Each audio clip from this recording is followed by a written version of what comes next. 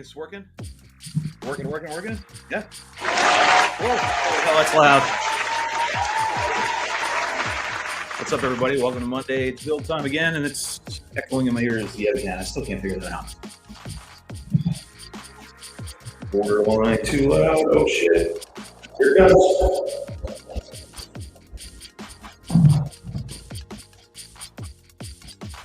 Huh.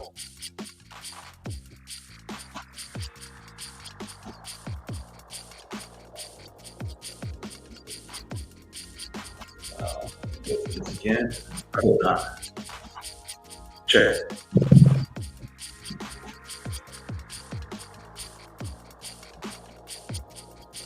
All right, I'm gonna have to do something. I didn't touch a thing. This is last trick. I didn't mess with it.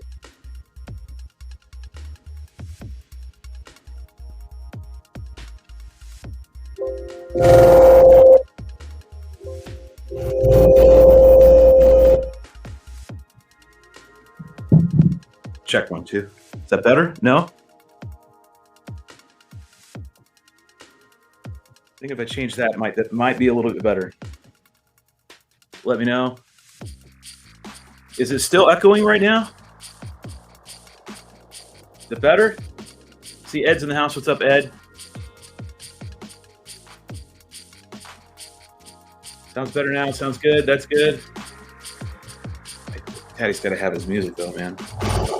So that's killing me right there. Guess I'm going to have to go without. Because if I do anything else, it screws it all up. Can you hear the music in the background? Shit. Getting it together, I promise. What's up, Steve? What's up, Ed? What's up, Aaron? Yeah, my phone batteries snuck up on me and decided to die. But hey, that comes in fine. Let me check. So I'm bouncing between charging and using sound effects. Might have just fixed that for a little bit. Let me check. So I'm bouncing between charging and using.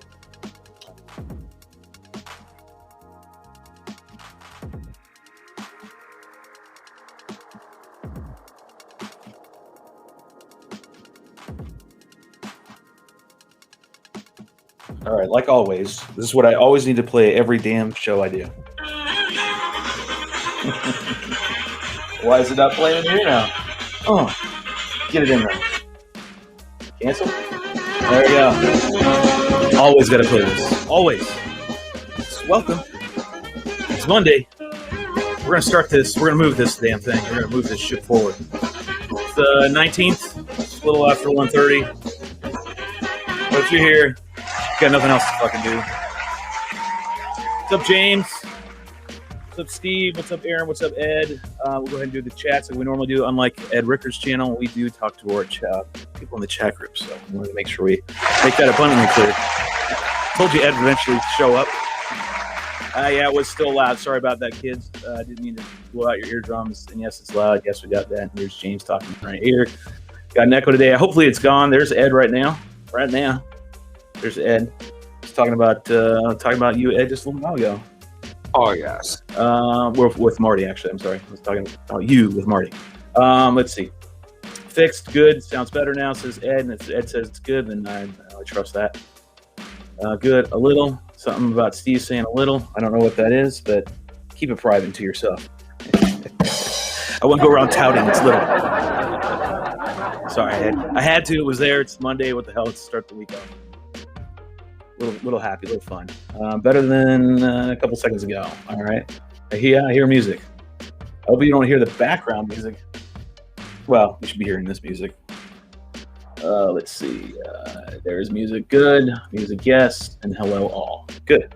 Glad everybody's here. I'm going to go with crappy audio. Hopefully it sounds good. I'm going to go with it.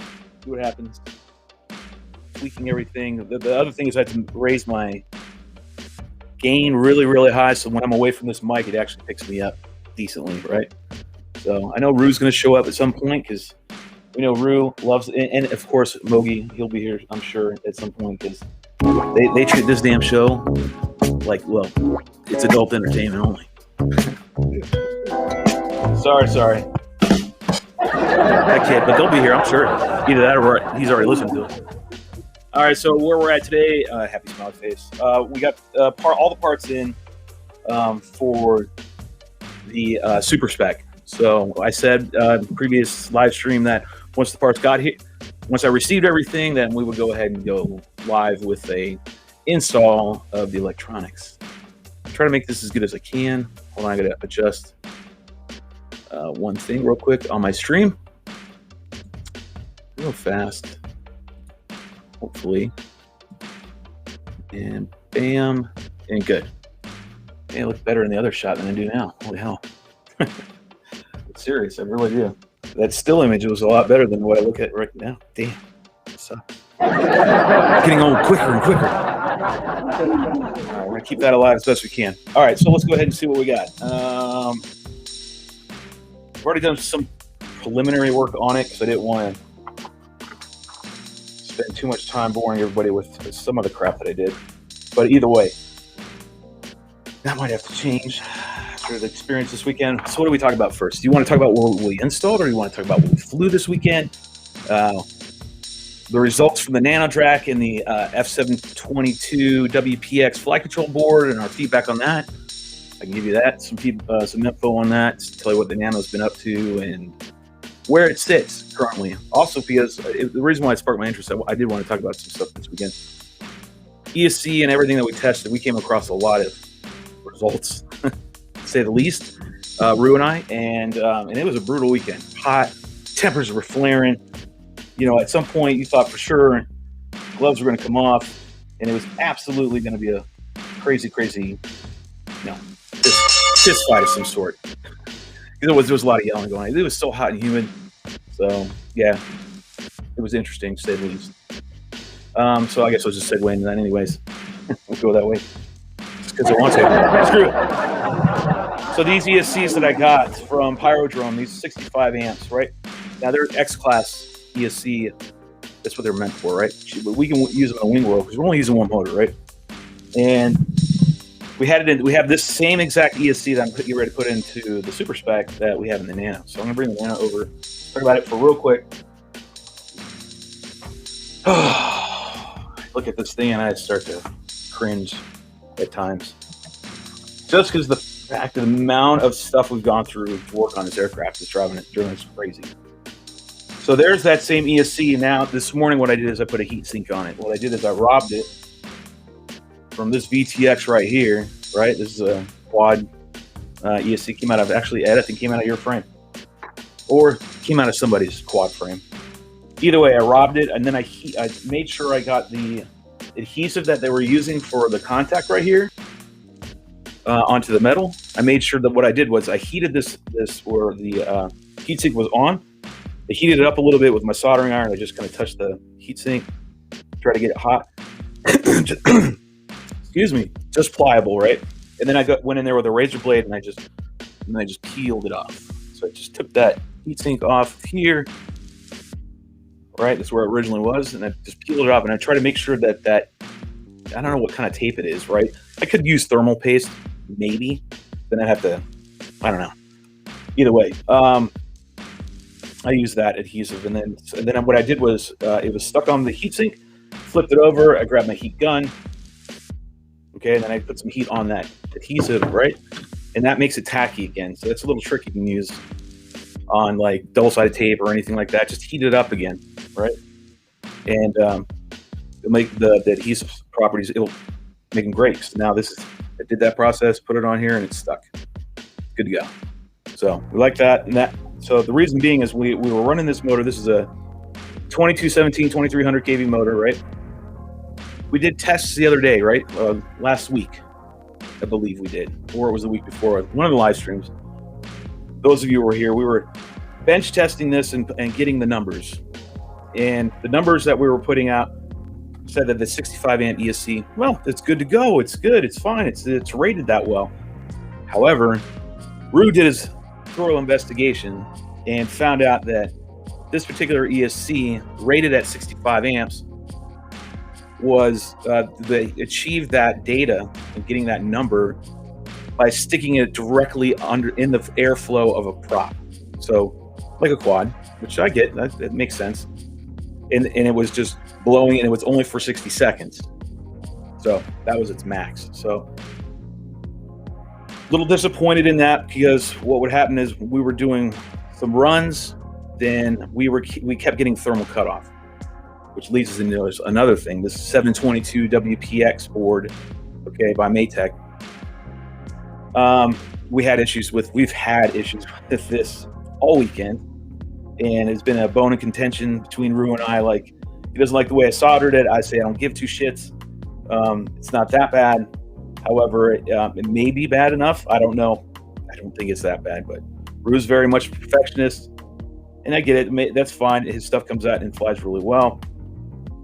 In this case right here, I'm starting to think it's the board. So there's a couple issues going on. ESC are addressed. The board, man. So we're having a grounding loop somewhere, some sort of grounding issue. We have researched this board and gone through everything. So when we're at full, so I don't get sidetracked. There's so many damn things on this bird that's driving me crazy. And every time we put a board in it, it goes nuts. But we need the board. The ESC will thermal cut off. So I've vented this thing, and the ESC will continue to only hold a certain amount of amps, and then the board's putting out the wrong amps. We figured that one out. So what would happen is it's putting out, say this is pulling 38 amps. Well, on the screen, it will only show 19 amps. It will only display 19 amps. So I don't know if that's a 9 amp setting or something, but that's an error that I've never experienced before, and I don't know where to go and change that. So Rue didn't know either. We were kind of baffled, and we already tapped into ABBA a million times as far as calling him up, and he's been a tremendous help through a lot of this arduous process that we've been dealing with. So kudos to ABBA. ABBA definitely helped us out, or helped me out on a number of occasions this past weekend. I had to call him up, do a video chat. So we're getting that amp draw problem, right? We're getting thermal cutoff. So we vented more, and so now I'm putting this heat sink on, going, all right, well, maybe this thing will hold 45 amps, somewhere around that range, because it needs to hold that. That's what it needs to pull. So there's the issue with the 722 is putting out incorrect readings. The other thing that we had going on, we were flying, and our altitude would change. Right, it would go, say, from 200 feet to 150 feet, just instantly, and then stay there, and then go back up to 200 feet. So, and the GPS is totally fine. I don't know about that one either. And then on top of that, we have the 722. I know I'm not selling this thing for you, right? There are some positives, and I'll get to that in a minute. I always like get the crap over with first, and let's wipe it all up with some good, right? That's pretty much the way I like to handle these kind of scenarios. And I know it's going to be a weird analogy, but it works. So get all rid of all the crap first. Get it on the table. Get all the crap out. On top of all of that, whenever we're going up in throttle, we were having before serious video problems where everything would roll. The screen would roll diagonally, meaning the FPV camera image would roll. Everything was rolling.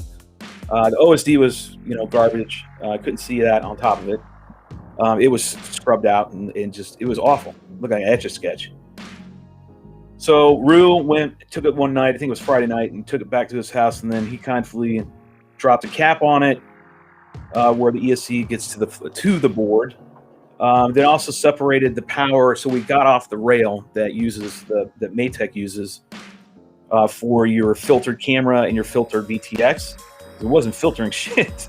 So we decided to just go ahead and bypass that and run directly, okay, for the battery connects. Pull a lead off there, and we'll put a JST on it, and we can unplug it because we're on Unify to get hot as crap.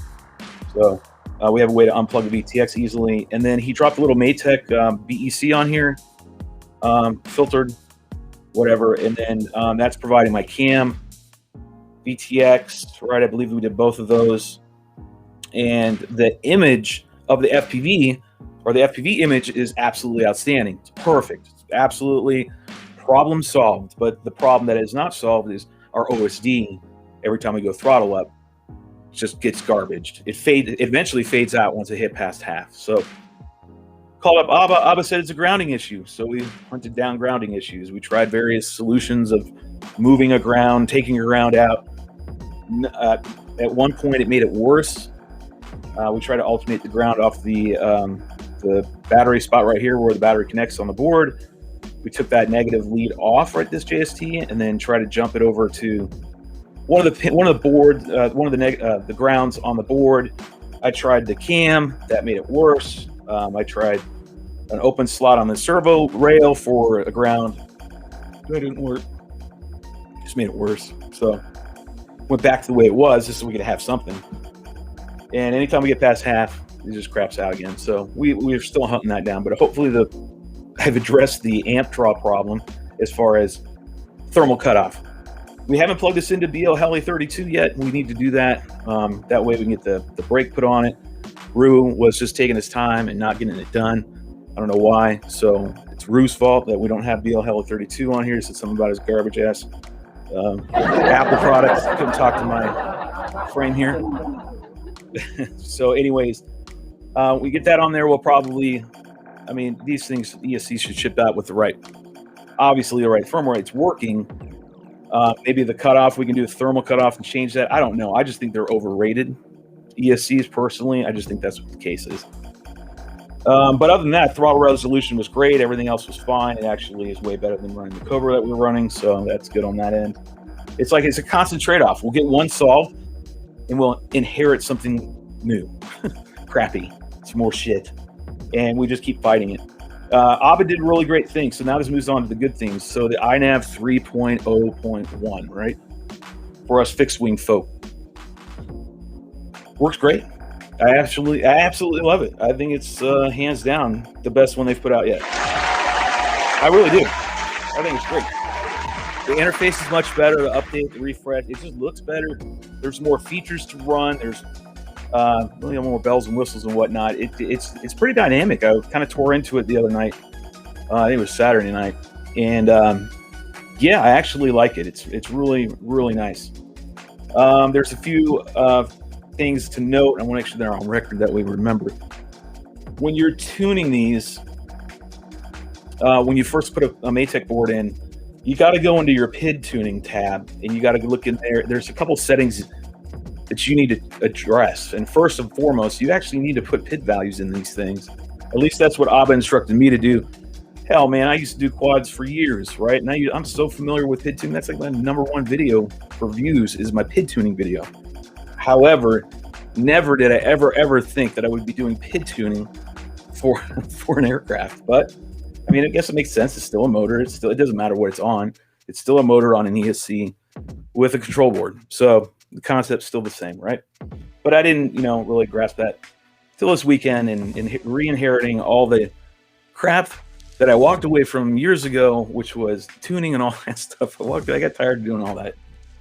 So now I'm back in there trying to get this all to work right and on a different platform. And yeah, it's a little bit of a struggle. So, everybody inherits crappy crap sometime. Let's hear what we have to say in the chat. Let me go over and give myself a little charge on the phone real quick.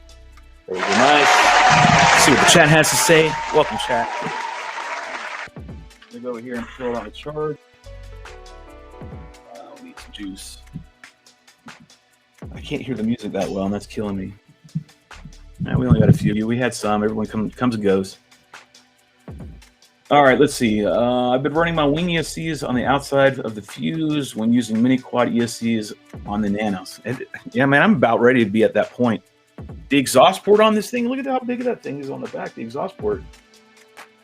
So I know the whole concept of, you don't want to negative airspace, right? You want this to suck in and pull out, right? A vacuum. And I did this hole right here is, or the exhaust is twice as big as the entry, right? The intake. And I had to add 3 more holes, little holes here with my portable soldering iron out the field just to add some more venting to let it go. I mean, the ESC is suspended in air. I mean, I can't do any more than I can other than what you stated, Steve. or no, that's Aaron. Sorry, Icarus, which is put this and mount it right through the top and just. And I might have to do that. I might have to cut a little slit right here in this, POS little plastic thing that I got from Spectrum servo case, and then just stick it up top. But I told Rue, we're done. We're not done with this frame till it's it's got to blow into a million pieces before we're done with it. Like we're hell bent on a mission right now. Oh, look, Ed Ricker's here. Yes, Ed is here. We should give him a But there you go. Keep moving on because these are probably old because people have come and gone. All right, they're over here bromancing here and there. Have to understand all the sick. Rue's back in. That's cool. That's goes today. Was like, nope, not that Vomitron board. Right. I don't know why your board, your computer will not talk to this ESC. I don't know. I mean, we're using that dongle. I think it's, I don't know. It's just a pain in the ass, to be honest with you. But we're all in on this. I've been going to Dick's. Been there 4 times in the last week, switching it up. Yeah, you can have that. You both can go to there. I have no desire to go there. Nope. Not for me. It's not the place for me. Okay, so the pros. We're talking about the pros. There's already shit all over it. So let's clean it up a little bit. 3.0.1 on this board is actually really, really good. The FR Sky OSD chip on here, I love it. Love it. I think it's so close to Eagle Tree. If you ever run Eagle Tree's vector system in their OSD, their AHI and everything's really, really nice. It's, I don't know if it's totally graphical or if it's pixel or whatever it is, because the FR Sky thing is pixel-based OSD. It's much better. It's just more it's a lot more fluid. It seems to be a lot more accurate now. Let's see what else was good about it. You have the auto tune feature. Abba swears to hate it. Don't use it. I used it and it seemed to do really, really, really well. Like once you used it, it got it to fly straight and level. Perfect. Like absolutely wonderful. And we haven't tested this yet. I know Abba is absolutely against it, right? And he won't go to 3.0.1 or 3.0 period. Because he just likes the 2.6 or whatever they're running version of iNav. But the auto tune feature was fantastic. And you are running, if you set the setting in iNav, you can absolutely have auto trim continuously running, I believe, if I'm not mistaken. So it just makes, when you're doing distance runs with these aircraft on this board, it just makes it nice. Now, if you're freestyling, that leads me to another thing. So the problem that we're running across the defaults, or when you run auto tune, it changes your FFS number on your PID to like a really, really high number. So when you pick auto tune on, it's tuning everything. Then when you go back and plug it into iNav, what you will find out is those values have gone way, way, way up to 255. And apparently those two numbers need to be below 75 and below. So what Abba had me do is go into PIDs and just adjust my PI, my P and my I on both roll and pitch, and then my FFS number on both of those. The 55, I don't know what the values are. I'll have to pull it up again. We'll have to plug it in sometime. I can show you up here. I'm not going to do that right now, but to show you what kind of values we were putting in. Probably do that in tomorrow's live stream. I wasn't prepped for that today. I'd have to go do a bunch of shit and get it done. And I'm not going to do that right now. So maybe tomorrow. If you guys want to see that, I'll do it. But it's definitely worth noting that that's something you got to pay attention to. It made it fly straight and level, but you couldn't do any acro. It was just like dumbing everything down. So we had to go and change deflection. I had to realign my board. It seems now it's completely acro. It's back to where it was without this board in it, where it's completely 100% the way it was before, which was very good. So if Abba didn't help us out, we would be totally lost right now. So that's where the Nano sits. And hopefully the heatsink will help. And if I'm going to take Aaron's idea, and I'll probably just stick it all the way on the top. That way it just completely gets vented. Nope, not that Vomitron. Continuing down. And as the herd thins. I've been going to, okay, yeah. 4 times less. I don't know why you're going to Dick's, man. Dick's to me, it's just a pain in the ass. All right, so now back to this. What I did do. All right. So we have, to start, this is our VTX that we're going to be running on this one right now. So we get a W. TBS Unit 5 Pro 32. So it's got basically a heatsink in it. So I'm kind of hoping that would be great and good. I'm going to have venting in here. My Nano RX with the adapter, so I can plug in the servos in because we're not using a flight control board. Nope.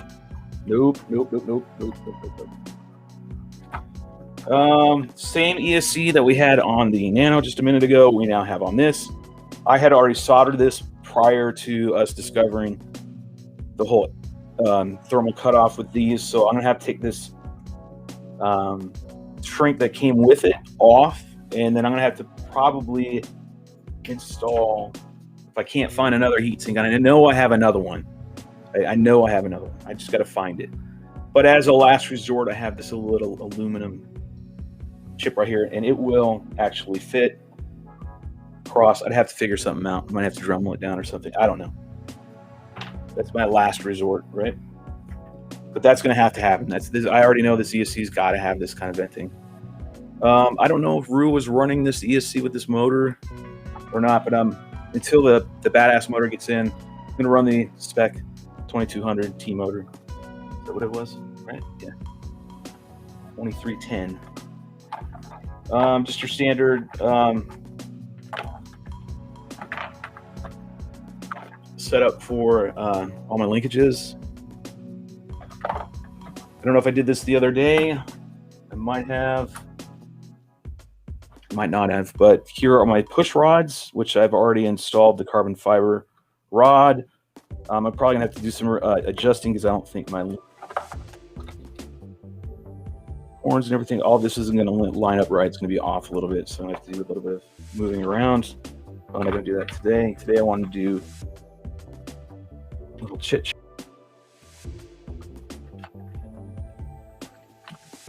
And start laying everything out and figuring out where it's going to go.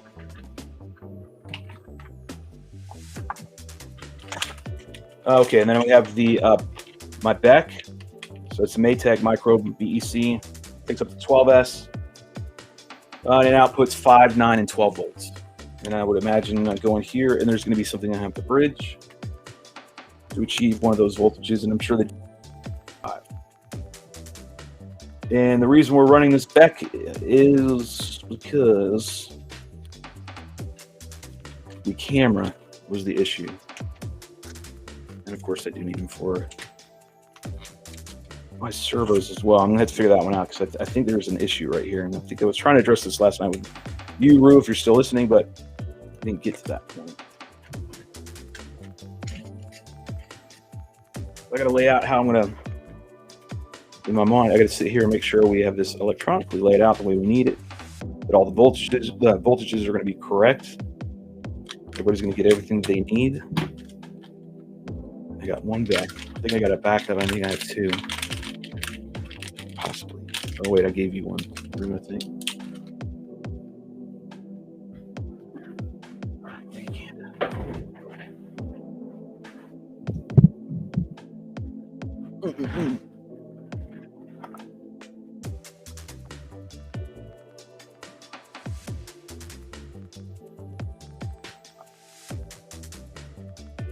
Yeah, default's 5, and then you can go 5 to 12 volts out.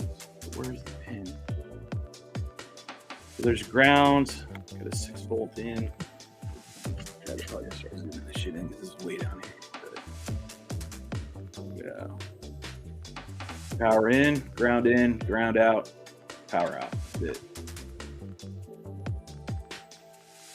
All right, there's a bridge right here for 12 volt, and then there's a bridge right here for 9 volt. All right, so we have that set. Nano set. I'm running the Immortal T. I do believe I have another, little whippy antenna, right, that comes with it. bananas when you buy them, and I might use that just because I like the fact when you drop these Mortals are great for other frames. I like the stock ones they send with you just because they fit on these verts really nice and slick, without having to poke holes and start adding and dropping antennas through the frames. But it might be that I have to do that because I might not have one. But I thought I did. Okay, so what I need to make sure about is the cadex. So cadex is voltage issue number 1. So we need to find out the voltages, make sure we're getting it right.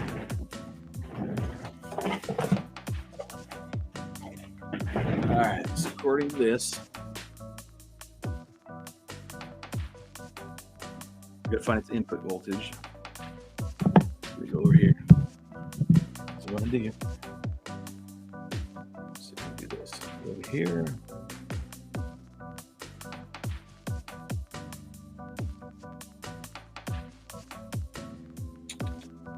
This, that, here, and then I'll go to cadex.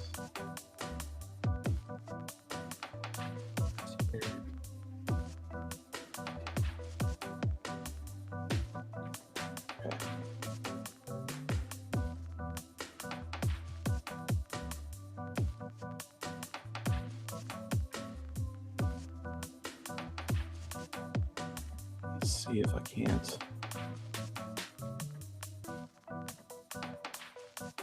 pull it up on the screen here.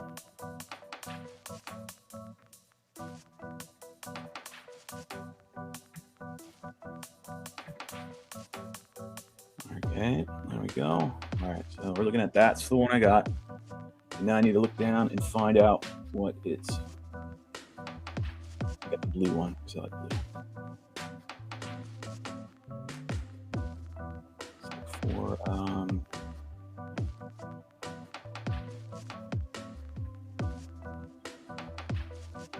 Need the manual, please. That's all I need.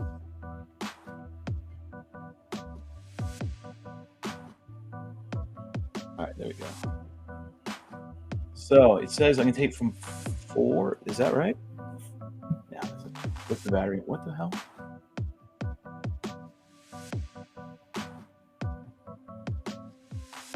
There we go. That's what I'm looking for. My damn eyes. So inputs 5 to 12. Okay.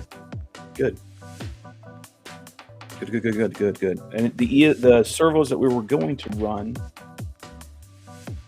I can't use them because they're out of stock. So I'm SOL on my 74 or 7050s that I wanted to run on this. So we'll run this Spec, oversized Spec now. To be honest with you, it's a little too much for Spec. Into 5 volts. Like, just leave it as is. Leave it as is. I'm trying to make sure. What else am I missing? VTX. Boy, this better not piss me off, but I have a feeling it's going to. Yeah. It takes 7 volts. So in order to run that, I got to make sure this deck, I got to go to 9, but now I got to make sure, I know the camera can take it, right? So you can do that. Yep, so the camera can take an input of 9. We obviously know the VTX can take an input of 9. I got to see if my servos will take an input of 9. Okay? I don't think they can do that. Which means then I'd have to have a step down off of my... Oh my God, this is just not the week.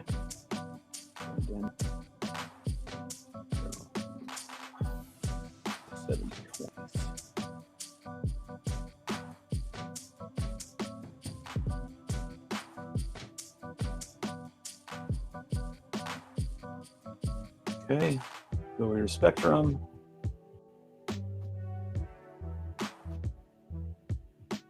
These are great servos. I mean, these aren't bad at all. It's just the other ones were even better. That's all the difference.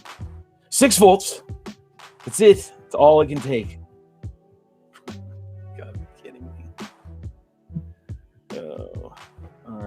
So I'm gonna have to. I know I have another one somewhere, and I'm thinking of right where I have it. I'm trying to think.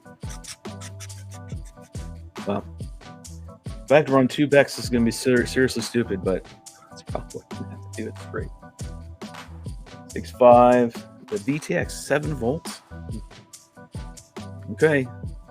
I mean, I get it. This is designed, I guess, again, geared more towards, for sure, quads.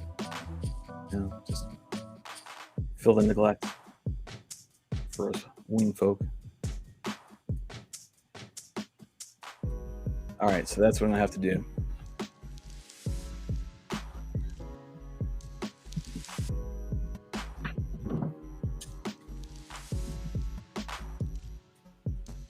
All right, so I got one Beck. I'd rather stick that one for the VTX, to be honest. I'm running more to the lesser grade, which I have them. I think I got 5 volts. I think I got a spare 5 volts somewhere in one of my old specs to run.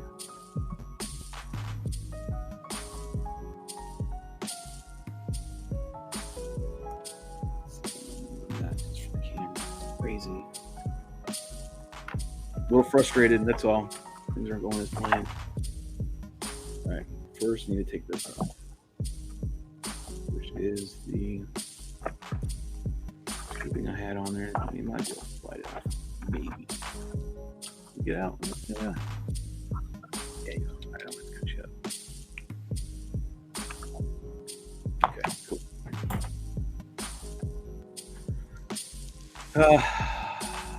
Cap. Cap's got to go on for sure. Let me grab that. Now I know I only have a few in here, and that's fine. I'd rather have something better than nothing, right? And those of you who are in here, if it's like Rue, where to put this cap?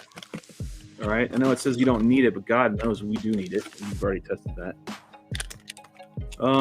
Should I cut into that power lead that I made already for this ESC, nice and pretty, right here, and just put the cap in here, or drop it down here and stick it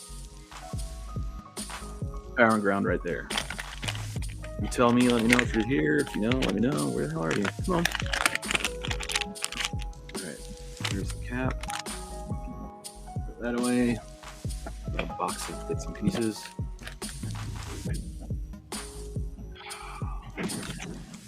I thought these ESCs were going to be the absolute bee's knees.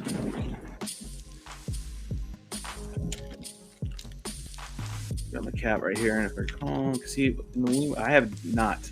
I have very minimal. I'm doing caps on aircraft. All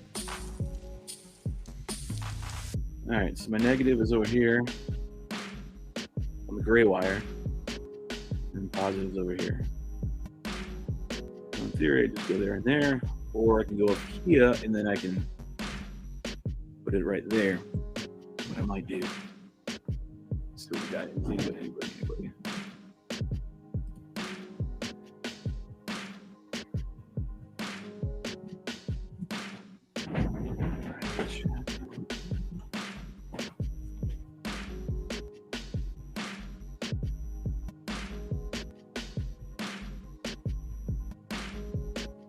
Alright, so that's what I'm going to do. I'm debating whether I want to stick it right here on the power lead right here, or in this.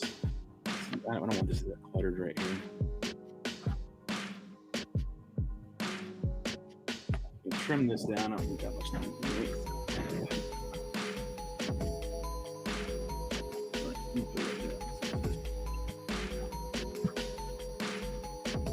What I'm going to do.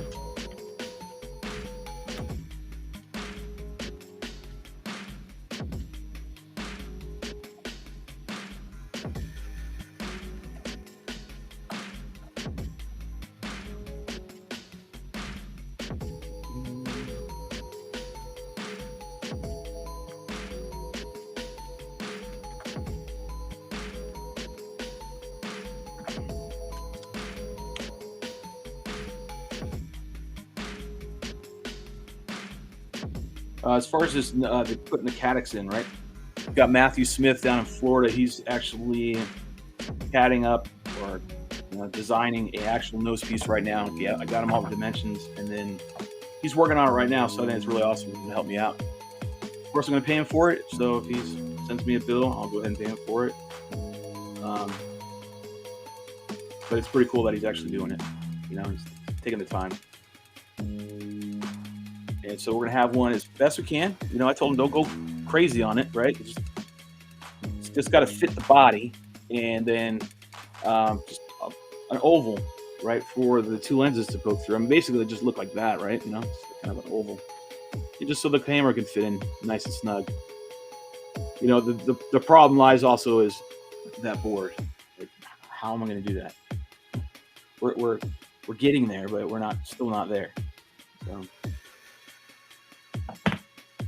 all right. This is on. I need my helping hands today. Actually, before I get into soldering, let me get all my stuff prepped for when I need to sleeve all that.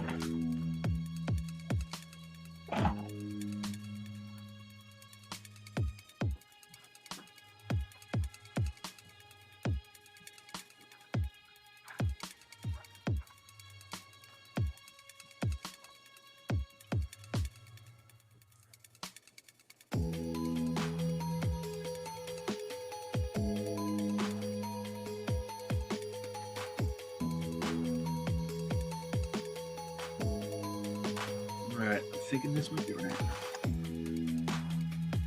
Okay, am I out of that size?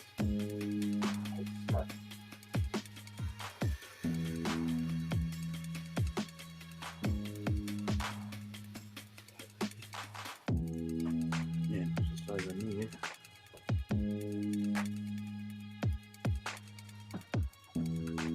Green it is.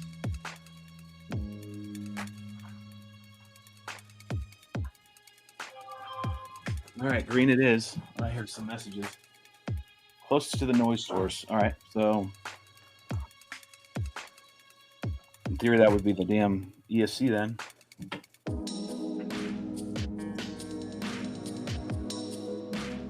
Let's use green. Christmas colors, green and red. So at this stage, I'm gonna put it here anyways.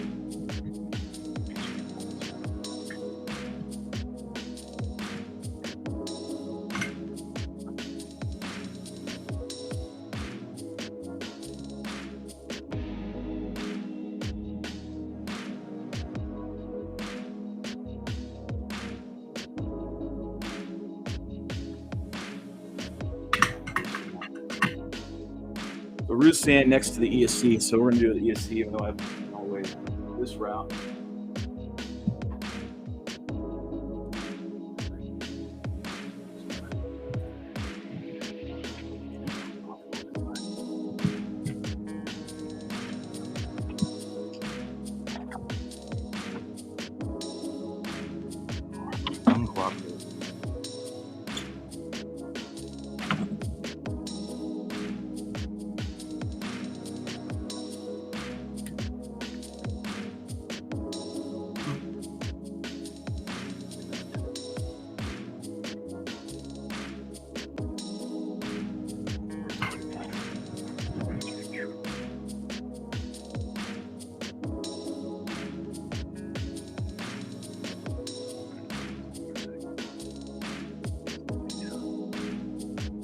I'm going to resolder this real quick.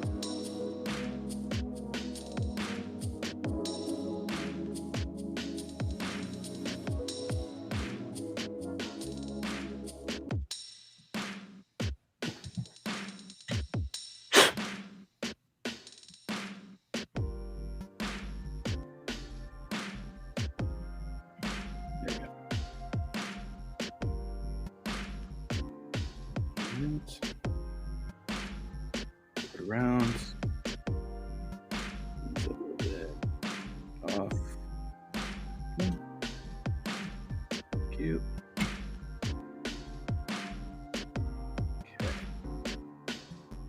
I have that on there.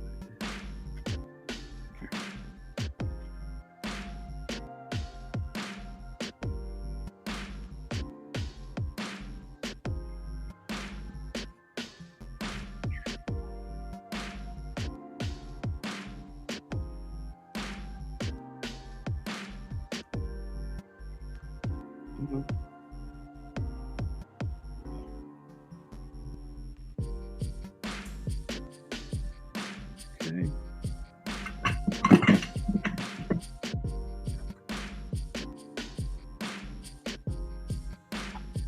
All right, so we're gonna go ahead and do it down there. The ESC.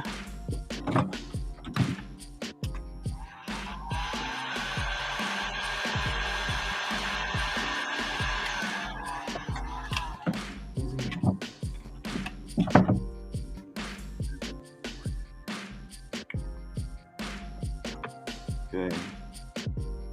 Cap. Put it down here.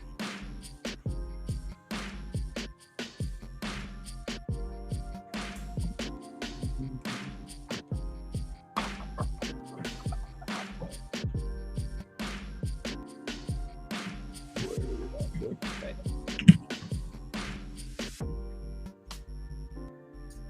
There she is. You. Okay. All right. Positive, negative. I'm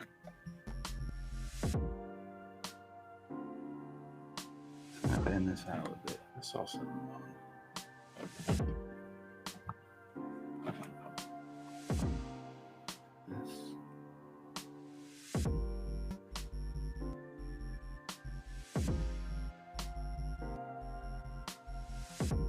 That. Just gonna bend them a little bit at right angles. Just get right in there. Make a couple marks. Okay.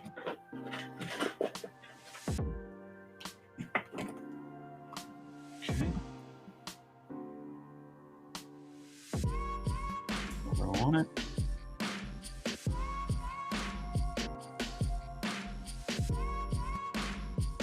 Couple marks. Where I'm going to cut. All right. Trim my cap to the size that I need it.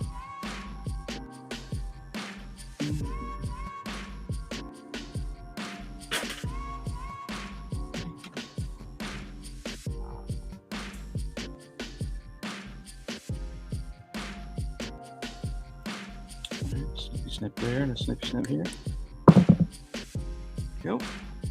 Check it again. Boom. All right. See if I can tin these things. I have to.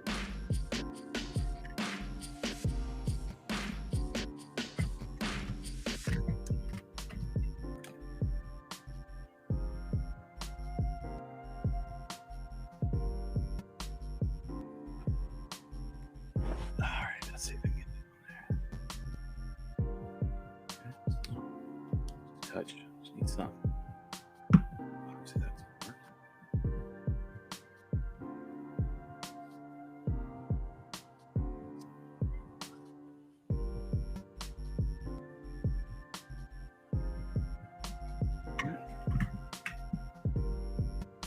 Oop. 3+-year-old tip is still doing a great job.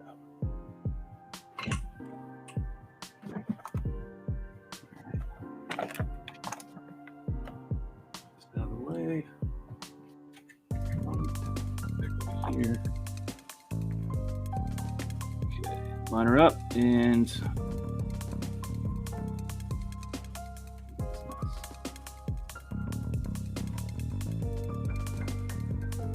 nice and seated. Got a past ruse inspection of soldering, so I'm actually upping my game on my soldering game.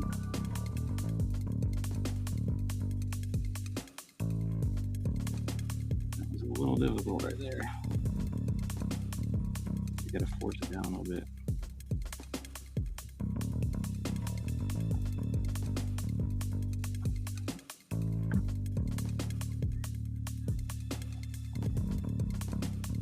pretty good to me, but I know it will not pass Rue's stringent of all stringent expectations of soldering. And I know you're listening.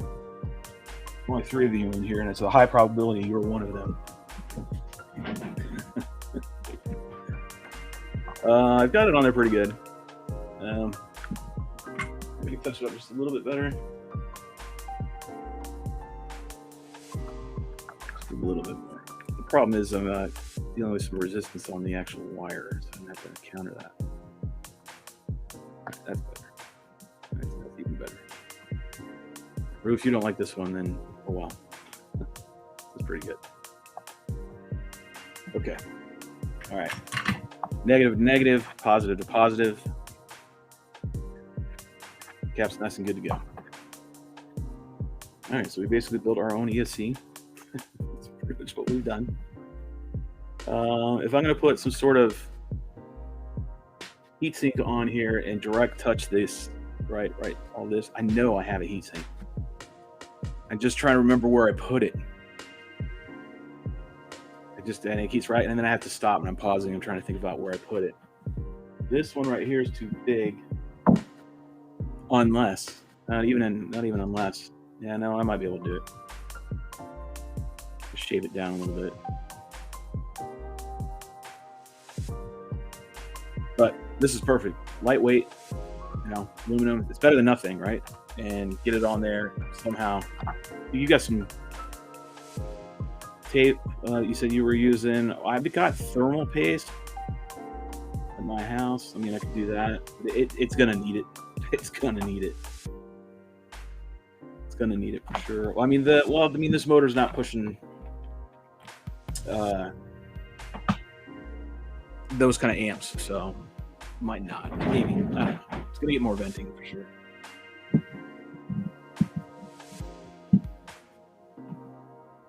Yeah, power. Yeah, cap goes on the power on the ESC close to the noise source, and yes, we got that. Okay. So, borderline done with that. We can get some servos. Here's how I do my servos. These have been cut out, so it's gonna be funny. It just depends on what frame you're on. Like, so for RiteWings, I'm just gonna use that because what we're building right here. I don't know about other wings, but as far as a RiteWing goes, because it has everything cut out for you. However, I'm not using servos that are this size, so I always have to cut because I run these wings servos from Spec. They're really good. They're thin, right? They're really good. The torque rating and everything. And I've used them for a number of years, and I love them. They're great. So, do want to do, since these are backups, make sure everything's working.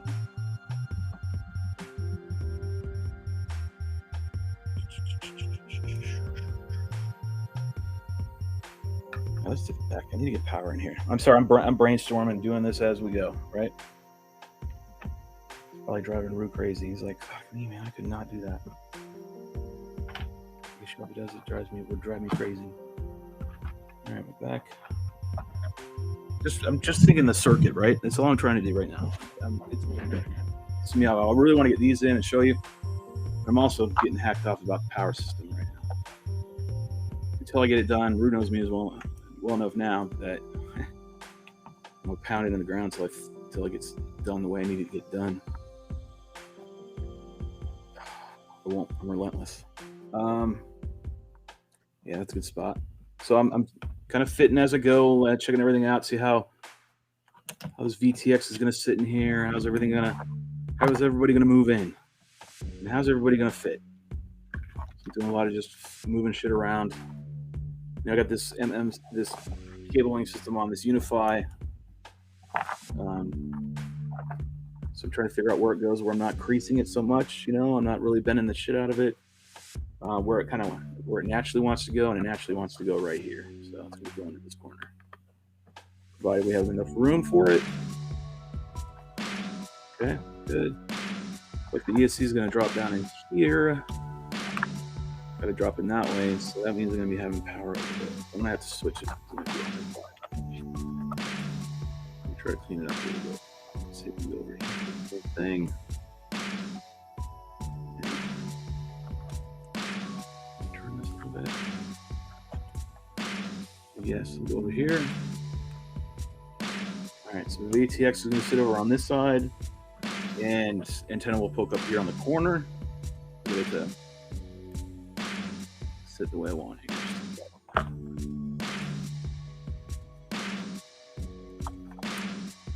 This. There we go.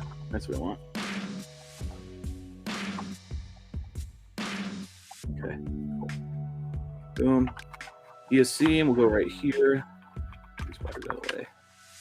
Thank you.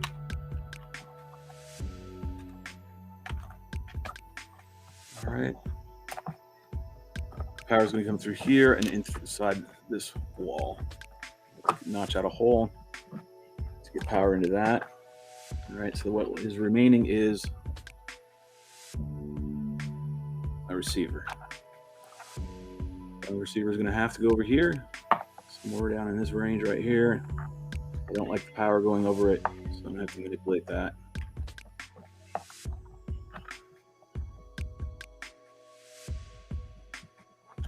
It's going to go that way. All right, so the power going to go through here, come out this way, cable in. Okay, so it is going to be that way. All right, so I'll notch a hole on this side and actually feed my battery loop through, and then plug right here. Stick it down. VTX that way. Put it out of the way. And then I can take.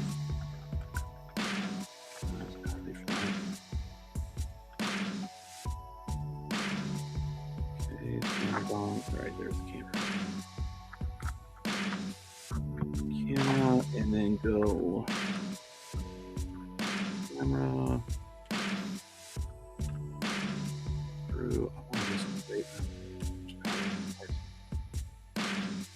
Need to have these, and ideally, I would love for them to make a ribbon cable long enough where it's this in this bay. I have room for it. This would be awesome. Just stick that in there. But you can't. I gotta put that out here somewhere. Ribbon cable, which you can't twist. Hopefully I can flip the image.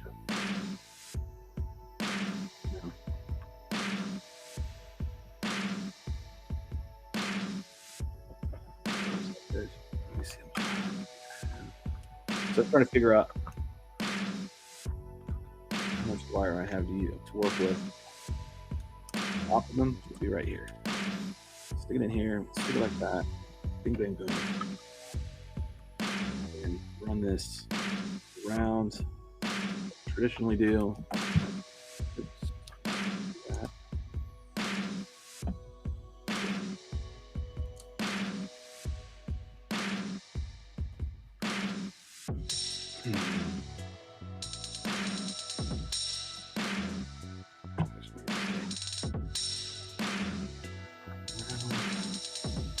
Tape. You gotta use painter's tape too.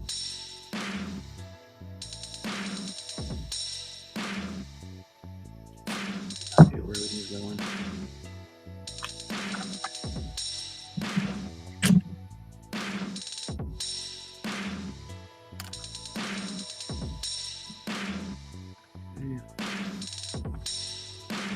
Go through. Yeah, it could be over here.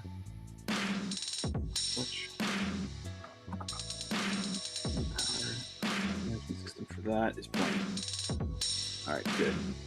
So I was trying to make sure as I didn't have to build any kind of jumper. I just want to split these two ends right here, these two fittings right here, these molds really all there, and then cut them and then solder them together. We'll have good power to my camera.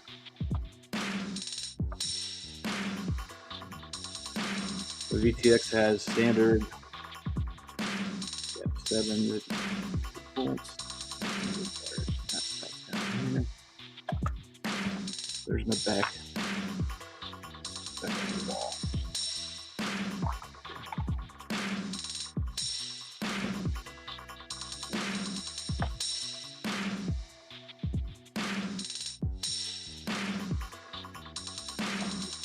solder that.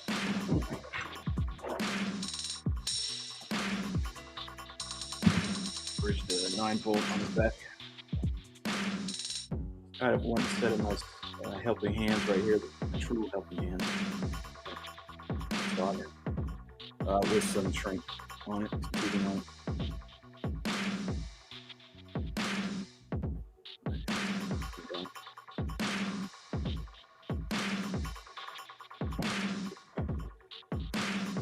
To me.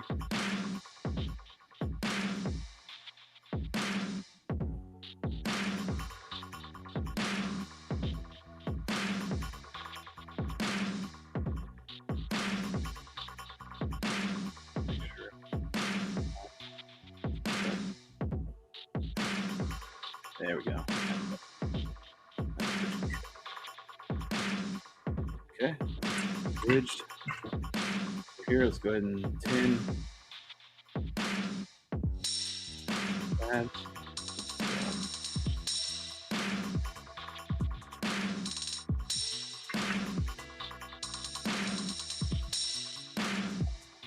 All I gotta do is one job. Let's go.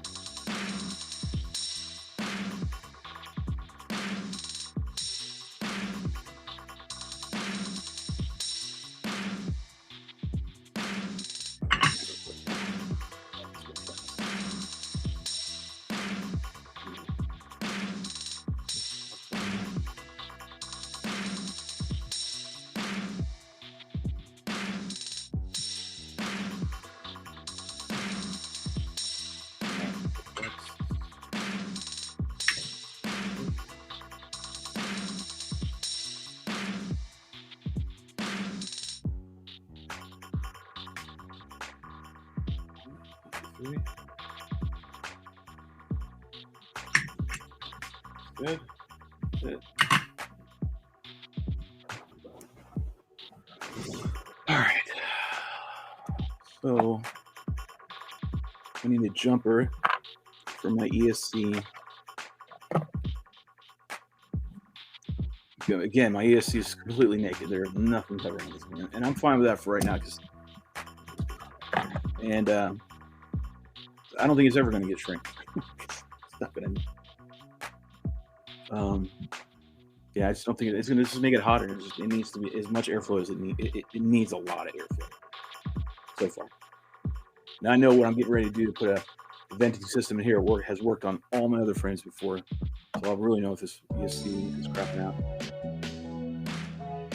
All right, I got to make a jumper to my back. Lift it with my hands. I got a bucket full of them.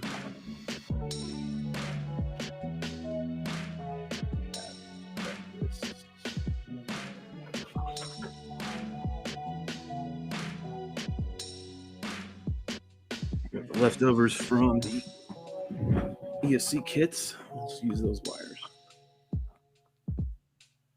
All right, it's red. Go ahead and tin these up.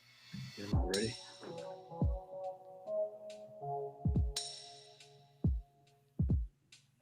The other side.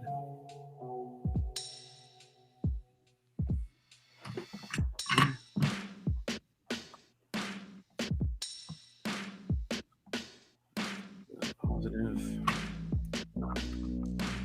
I don't want to go this way with it.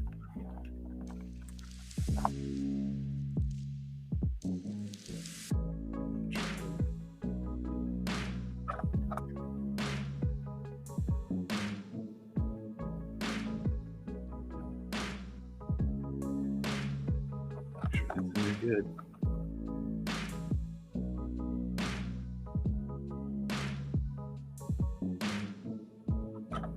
Not overheating everything.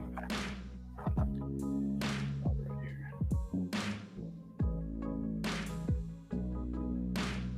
Come on.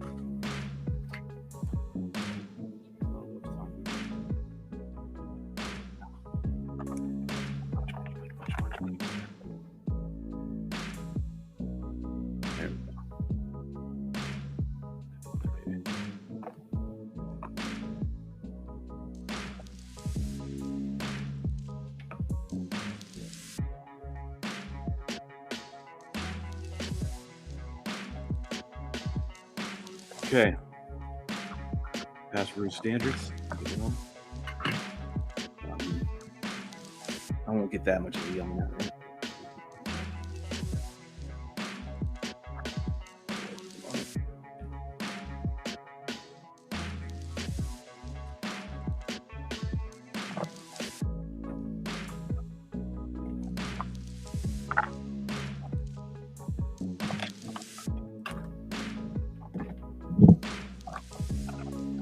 Where'd that little black bar go? I dropped it.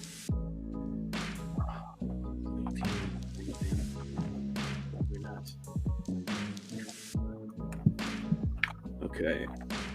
And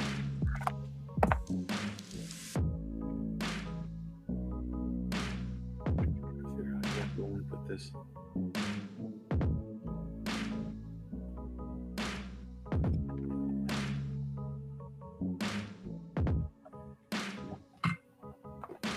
Negative lead.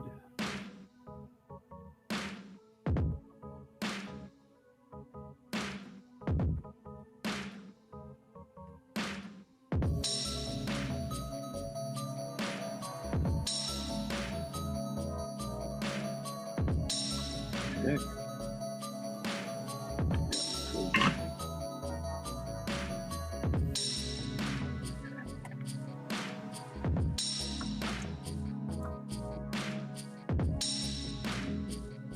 All right. All together now. Get my power.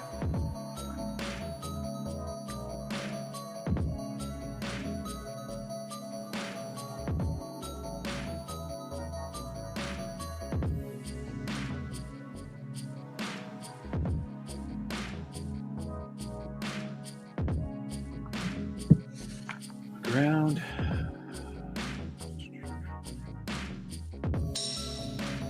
I don't like this end with this one. It's too long.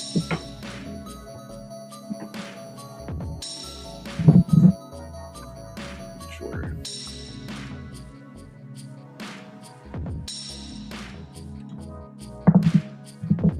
Damn you, Rue. Turn me into OCD.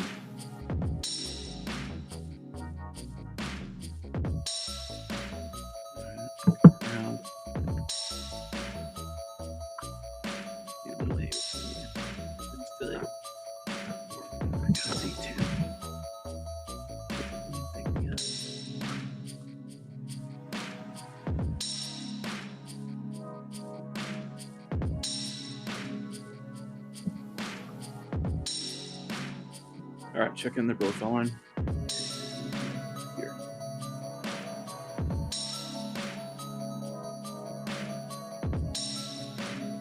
All right.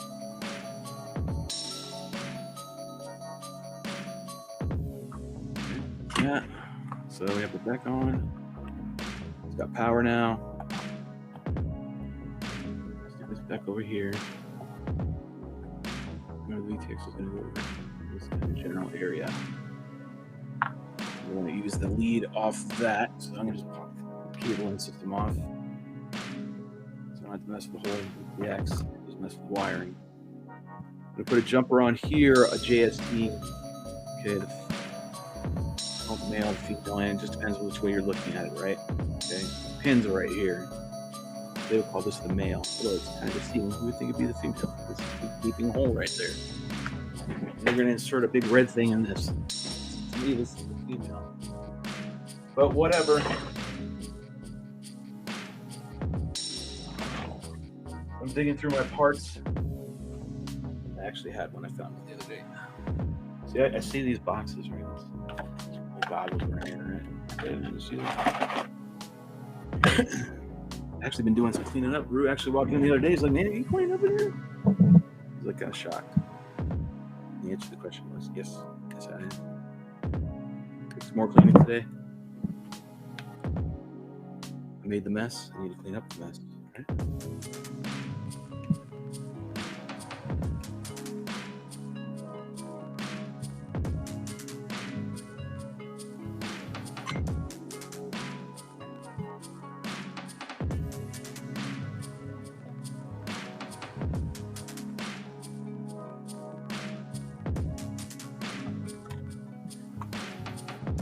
Alrighty, Spec to the board. Got my JST. Put this.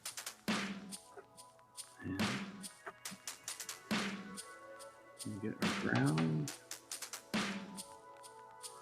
first. On the inside.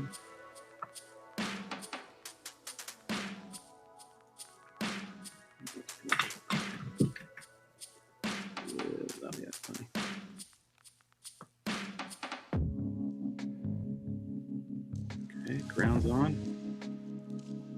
Power out. Just a touch. Just there. Have a picnic on your board with your soldering gun or your soldering iron. Tip. On the damn board. Okay, there's some positive, negative outs.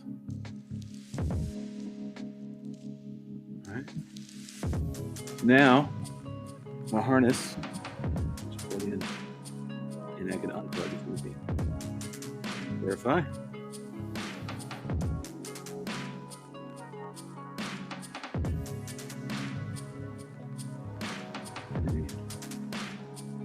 Negative, positive, positive. Same with the board. Out. So now we have power. Now I've got power. It's my Caddx Ratel.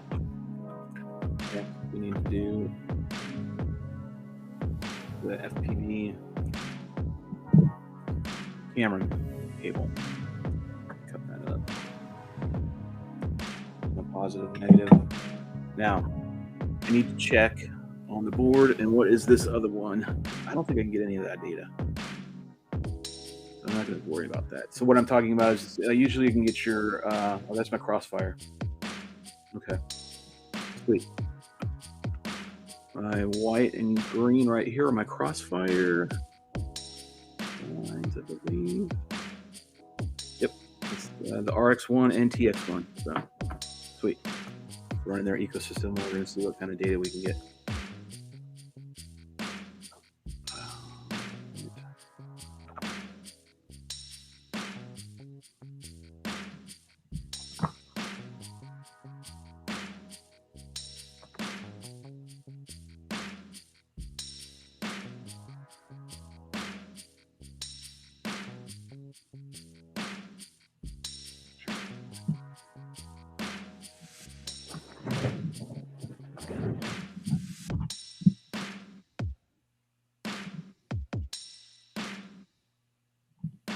What's up, Chuck? ATL in the house. All right. This is always mapping out everything for me. Takes a little bit of time. I got to think through the whole system, make sure I got it all right.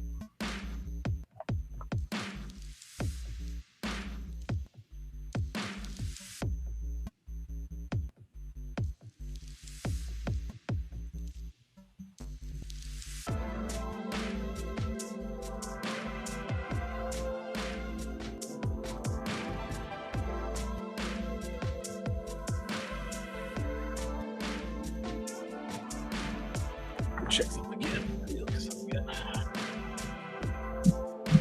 What's up, people are filing in. I guess you guys are going back to work and you have nothing else to do. And here you are, stumbling across my life. My life feed. Building today, working on the Super Spec. We're working on the electronics today. I told you when the parts came in that I would go ahead and be getting those put in. That is today. That means we're getting that much closer to maidening this beauty. I mean, this beast/beauty is actually really awesome.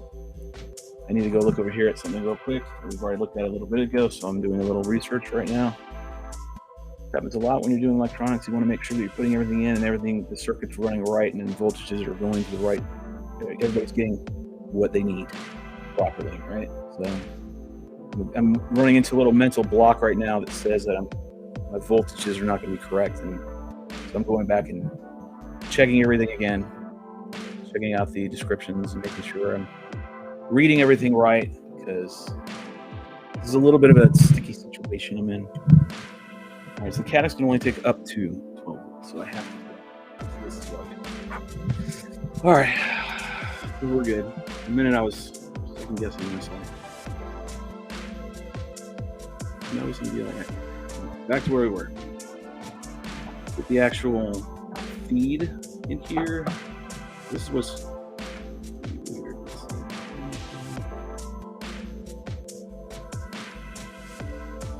Okay. Yeah.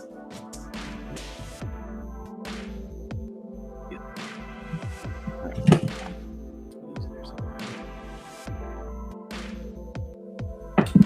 Let's get a little jumper for these, like a little, whatever you call it. Bridge them together. You have to cut them. Video. All right, so I'm going to go through here with both. My battery cable is going to go through here on this wall, and then so is my FPV line right here, the ground positive video. I'll be feeding it going around, and so I'm going to go ahead and get my razor. Sharpen a little. I'm also going to heat it up a little bit when I do my cuts in the foam. With a real clean cut where I can slide all my wires inside. I'll show you that in a minute.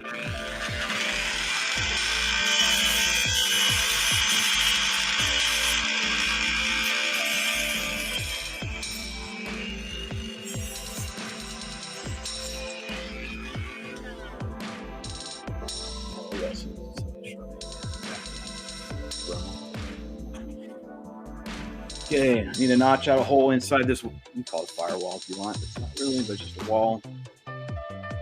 So I can get my battery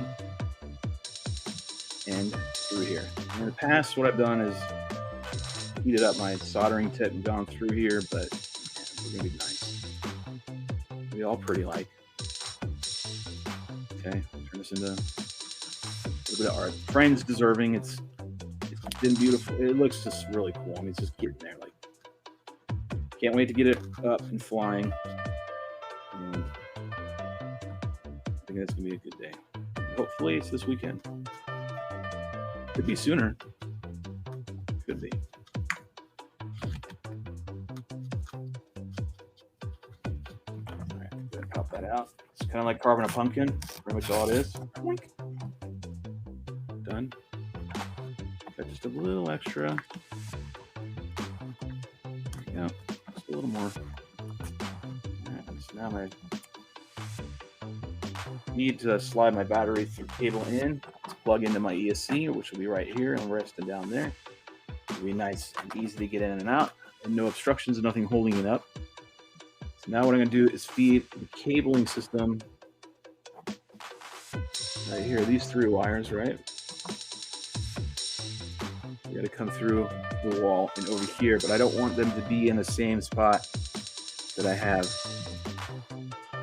my, we're going to be feeding it in and out constantly in my battery. So you can do it a couple of ways. You can use you can use one of these guns right here. Wait, all right, you can get one of these. There's an old school Radio Shack freaking soldering gun, and you can put in, we'll cut up a hanger, stick it in here, screw it in. And do it that way if you want. You can heat up a screwdriver using your heat gun. Use the same principles to achieve the same result. So you can just heat up a screwdriver and feed it in there. And that would be one way to do it. Or you can take a razor blade and just cut a slit. Do it that way. I'm going to get a little Bob Ross on it, so I'm going to go ahead and do heat gun and screwdriver method. Okay, so stick it down in there. Let's sit for a minute. Get all nice and hot. Works great, by the way.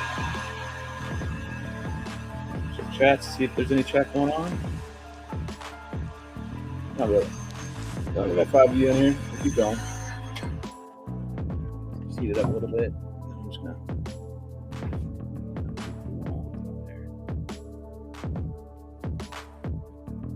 Unlike the other one,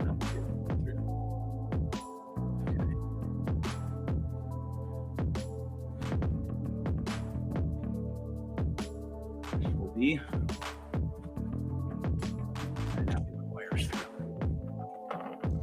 wire harness of this. I have to deal with all the components.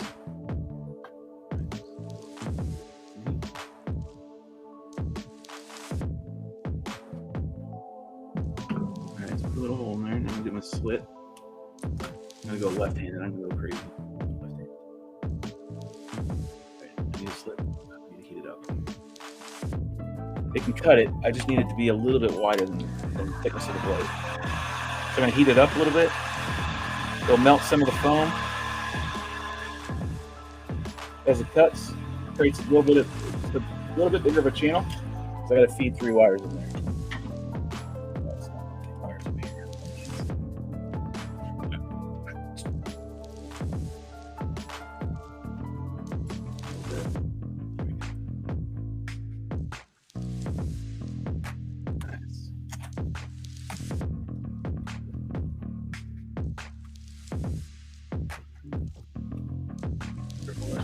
It's hot.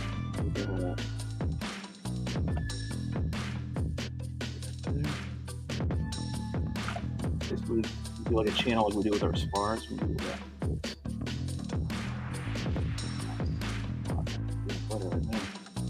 Okay, same idea. Take our screwdriver that we have.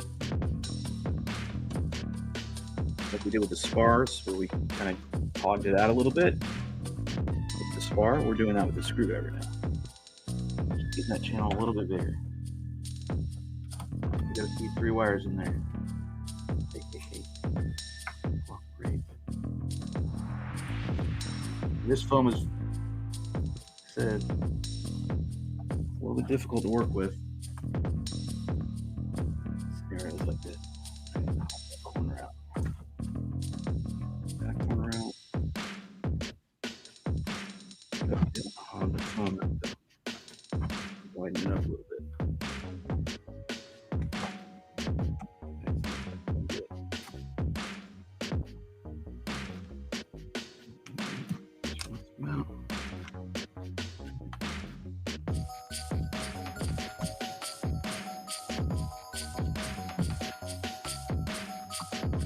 Okay.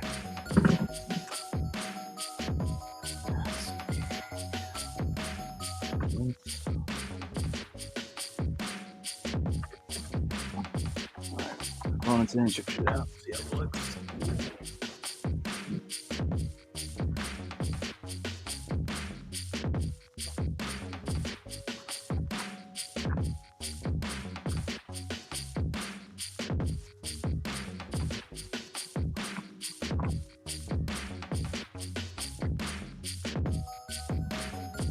Crossbar wires.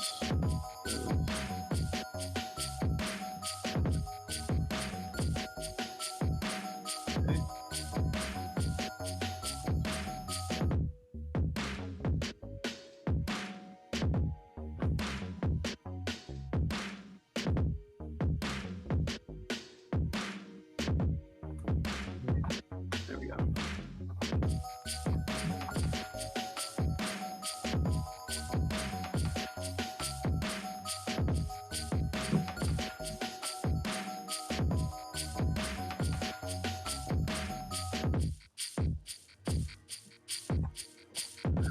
Let's try this way. All we'll do is try to feed it through the hole that we made with the screwdriver, right? That's what I'm trying to do. Try to make it easy as possible.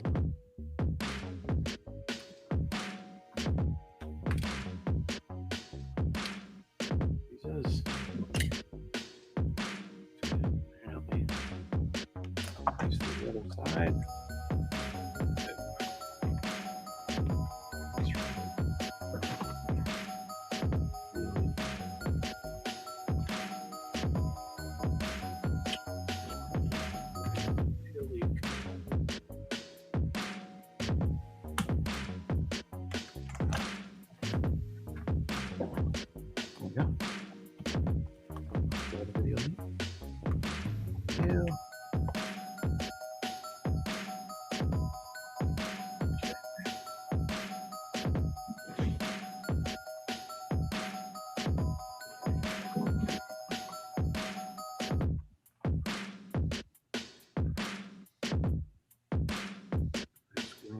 Wires. Nope. All right. Turning off a little bit of the insulation.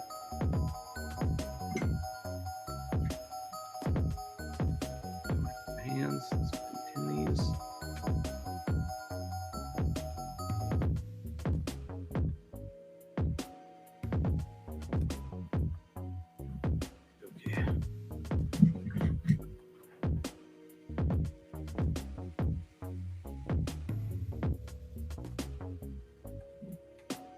Go on that. Let me go get some shrink tubing.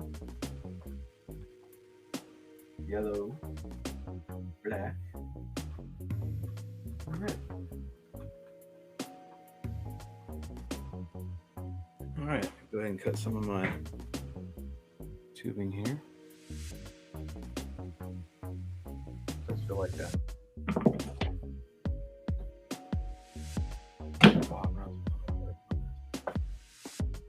Okay, tubing here.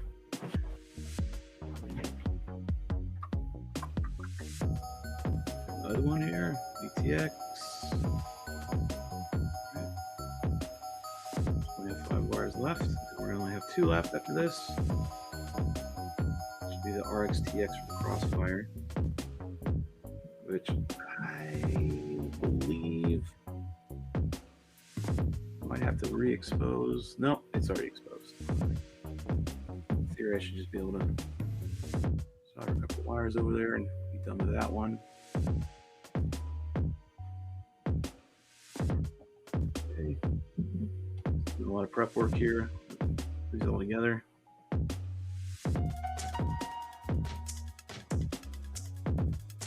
Tell you what, this live stream is the only thing keeping me going as far as the builds and the builds. Do live streaming. All right, cool. Go live and chit chat about the build. To be honest, it takes a lot to be motivated to build. Man, it's like you guys are hanging out here in the drone hangar. Oh, I got a sticker wall. I meant to mention that. I think I did the other day. So if you want to send stickers, send them here. Stick them on my wall. Got a whole bunch of them. Just keep adding over time.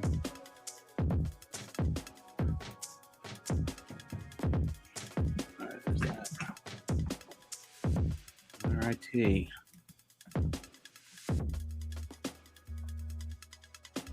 How do you do that with your shaky ass hands? Just the way it goes.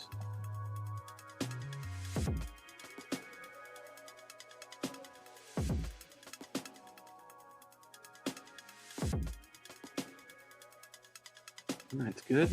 Clear. Yep. Solder joint. And cold solder joint. Cold solder meaning like it's gray, gotta finish shiny. And cold solder joint is gonna be finished opaque and cloudy. Which means it's brittle and you pop it right off. And a nice solid silver, shiny looking, like that one right there. It's cloudy. Getting off. I dip mine in my flux that I have over there on top of my station. I really get out of it. Again. Nice and shiny. Good. Okay. Positive's nice and shiny, negative's nice and shiny, and so is my video. You've created the goddamn monster. You make me go here and redo this one because video one isn't looking good.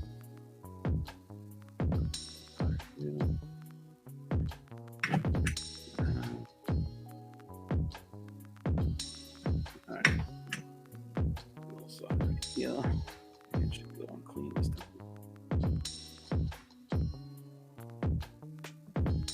Oh yeah, good. Okay, all soldered up. Let's go ahead and sleeve everything. Go ahead and this is where you use for small spots like this. You can take everything out and do it in your own way. I'm just telling you how I do it. Right? It's not the end all be all way. What the hell? Someone's texting me. It's never a good sign. Hold on.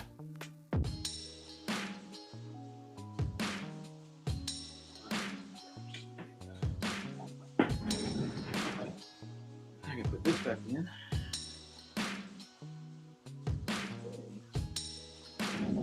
My phone's charged.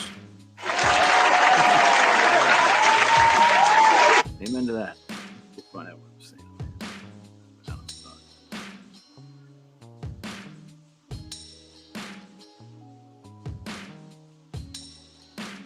All right, so that's the crew talking right there. So, all right, we're actually moving along. We are moving along. Oh, I actually got to take this. But my wife. Hold on.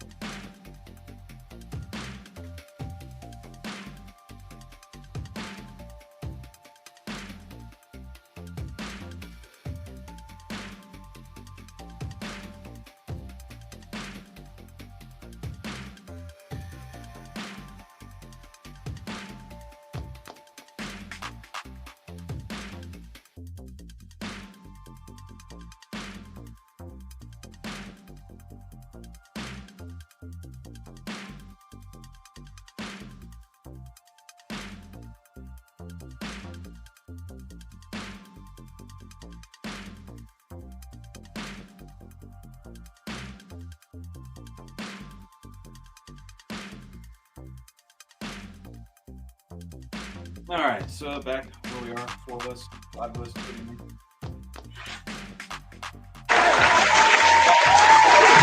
Back. All right, there's nothing to check on the chat because I haven't written anything, so I'm just going to keep moving forward. Last I have is hello from Atlanta. All right, so we were going to. What do with that? I just added it. Oh, I got buried with my keys. Okay. So instead of using that heat gun, go ahead and do that. I use a lighter. Use these little pipes, proximity spots for heat shrink. You can have a little gun, you know, you can get smaller heat guns for sure. But hey, if you're in a pinch, it works. How many times you can carry your heat gun out to the field? It's big enough flame. Well, that's courtesy of Rue. Rue, this is the lighter you gave me the other day. I needed one. All right, everything's nice and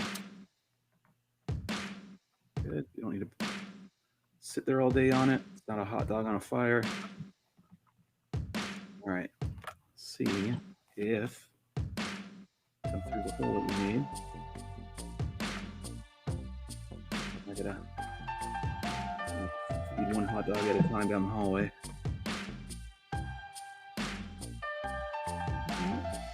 Come on.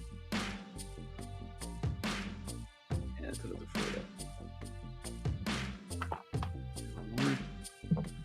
More heat. Let's see. What I think what we're gonna do.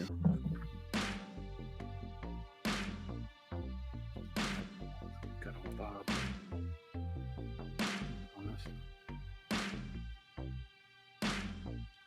There it is.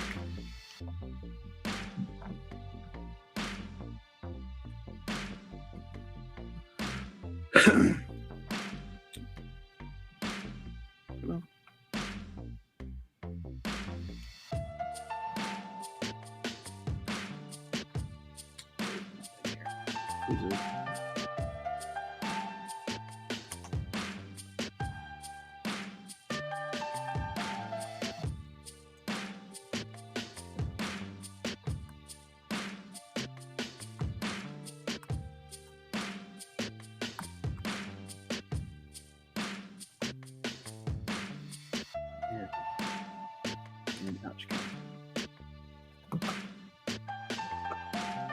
In here, a little bit of slack.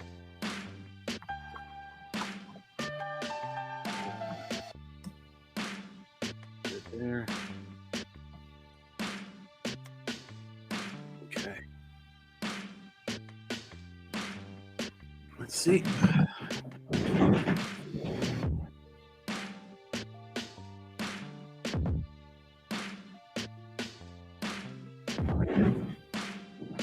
Let me grab my soda here too. Yeah, we've already been on for almost 2 hours. Shit.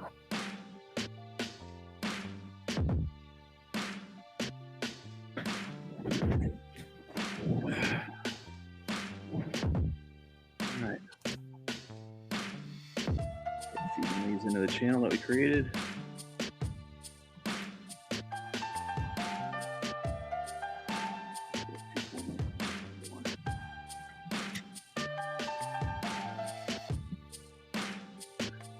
They're like, damn, they're like dental picks.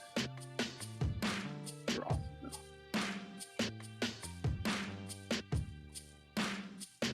Referencing the tweezers that I have. These are really good ones.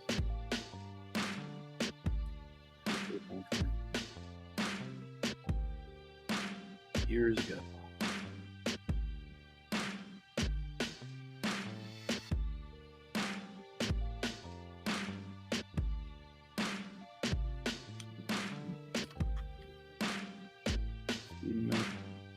Cables.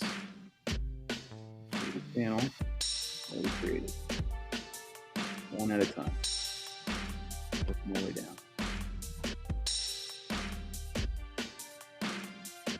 If you've been watching since the beginning, you'll get to see the final result, which will be this week. We'll be maidening this. I just don't know what day yet. Weather's not good right now. Well, even if I managed to get it all done today, it wouldn't harm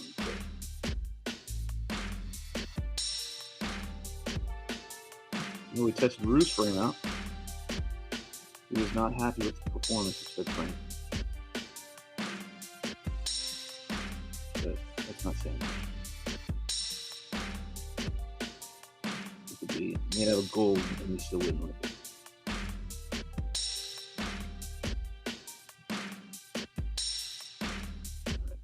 I swear I did. Pull me up there.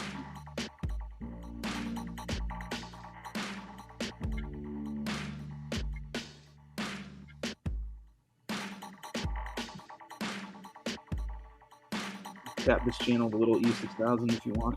We'll grab a hot glue on the corners. Just keep all the cables in there. And a little spot right here. Bring it in the way I want it. There we go. There. Now. Okay.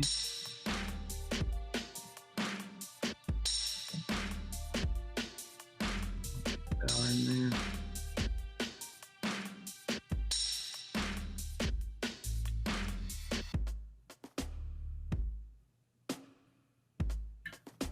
Don't push on the wire too much, you know what I mean? Gotta really mess it up. Come on. Same spot too. What the hell? Pull the foam down so we can get in there.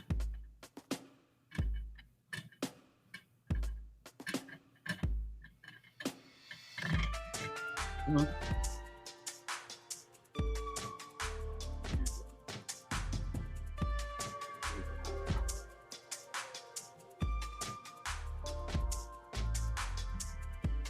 So every time I'm working on this now, I'm thinking, all right, Colorado, where can I fly it? Okay, got that. So I'm just envisioning where it's going to be and going. Survive Colorado runs, crashes, the travel, getting, you know, on the airplane and off the airplane that we're going to fly to get there. So make sure everything's tucked away where it needs to be, and don't rush this because I'm out in Colorado. I don't really want to fix anything. I mean, I do it, but from time to time, I want to have this thing 100% when I go out there. If I end up taking it out there, I just got to see how it performs. The maiden's everything. The maiden and this tarsier, that's everything.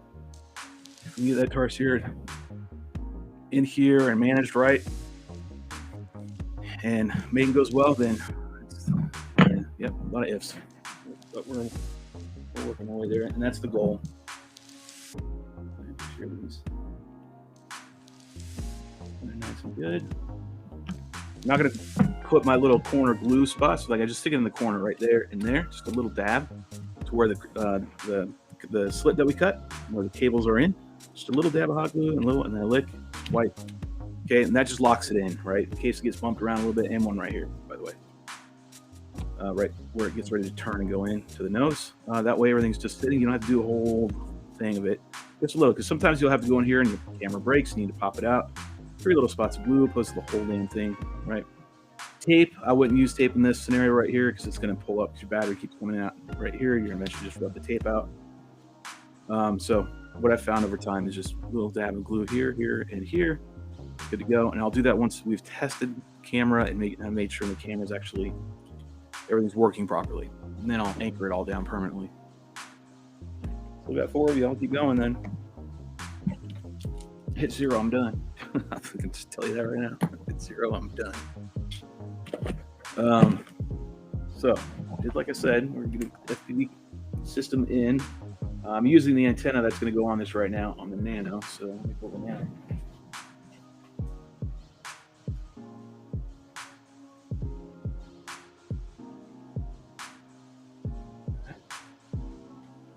So now we're going to do the antenna.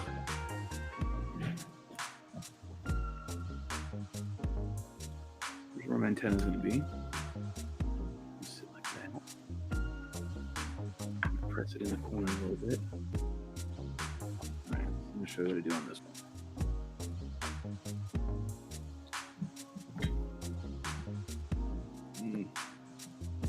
Really don't mess with the tip. But... All right, so I'm going to get this into a spot that I need it, which is in the corner. I want this brass, gold fitting, copper fitting, whatever brass fitting to rest on top of the frame. I want it up there. A little bit. So, I want it in the corner.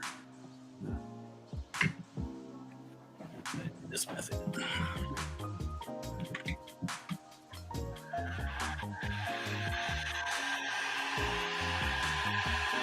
I'm creating a channel for my antenna.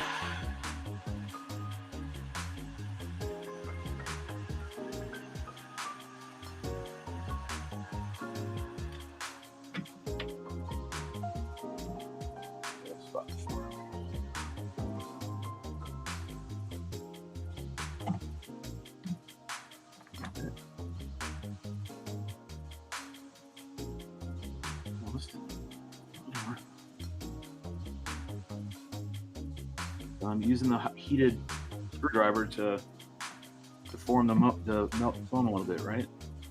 Just a little bit. Create a little channel for this wire. This to set. I have to cut this there.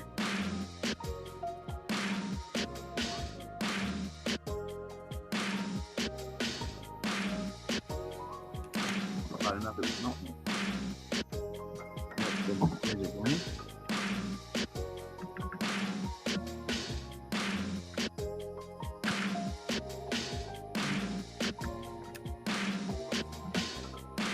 I want it.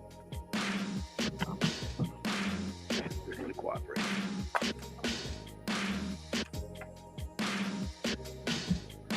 Trial and error.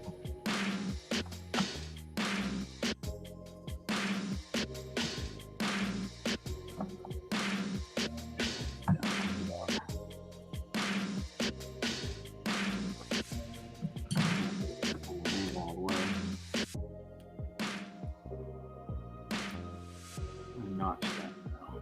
Change that cut. There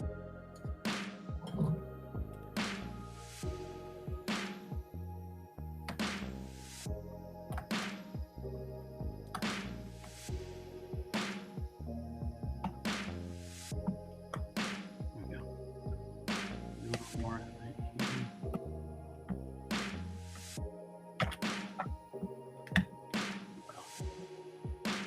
Just come in and out easy.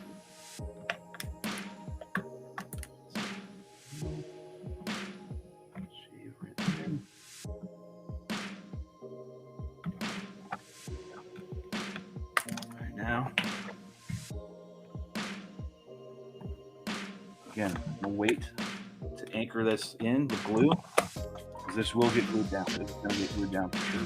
That's tight. So it will not budge. But that's the last step. Get in there.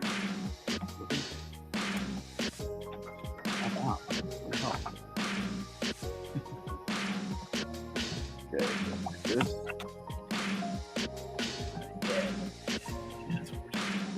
Good, looking good.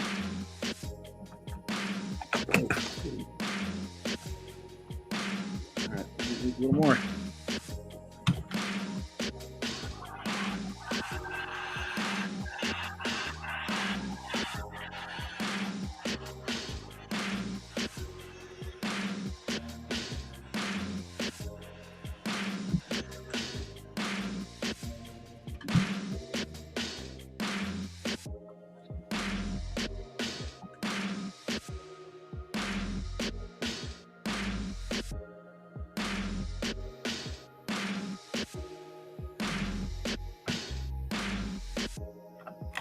That's much better there.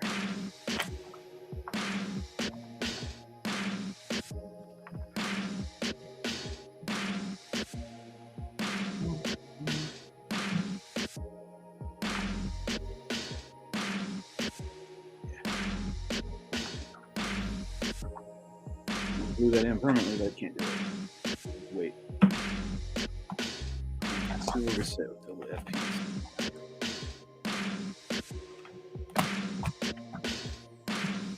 Dry fit, all right. 10 up here.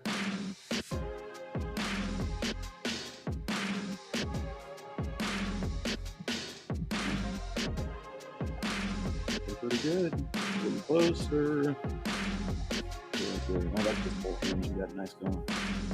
Really, really nice.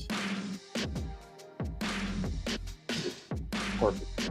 The bay cover is perfect. It locks in. I won't need any tape to hold this down.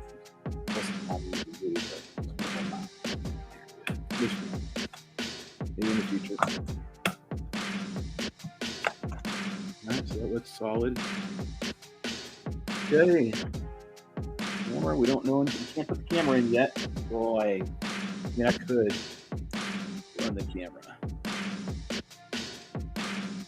right now. Just the old school way and drop it in right here, drop it in right here. And I'm telling you, folks, this is the biggest problem I have is this stupid cable. And this is the heat sink. So it's got to all have ventilation. So I know for a fact this has to be up top, way up here. It's got to be. If I can get away with a twist in it, I'm wondering if it'll be all right.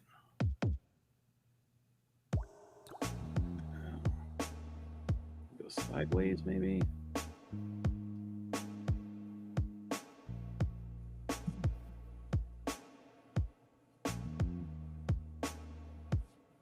When the nose gets here, we'll be set.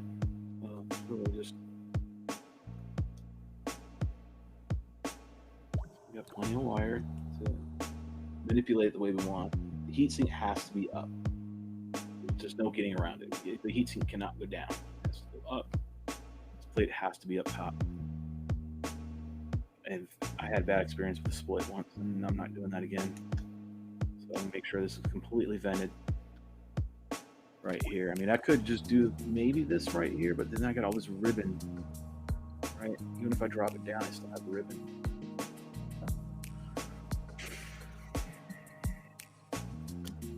Over here.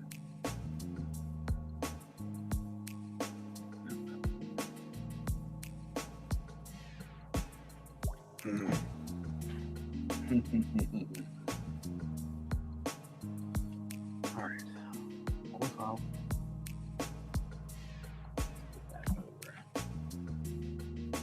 get my servos ready. Okay, servos, same thing as before. I'm going to drop this screwdriver right here. We're going to poke through all the way.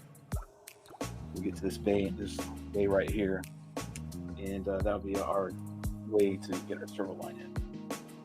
So So just make sure everything's good to go. Just skip that. I need to verify that all this stuff is completely working before I glue permanently everything in place. What I'm going to use is the back part right here towards leading edge for me on this RiteWing. Right one here. Use this edge right here. I'm going to butt this up to it. I'm going to cut around the rest of it. Extension that I need, but first, before I do that, trace where I'm going to get these wires in.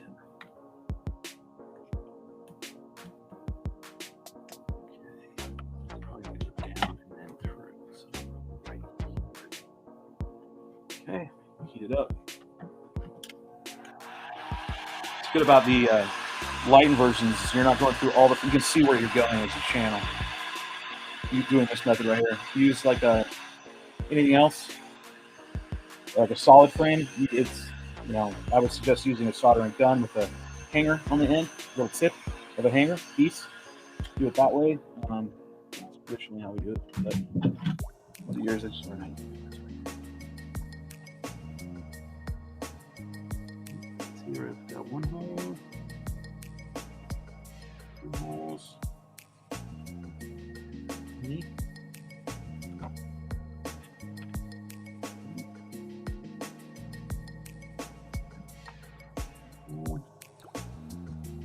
The other one, good. We'll do this all one fell swoop here. I'm gonna have to keep all back and forth. Cut, get it done.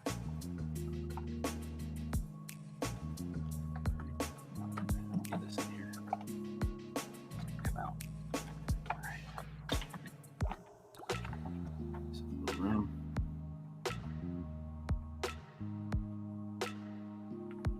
That one's good. This one is good. This one right here is not good. Heat up a little more.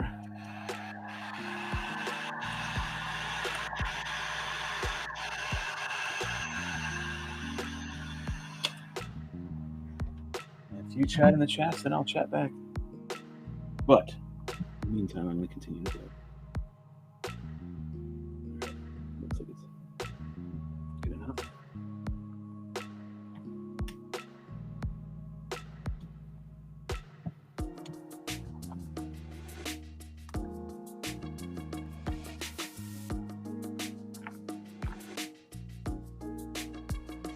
Press my button. See if I can't go through here. Highly doubt it.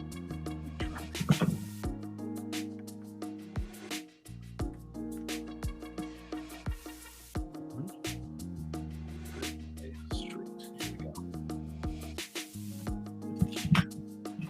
For a minute.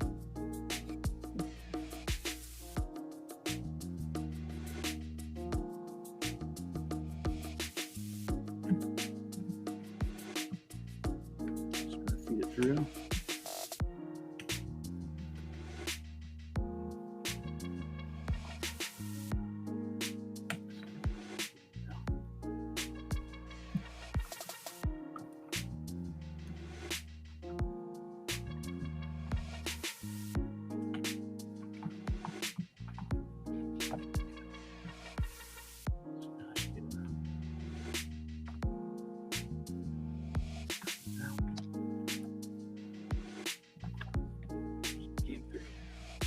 Stuck up on one spot. That's what I was worried about earlier. So heat it up again one more time.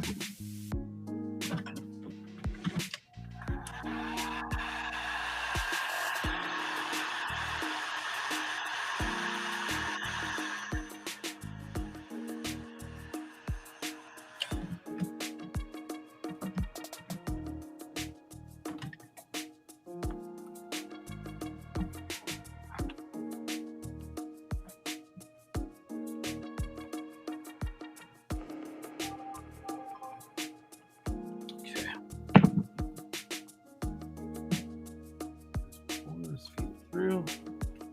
There's there and oh, almost. We're getting enough. There we go.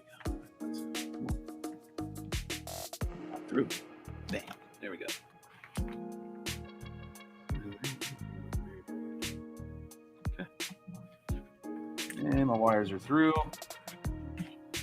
I can go back to cutting this here in a little bit. There's how we get that through. Now, if you want to get real wire saving, you can cut these down and then, you know, resolder the wires and make cable management basically. If you want to make it less, you do it that way if you want. All right, so close to the receiver next.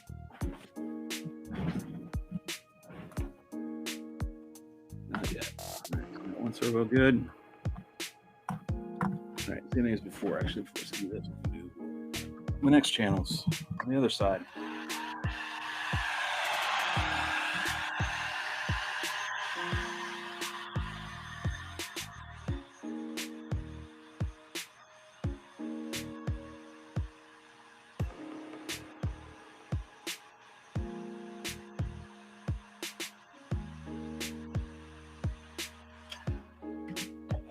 Forget one spot I need to touch up for sure. And that is right here. It's a little part of the servo that needs a spot to fill in. Good. All right, got that. Get it again.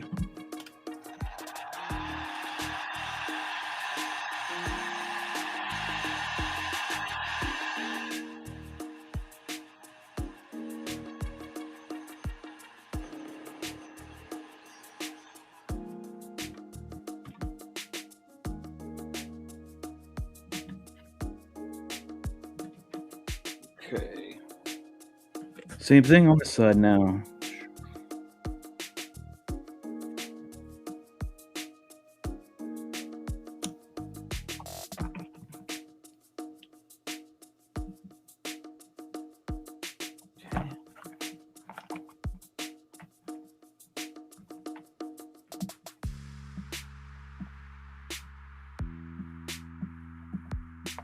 That time I got it right the first one. All right. My wire. Servo lead. It's good to go. They are tweezers.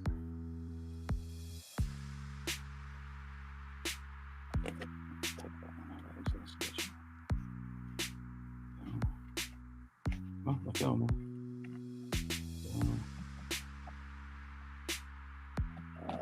Yeah, come on.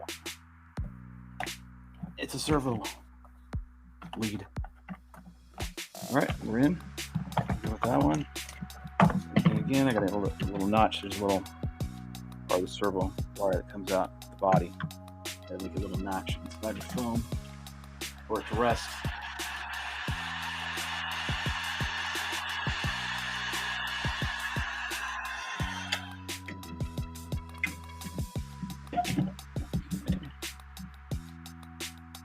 Here. Let's make it nice.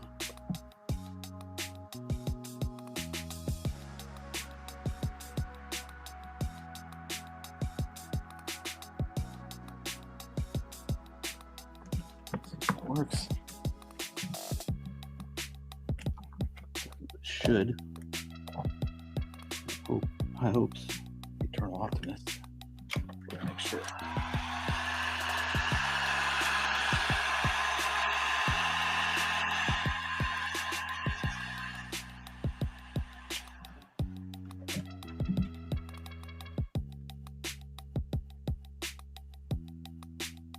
There we go. Okay, next.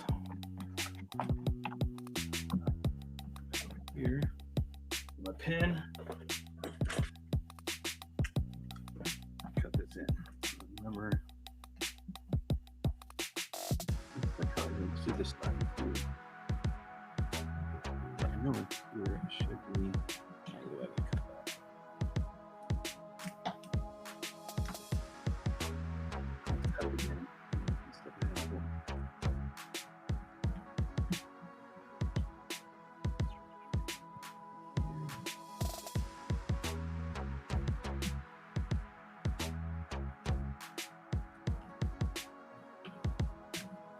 Make my bay bigger.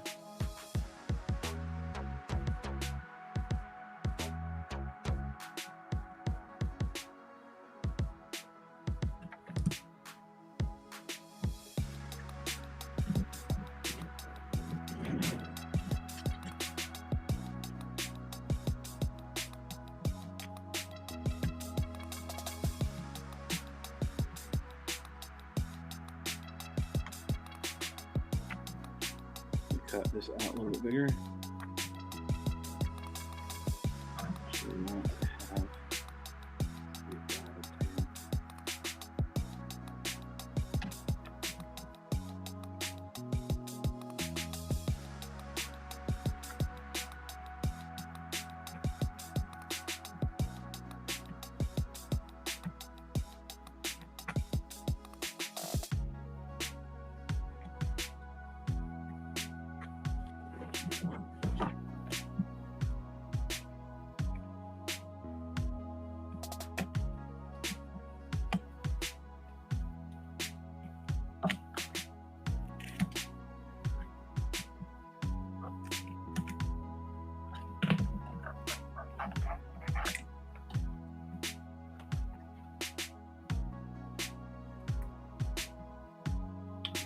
the right size.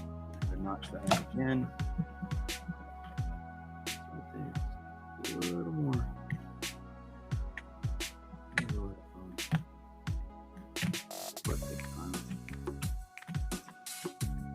So I'm dry fitting it in, seeing it, make sure it fits in right.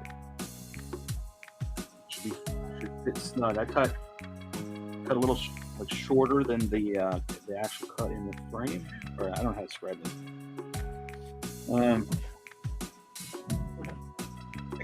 I cut back shorter, right? I didn't cut full length because I want it to be like friction fit in there. I want it. The glue's going to obviously permanently put it in there, but I'm also trying to use frame to push it together and hold it in real solid. I don't know how to describe this to you. Sorry. Plug right where needed. Get all that out here a little bit.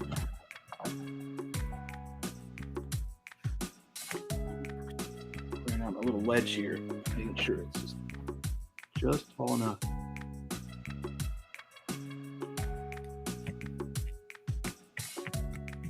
Picking and plucking. That's what this method is referred to.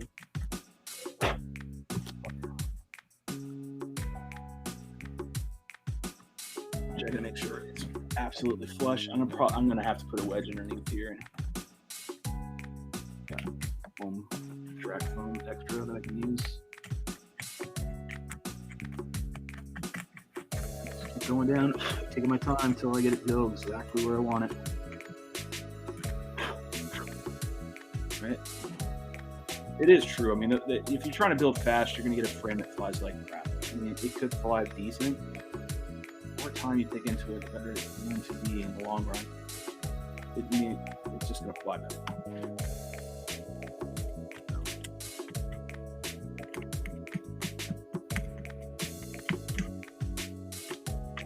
I get impatient. Like, I'm not going to deny that. I get impatient. I want to go get it done right away. But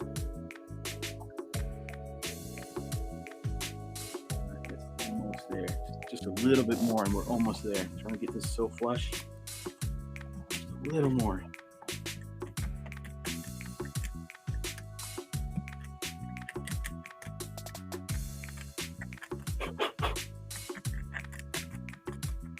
Down there. There. Okay. Let's open this up. Let's make sure this thing is holding it up.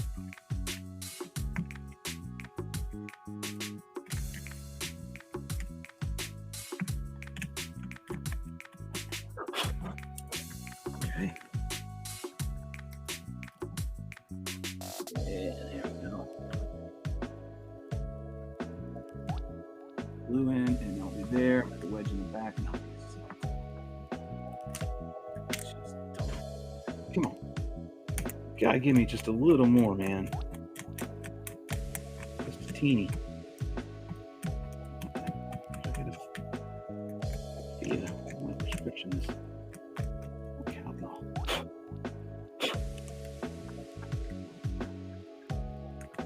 Alright. I think that's it. There. Yeah, there we go. You'll know when you get it.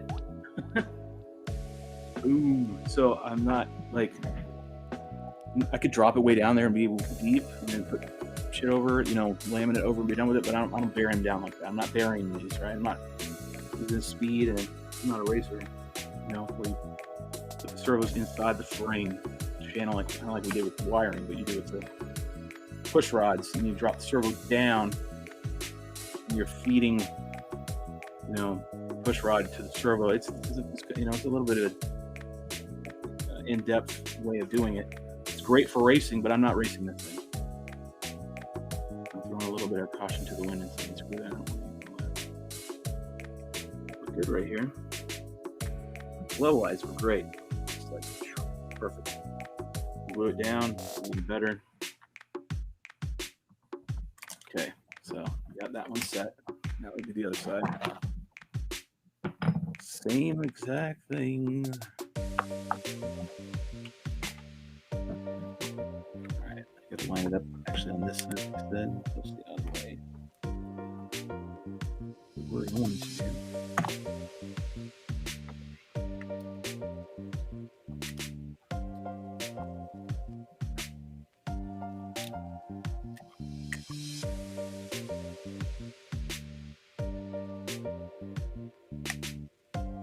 Get it all lined up just right.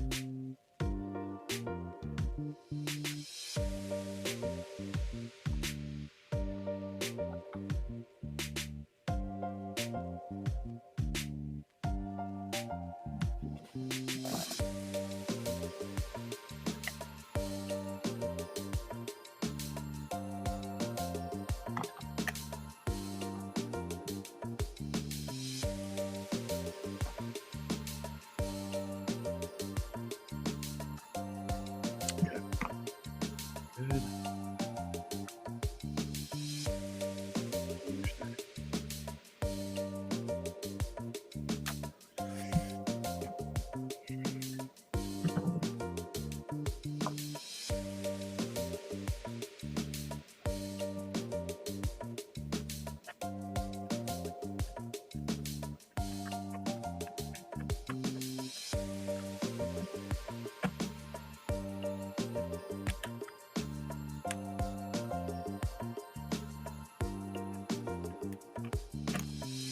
All right, make sure my cut's nice and deep, proper depth that I need. I'm trying to create a ledge. I'm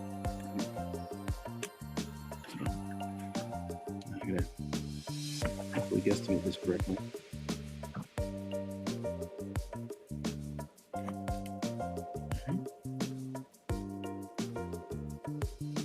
Okay.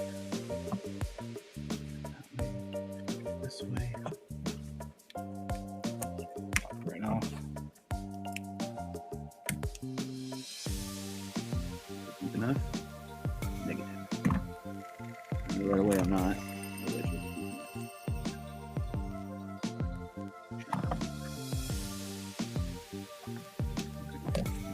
Here.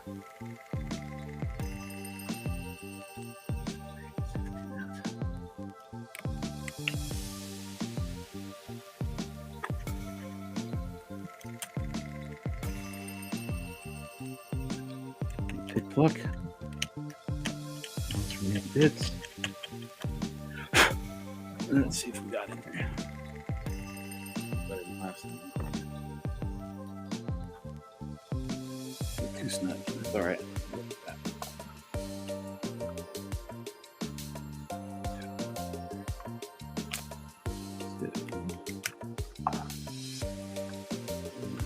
Here.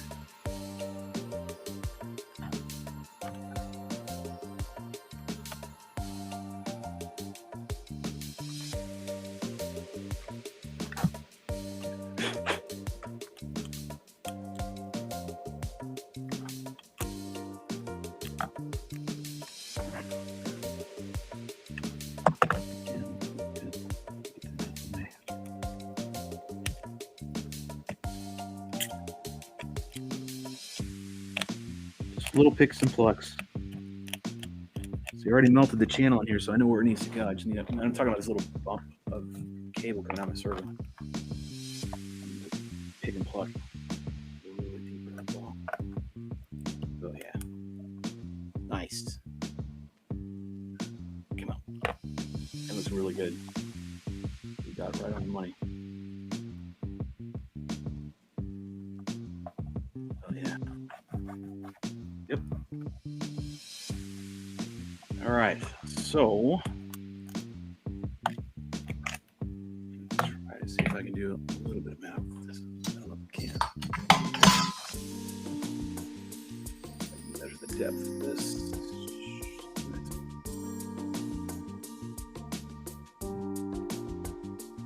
Because it dips. I'm trying to create a wedge down there, a little platform that the rest of the body can sit on. Tempting to do that.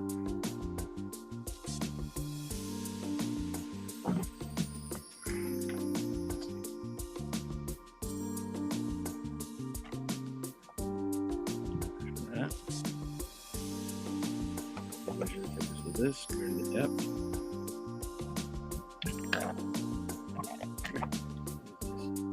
Yeah. Hard to hold everything together and measure it.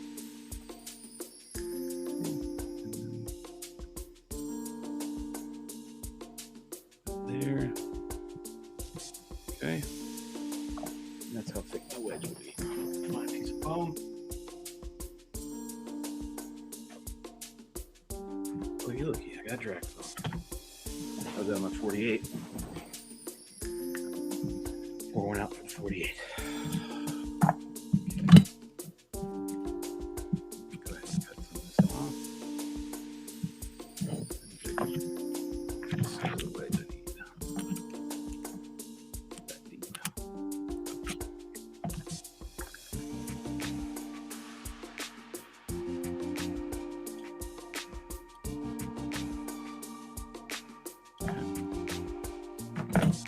I need.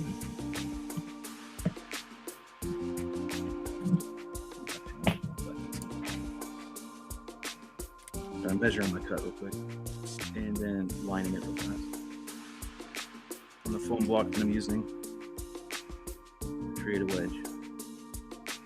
All right.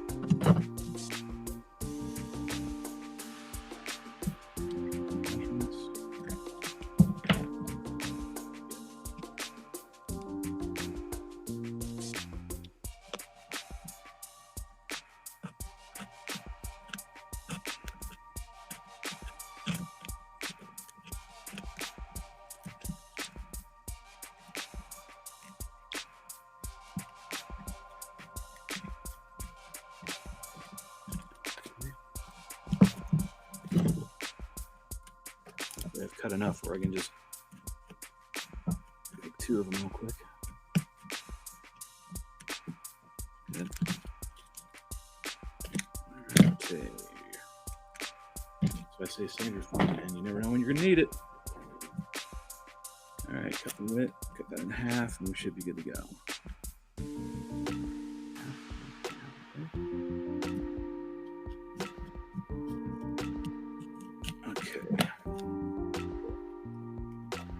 Slide that wedge down there. See how your servos fit now.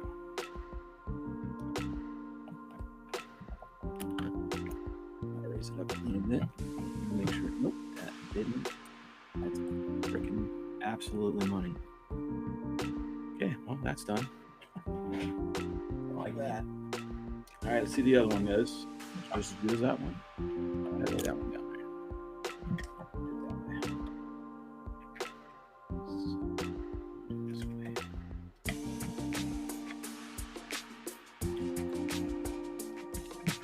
Who's doing what in here?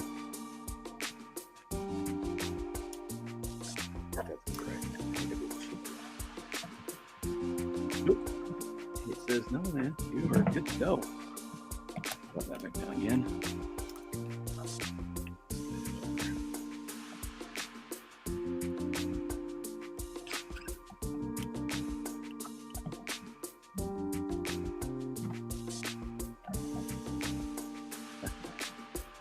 Really good, folks. That's good. That thing's solid. Like those servos are solid in place, and they're absolutely flush with the airframe.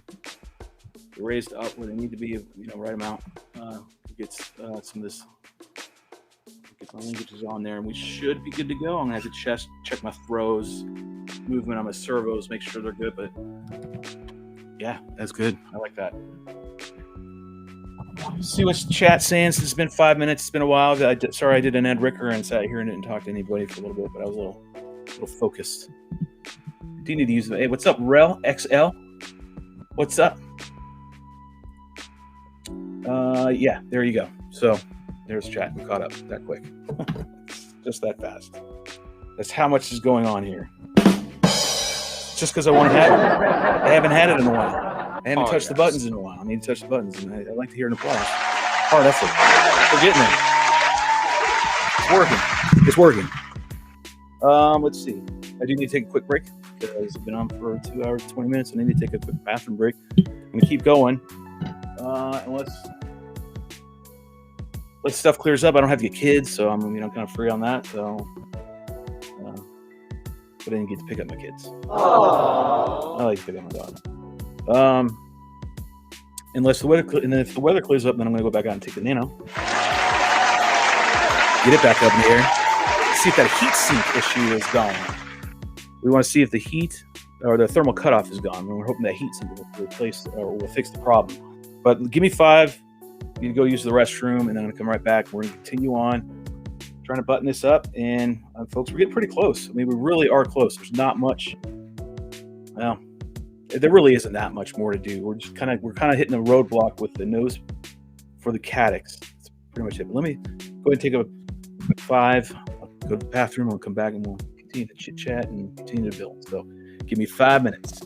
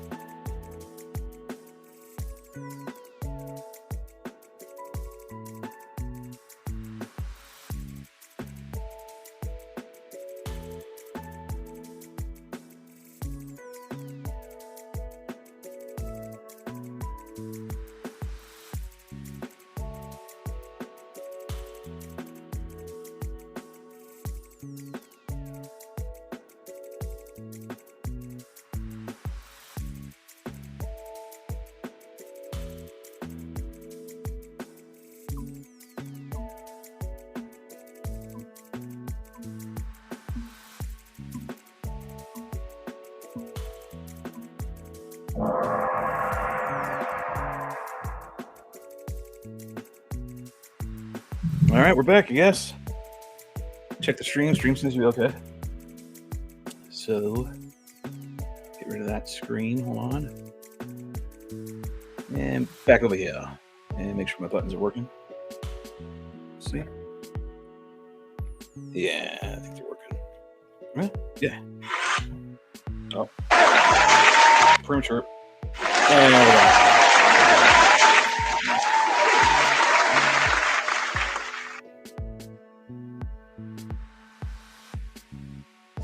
Okay, where were we? This crazy build we're doing today, this week, month.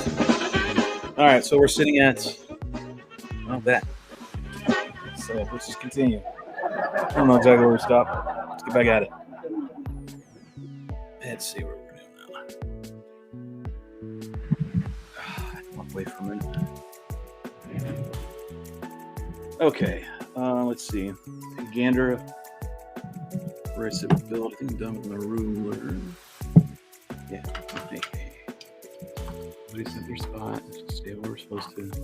Thank you. Alright. Tools realigned. Start at it again. See where we're at. So we finished the servos. So the linkages back here are what I need to work on. Probably going to do that off. Here, rub. Where am I hearing a rub at?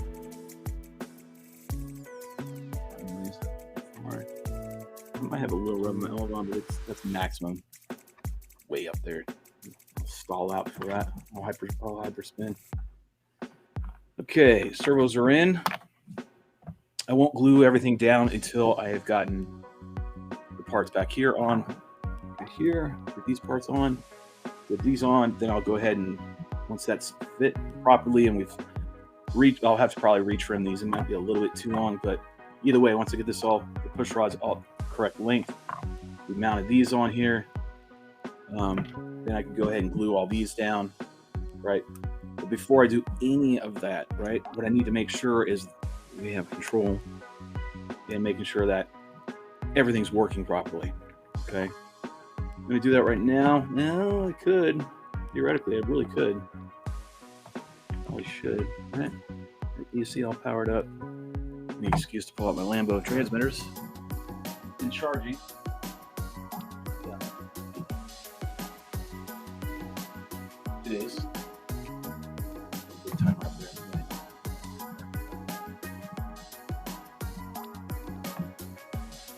Can't see it. Your logo is in the way. What? Is this in the way? No, here. Better? I didn't realize that was tilted wrong. A lot to do when you're doing everything in a build. So, hey, on this IX-20, oh, which, by the way, I still haven't found my 20 lanyard, but I have my DX-18 lanyard. This thing was awesome this weekend, and loved it. Boop. Magnetic, you can get these, but kind of cool feature, whatever. Those little magnet tips keep the other tip inside the actual device, and then just magnifies to it, and you're good to go.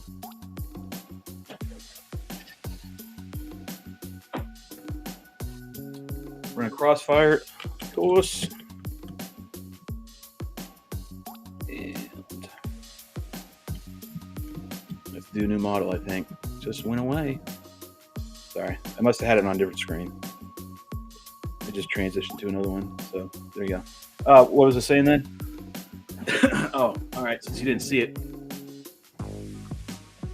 Once we get these on here, the linkages back here onto the elevons installed, we'll go ahead and make sure that the push rods are to the right length, connect everything, get the reflex in there, right? Dial it in, make sure the push rods are the right length, trim if need be, adjust them, get them so we have the reflex once we have these installed right here, okay? And then we'll check make sure everything's all good to go. We're not gluing. Gluing is the last for your servos. It's the last step. It's like you're ready to glue them in. This means you're getting ready to go mating because you're just going to glue them in, put some clear packing tape down over top, off you go. So that's literally going to be the very, very end. But right now we're going to check and make sure. Well, first I got to do I have my circuitry enough to give me power to my board, which I bet you I don't. So I'm gonna have to find my back. Yeah, I'm gonna have to find my 5-volt back. Let me see if I can find it. Oh my God.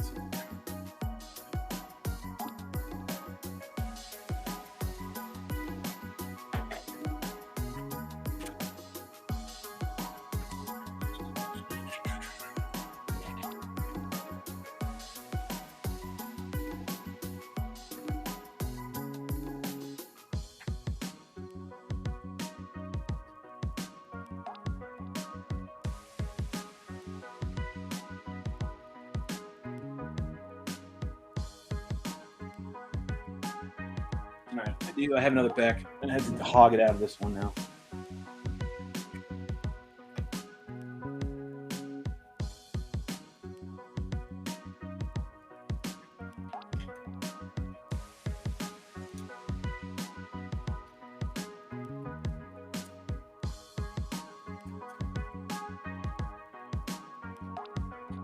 Come on. Almost. So I'm taking it out of another old Spec wing. Get a bunch of them. And around, get desolder real quick off the ESC.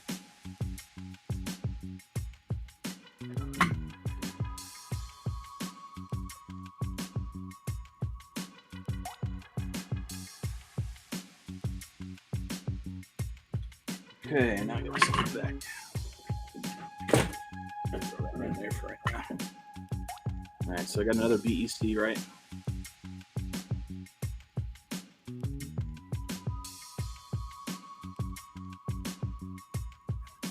So I'm just gonna clean it up and make sure it works. It's already set up to go in. Crossfire. Got some hot glue I gotta get rid of real quick. Go figure, right? It's that hot glue. Now, Rue's got me on this OCD kick of making sure everything's right. Oh, nice and shiny in my whatchamacallit, my soldering skills.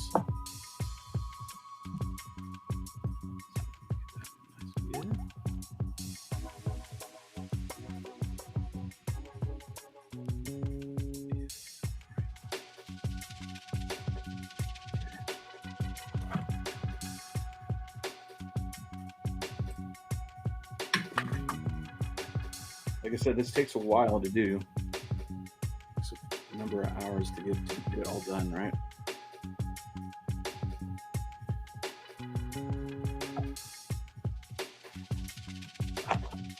Keep the board just a smidge. Yep. Old off that. Jesus Christ. Too much solder.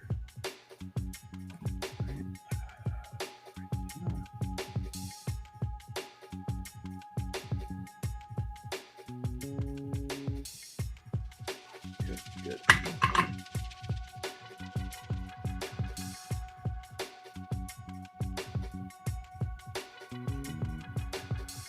The other side. Oh yeah, that's right off. Good. Left side's solid. Don't mess with it.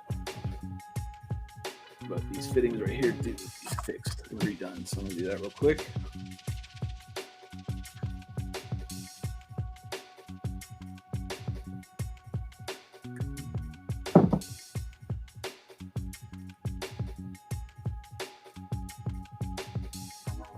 Crazy, Rue. You're at work repairing and doing pretty much the same kind of shit I'm doing, and you're listening to me. It's just funny. Oh, come on. Man, I hope the weather gets a little bit better than it is right now. It's raining. It'd be nice if it stopped right now. But it is cooling it down. And to be honest with you, it's nice to have a little break from the heat. Good God. All right, so we know it's going to go on that side. Right here. There we go. Get you started.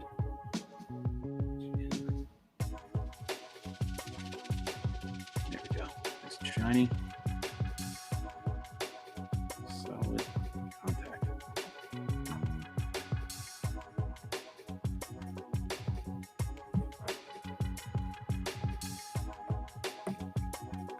What the hell?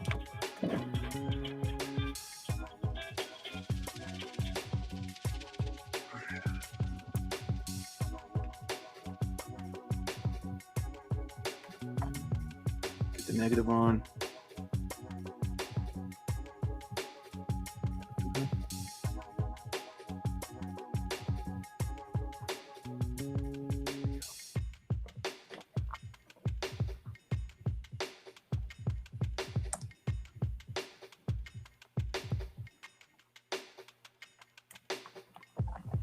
Looks good.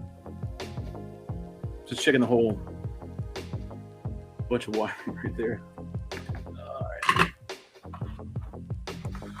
So power to power in, power to power out. It's already on its little servo end to go plug into the crossfire. Hell, it's even got a RiteWing on it to reduce noise. That's really going to help.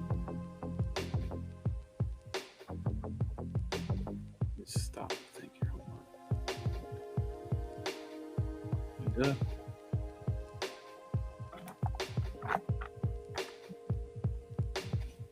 timeout. Gotta think.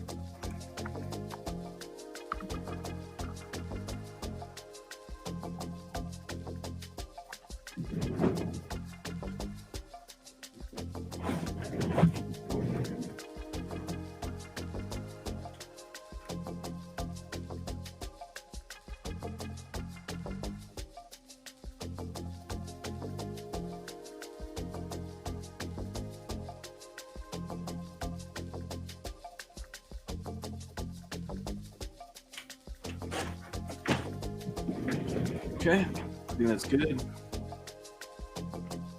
All right, crossfire here.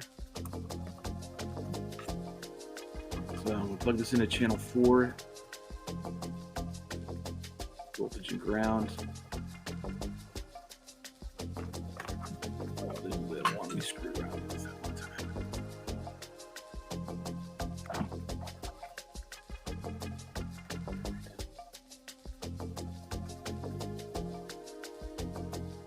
There's some solder that we had in there.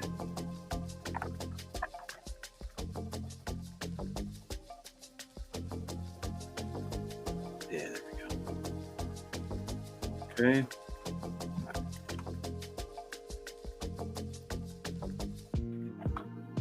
So I'm running IX20 and its setup is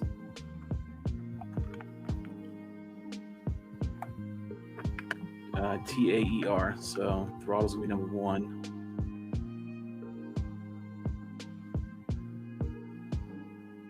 Yeah, I can theoretically I can do it any way I want, but I'm just gonna go that route. So maybe 2 is this side, and then 3.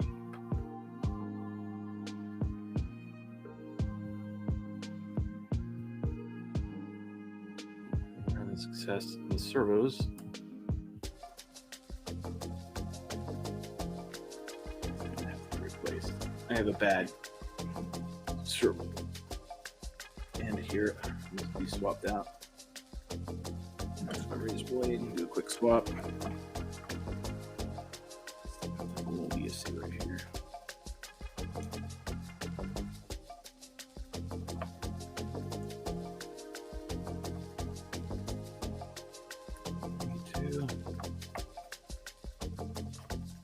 Come on.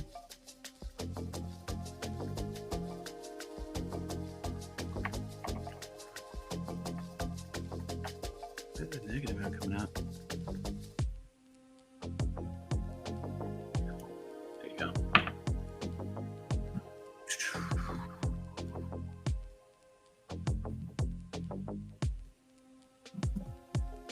And swap. Now, where is it? So this servo one right here is. Didn't even notice it's all broken off. I gotta pull it off here and then redo it. Antenna off.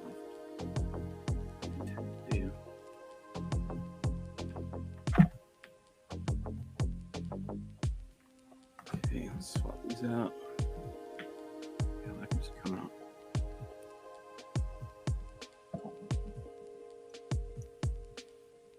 You know, it's concerning. Hopefully this servo's good. These servos, I haven't ever had any of them go bad. That's why I keep reusing them.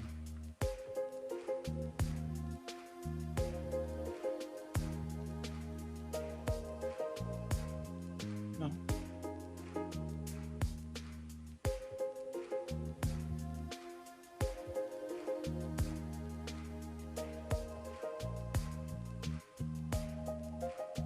How are we gonna even fit?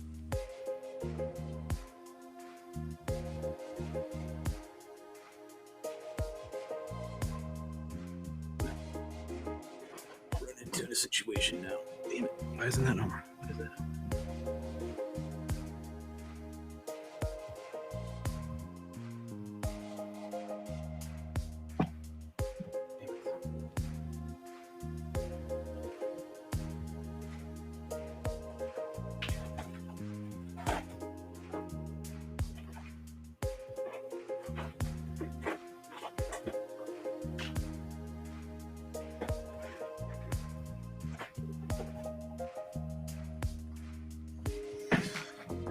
Takes it over this.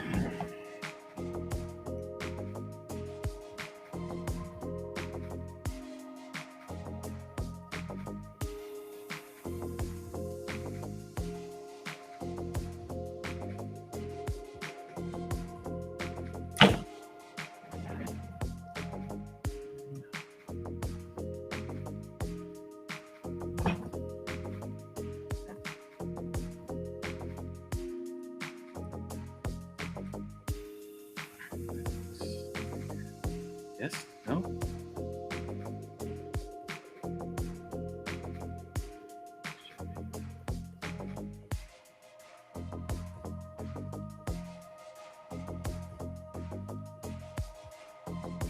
Yep. Power. Signal. Now we put it back on the receiver.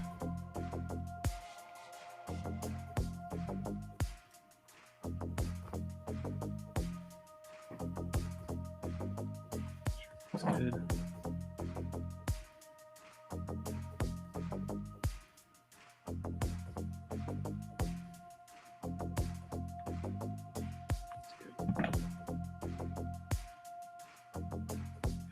Better.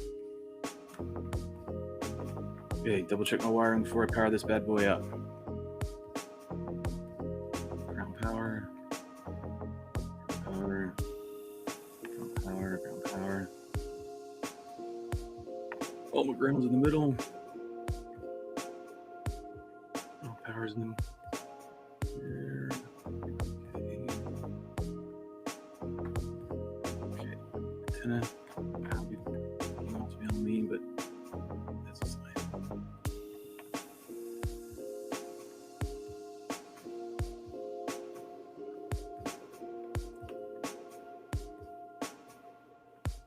Alright, the Mortal T back on, and now I need to grab a battery real quick. Let me check the chats real quick before I go out to my car and grab a battery. Let me go see what we're having to say here. I've even been cleaning up my shop, man. I can't believe it. I can't see. Okay, that was the beginning of this. When we switched over, a thumbs up. Just went away. Oh, yeah. Hey, Shelby, how fast can your wing fly miles per hour? This one right here, I don't know yet. We've had these previous. Well, that's not true. 120 maybe, somewhere around there. Don't really have an official speed on it. I would guess it's somewhere in that range. I mean, you could get it up that high. We've raced these a number of years ago, 2018, the solid version, and I believe we're 115 or something, somewhere around that range. Again, I'm never one chasing speed like that. I'm chasing performance, so I'm chasing how they freestyle more than I'm chasing speed. If I'm going for a race, that's one thing, and even then I don't know. I don't go out with a radar gun on weekends and start, going 5,000 feet up in the air and diving down and doing a pass and saying that's how fast it goes. I just do it on time on a track, and if I'm going faster than everybody else, that's all that really matters for me. When you could put more time into it, that's not what I'm chasing. Like, I'm chasing how they fly, the flow. I'm looking for a frame that can do what I'm chasing right now for performance. Let me go get a battery, so I'll go ahead and pop this on, and pray to God we don't get any magic smoke. And I don't think we will, but you never know. I'll do one more once over with all the cabling to make sure we're. As a matter of fact, I'll unplug this right now so we don't have any issues. The VTX doesn't have any power, even on the cable. And let me go get a battery real quick and get one.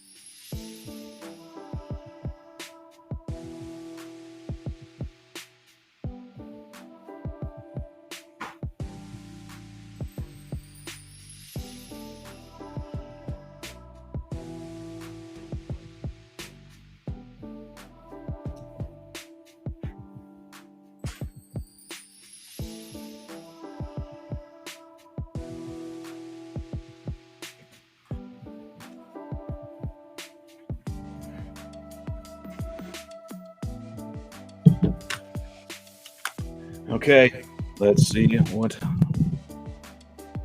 this powers up. All right, let's check it one more time if we can do any damn thing else. Let's go through the logic. So I try to verbally, just try to talk it out and just make sure I got it right. So power going in to my ESC from this battery right here. So we got power going in. Let's do a VTX trace first. Let's go. So we got power, ground,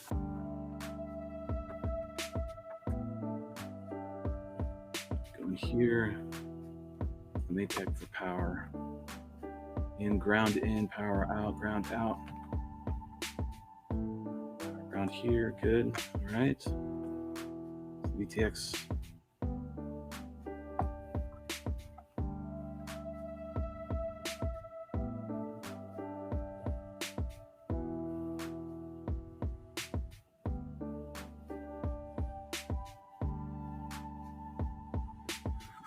Get 7 volts on that camera. Let's get it off of this. Giving it proper voltage, which is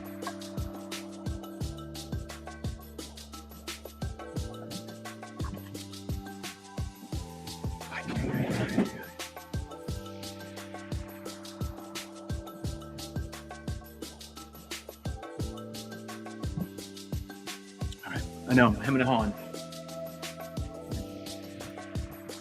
I don't want to screw all this up. So let's leave VTX alone because I don't even have powered in. So let's go back to servos. All right, got my Teen Time Beck that I've used for so long. Hopefully it still works.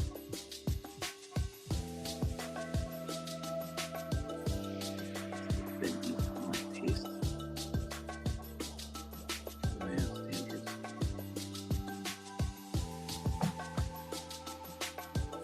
in, negative, in, power, out, negative, out, power, ground. All right, so one more time than now.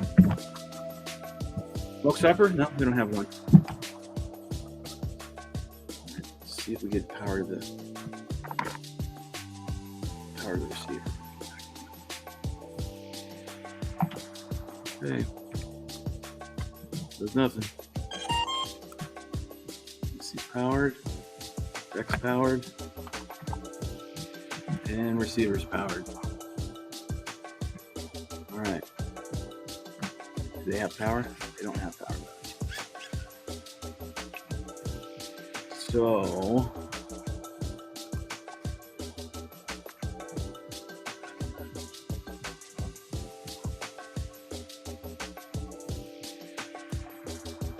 let's see if I can get a model in here.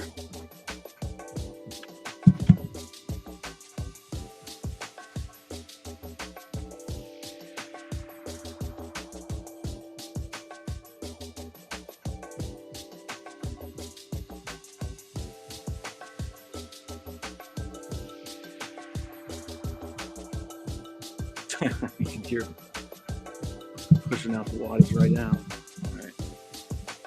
So wait for it to boot up. Boots up. These IX series, they all boot up. They take a little while to do. You boot up the first one, and then you put it in sleep mode the rest of the day.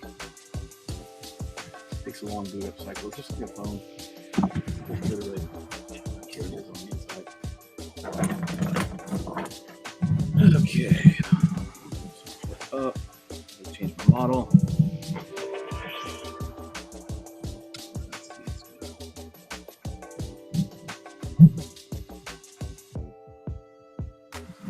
Set up yet, so I need to create one.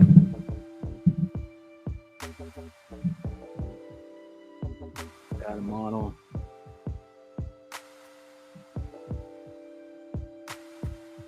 Over here to default airplane. Yes, I want to create a new one. Okay, so here's what we've done.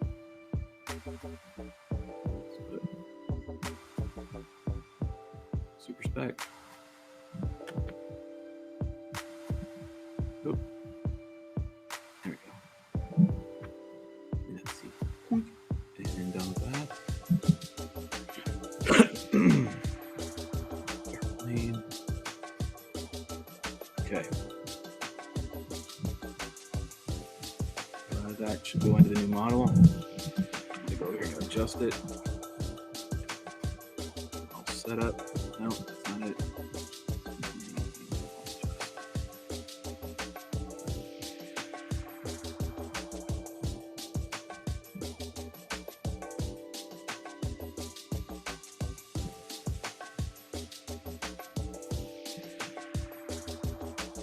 Still learning how to navigate through this thing. It's nice. It is a lot more user friendly, I'll be honest.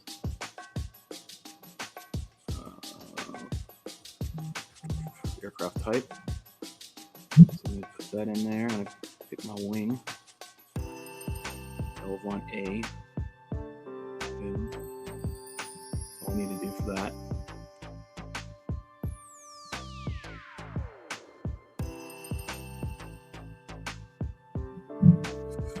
I'm going to turn on the crossfire in the back. I'm going to remember how to do that. Let's see what port set up. Yeah, that's it. So I'm going to turn off Spectrum RF. Turn on crossfire. And, 0. What is that? 9.5. All right, good to go.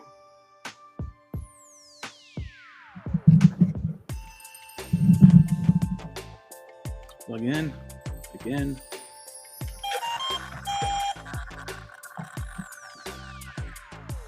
Servos are on. Sounds like you're. Oh, yeah. So there's my stuff. Right, up, down. Good to go. It's immediate. So those are the digital servos that you're hearing chatter away.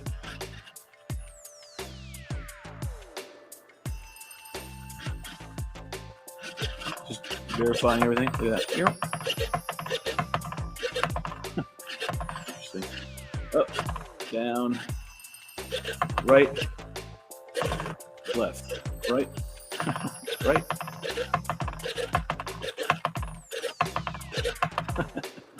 And left.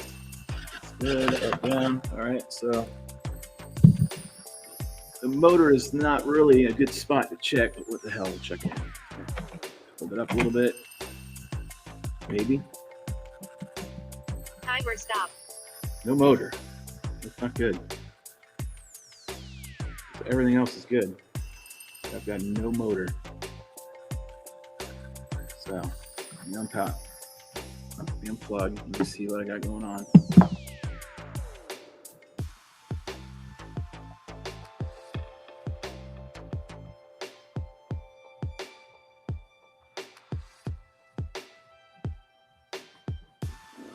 Check again on this ESC. Maybe am I sending out the right signal?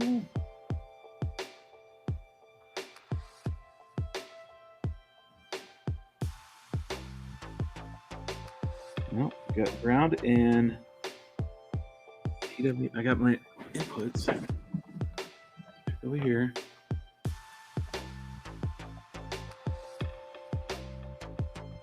Channel 1 should be working.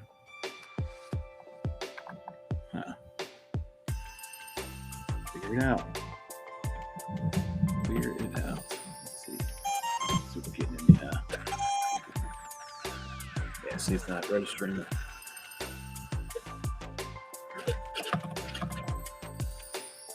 I'm hearing twitching. What the hell was that?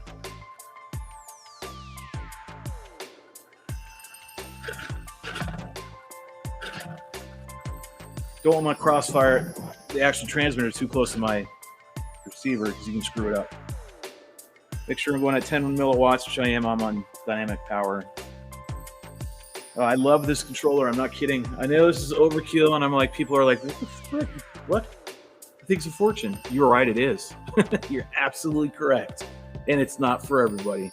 If you're going to get this controller, you're probably flying with turbine, scale aircraft, helis that cost a fortune.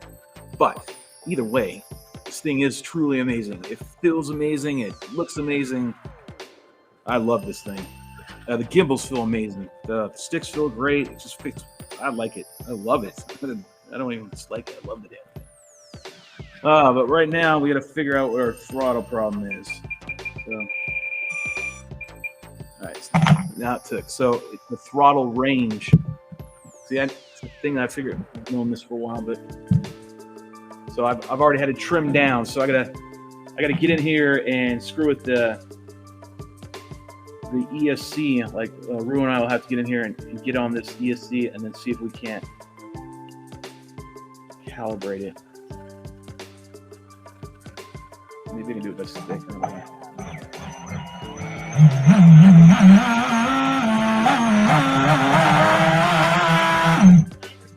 I hear you.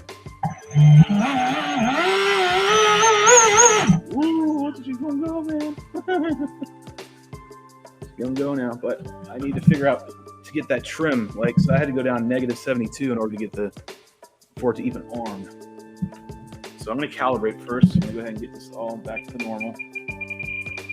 And I'm gonna see if I can take it standard, traditional stick command throttle setup, right? Timer start. Whoa, let me sagging. Oh, I gotta tighten that up. That's not good. Timer Still trying to figure out. Yeah, that's not good. I'm gonna get that tightened down. Not good at all.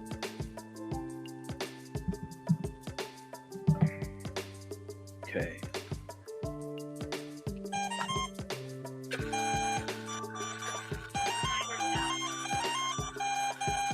Okay, so it does take traditional.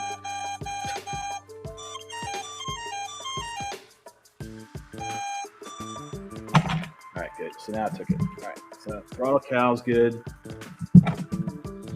Check again.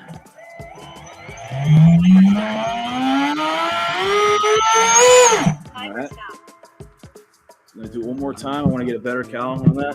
See if you can't. One more. All this beauty right here on this table, man. The X20 is beautiful frame. Man, they're meant to be. All right, so we gotta get it done.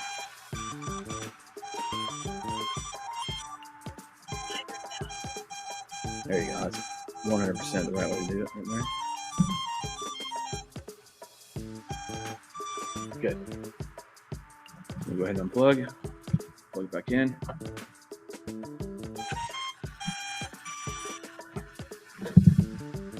All right, sounds like everybody's happy. Yep.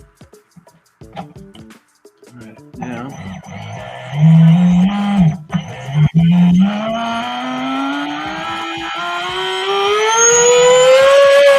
Oh, man, when I start uncorking on that thing, it wants to go.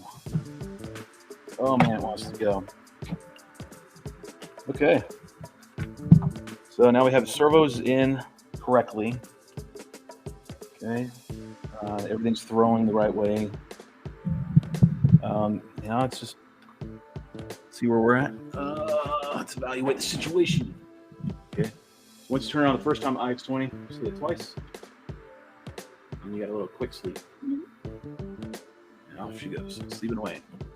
Turns off your crossfire in the back. And then you just set it off the side, and then you just hit the button once, turn it back on real quick. I know a lot of people complain about the battery life. You just got to just know how to use it. That's all. Work with it. Believe me, I wasn't trained that TX. That's awesome.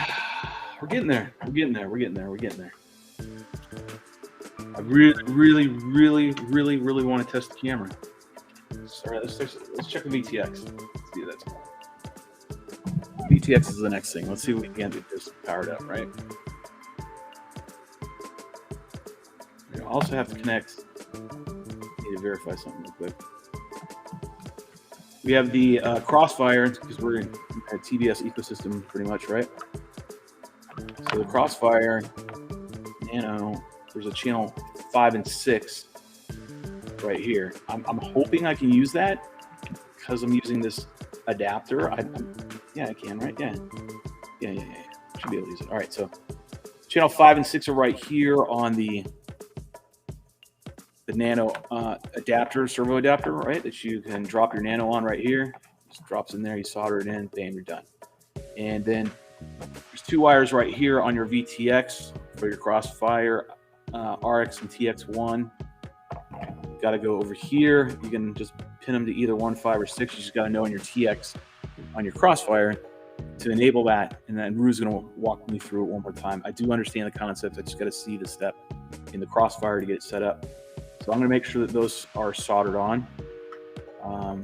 Should have enough slack in that cable to reach over there. I'd hate to have to build a jumper, but if need be, I will. All right, so put some power on this little adapter so we can turn it on and off, and also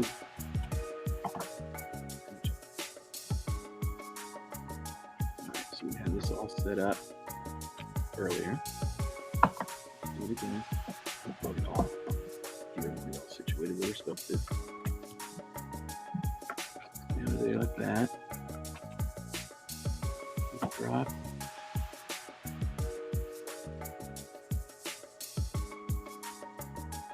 Like this. Okay.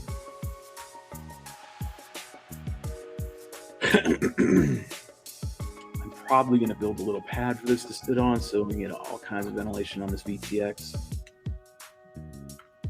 Cable management. Here we go. Going to most likely run this cable line along the inner wall somewhere. Just don't know which side, whether it's going to be the back right here with this servo wire instead of it dangling in the bay. I'm probably going to go tuck it back here and create a channel again and just stuff it in there. Probably what I'll do. That way you can free up some space. It's kind of getting a little cluttered, so I actually want to do that first. Now let's check the VTX. Let's see if the power is working.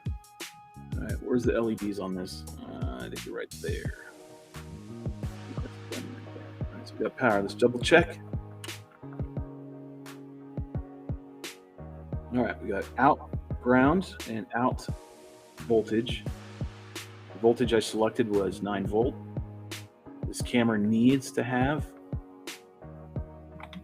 a minimum of 9 volts.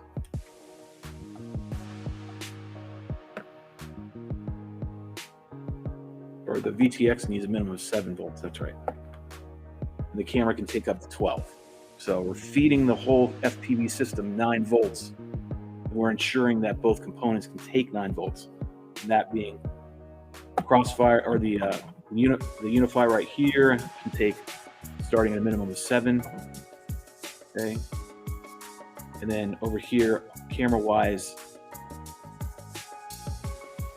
it can take up to 12. No, I can't. I'm not running the board. That's what keeps confusing me. I'm so used to working on the Nano. The reason why I keep stalling is you have no idea. We spent hours and hours and hours this whole weekend working on that Nano. We're running iNav and the 5 volt boards, right? There's just 5 volts everywhere.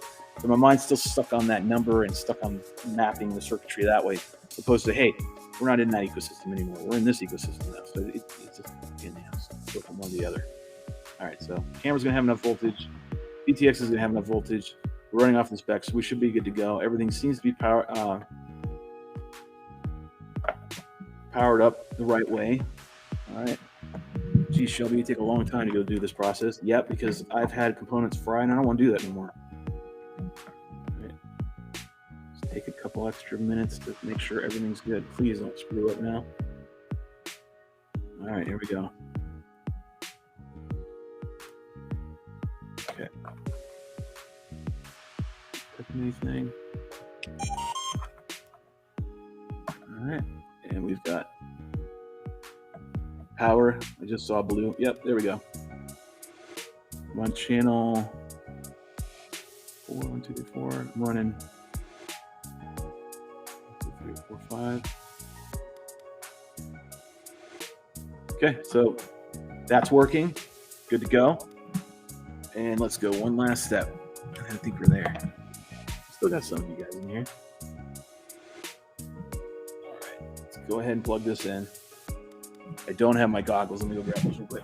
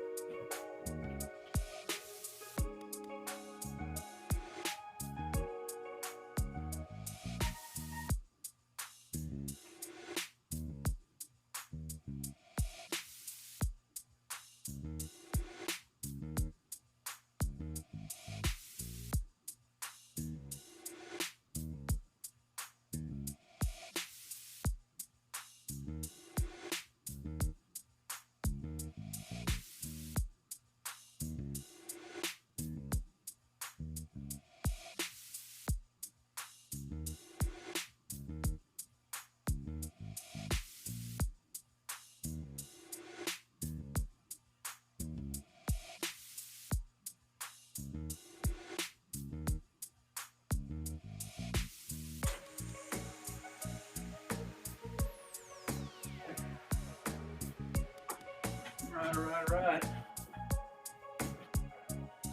There we go. Got my goggles. Let's see what we got going.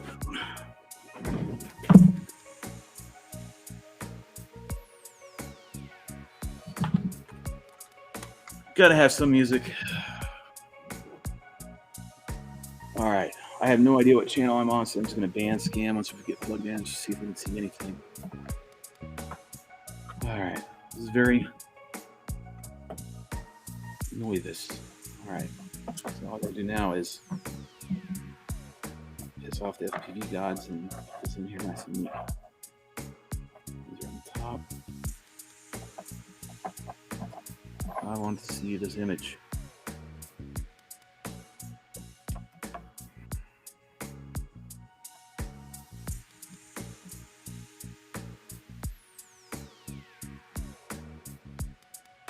Okay, let's cover off.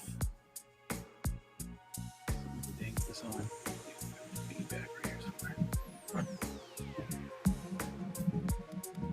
Put tension on that cable. All right. Power. We tested that. That's fine. The rest of it, let's make sure I soldered everything correctly, which that ship sailed to verify. So, shitter, get off the pot. Uno, dos, tres. I don't know about that. Let me check. All right, eins, zwei, drei. That's yep. I got a red light. Oh, I got an image somewhere. That looks like horse cocky. Come on, man, some fat shark channel or some shit.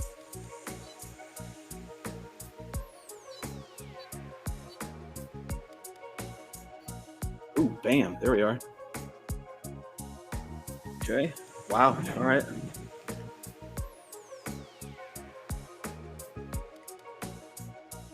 First impressions.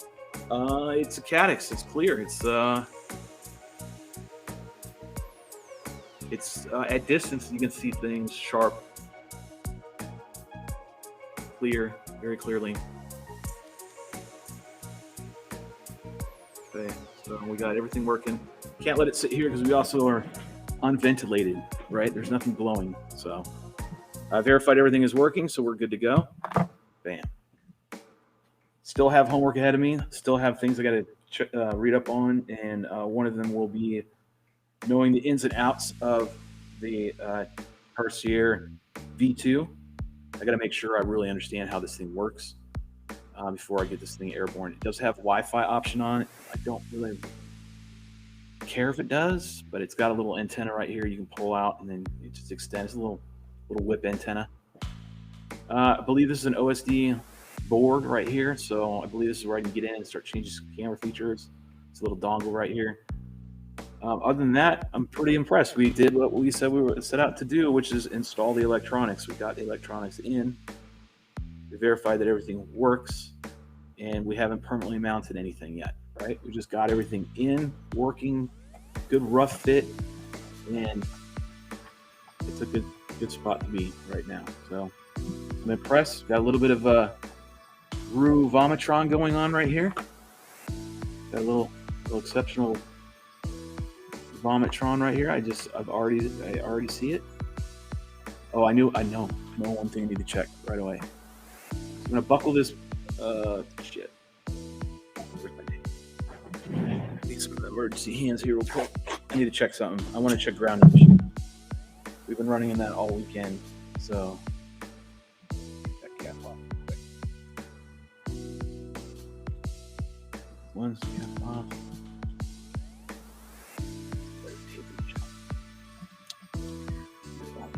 Stick. All right. Need some fresh tape. Painter's tape's good for this because it comes off real easy. For a quick use of some stickiness, painter's tape will do the job, but they won't last past the day. Let's see. All right, I need to do one thing. I don't know if I can. I have to do this out. By complete hand here. What I'm trying to do is anchor the motor down, right? And I want to test noise. I'm going to see if we get any noise. Again, like I said before, I just hit my button. And back comes my... There it is. You can hear it comes back that quick. I love that. Love my IX20. If you don't want to get an IX20, which is overkill, wow, great. They're awesome. Let's see. Antenna's on good here. Battery. There it is. Grab my Spec battery real quick. All right. Check this real quick. I haven't even checked this part yet. So many little things to do. Now we're reaching the finish line, if you will. Man, oh man, does that fit so nice? Oh yeah, that's really good. Usually with the doing dry run here. Where's my Spec over here? Spec's over here in left field. What the fuck are you doing? Oops, sorry. What the hell are you doing over here? Get back to where you belong.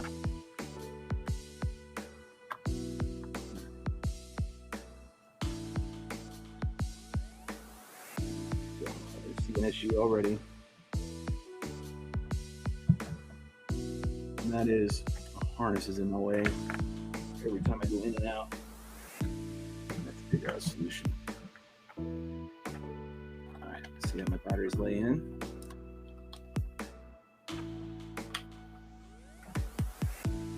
Always gonna have to squeeze in. Move over, sir. Make room for the lady. Right. So close, man. So close. Yikes! Pushing me. We've been keeping this all nice and set. Like this thing has been suspended the right way.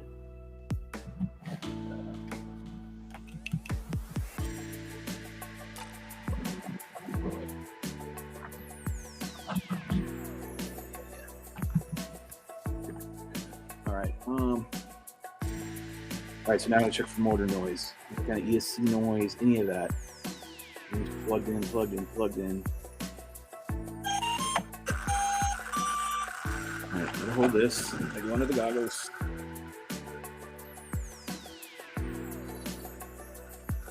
See if we get any noise.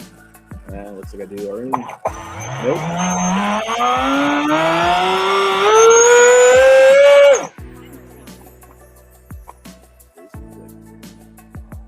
Something on my throttle. I was trying to adjust my throttle and they're giving me some tension in it, right? I want to have a little very loose right now. So the little stutter you hear is just because my throttle is engaged a little. No noise whatsoever. None. Timer stop.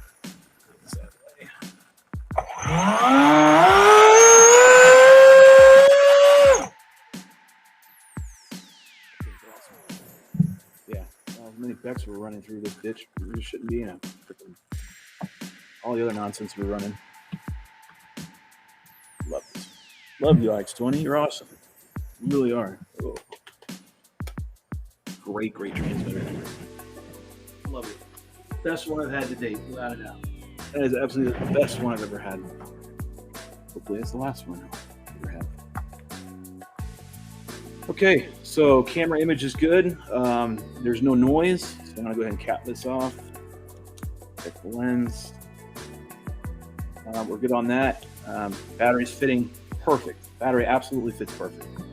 Right where it needs to be. I can slide it over just a little bit if needed for some lateral balance. And, you know, it's off by maybe 2 millimeters on each side, on this side versus this side. That's not a big deal. I mean, it can be, but I don't really think it's going to play out to be a big issue.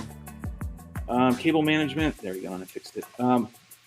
Need to navigate the 3 wires right here from the Tarsier. Going to navigate them over the little hole we have for the battery to come in and out.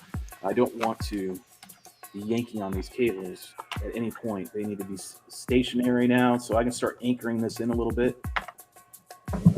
Not going to glue anything. I'm still waiting on a nose piece for Matthew Smith. When he gets that here, I'll be able to put this in, and we're going to just go for broke. We're going to see what happens. I don't have a solution right now for this ribbon. How the hell that happened? Well, that was interesting. Anybody else saw this? There's got to be some bolts to mount this bitch better than it was not good. I'm gonna look for some bolts, screws, something. Yeah, this has got to be plated. This plate's got to be anchored. It's only held on by the paste, the tape that it comes with, and it already popped off, just sitting here. It just shows you that it's getting hot, and it's going to go ahead and, this heat sink will fly off. So that's not good. Glad we checked.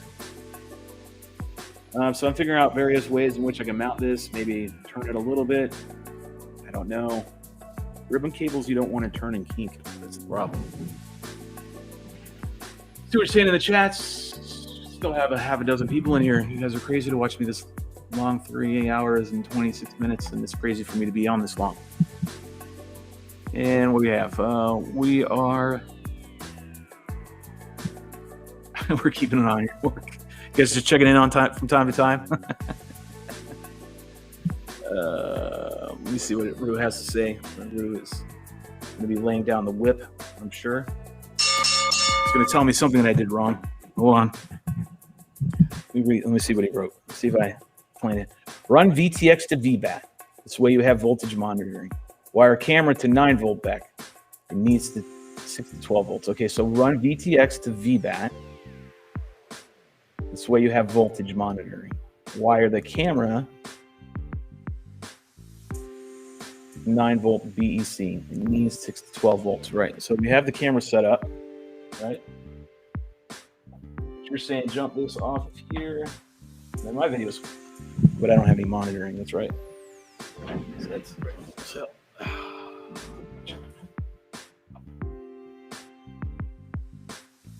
Rue is saying, okay, I know what he means. All right. I follow you. I can make that switch. I follow you. I follow your logic. Okay, so I'm gonna make a couple wire adjustments here. So I'm gonna pull this out, hence why we didn't glue everything in, right? Make a couple adjustments. My wires. Pull my 3 out right here.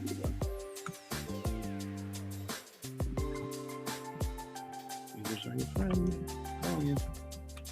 Okay. What Rue's saying is you need to take this wire and this wire, which are the positive and negative, right?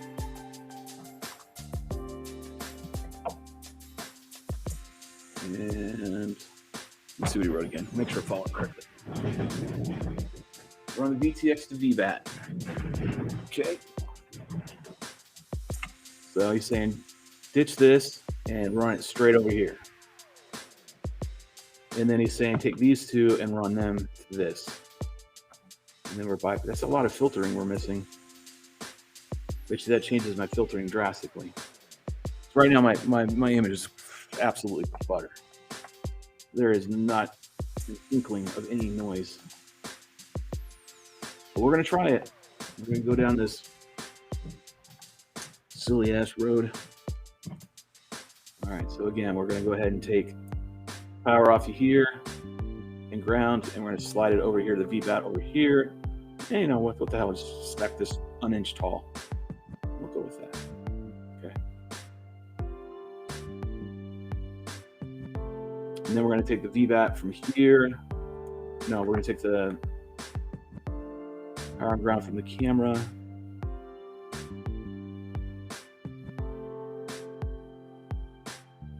I still don't think that works right now. Checking messages. Hold on.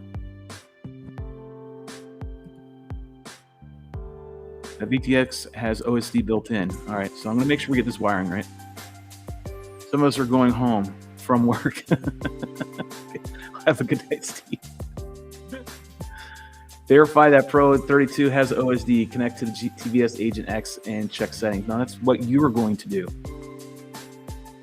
Not me. Keep reading before making any changes. Yeah, I am. So, I agree with you, though. Let me just verify real quick, see if the TBS... look it up real quick and see if it does. I'm going to find out if it has TBS Unify. Pro 32. There she is right there. Easy OSD. It's got an easy OSD on it. Plug control FC and RC channel changes with fallback button menu. An amplifier. Clean power and video switching. It's got smart audio. Clean switch, and it's all right here. But you're not looking at it. Look at the manual real quick. show you guys this.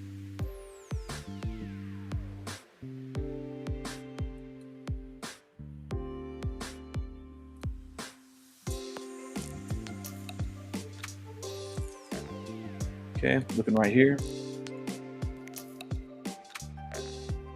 On a 3S input or 2.6 input with 5 volt output version.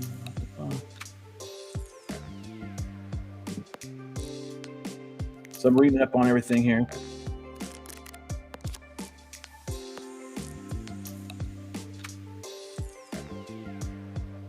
What I don't like is we're going to be immediately bypassing the video filtering. And if it does that, man, I'm just going to go back to raw and screw it. Put it on timer, do old school ways. Because you got to remember, there was a time where we didn't fly with all this stuff. You know, we didn't have voltage regs, and we didn't have this stuff on our OSDs. We didn't have any OSD. Right? There was a time. We had no voltage. You used a timer. You figured out how long your battery would last, and you ran a timer and you gave yourself a buffer. I'm trying to look for anything with. I'll just scroll down here and see what we find. Pictures, flow charts, band channel or channel charts. There's your ins and your outs. So in, we have to go to that Spec. There's no doubt about it. All right, is this the right one? No, that's the right one. 726 in.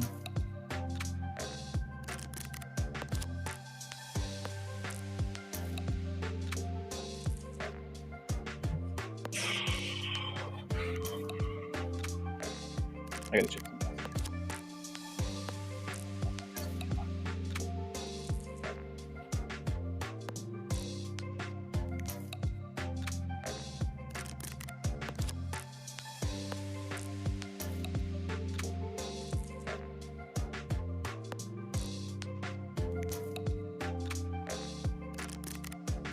Am I still on there? Yeah. Turn it on.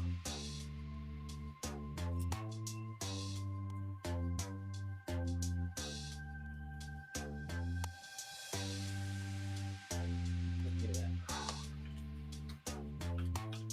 Pockets. So you can take 5 to 12 in.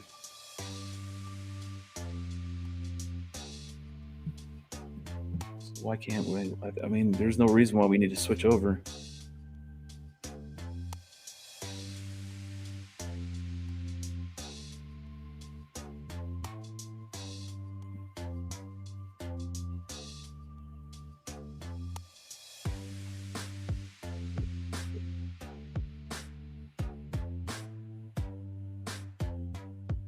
So the camera doesn't need 12.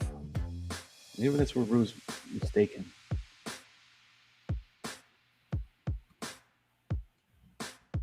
Go back up to here what he was saying. I'm a little lost what he said. Run the VTX to the VBAT. I mean, I can get that, but I've got it running right off the damn.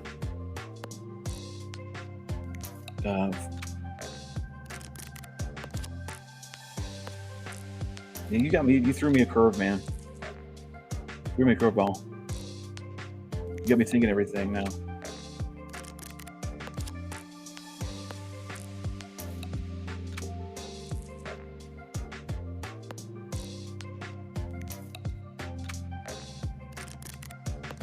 Oh, I see what you're saying now. All right. Okay. All right.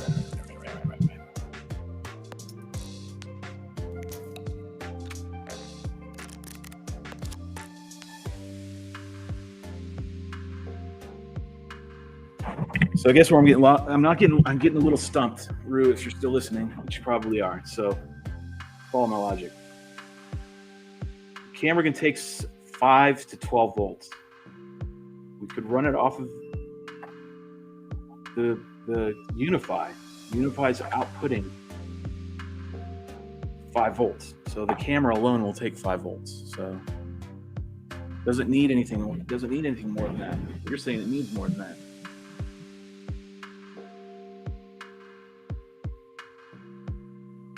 Now it needs 5. Melly, did I read it wrong? It's 5 volts. Doesn't need 6. So then that would rule out the whole horseshit scenario we were in to begin with. That's where you're thinking 6, which would then, yes, we would do what you're talking about. We do that. But still, to get voltage, we need to bypass. This needs to come off. All right. Follow you, Roo. Helping hands over here. Here, real quick.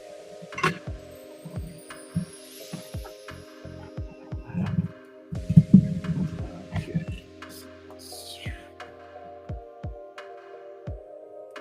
Directly to VBAT.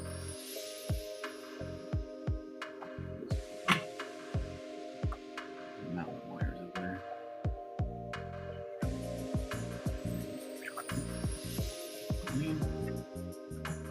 All right, so now we have a naked UC right there. No use right now. We're going to run this VBAT over here. We'll run this wire VBAT.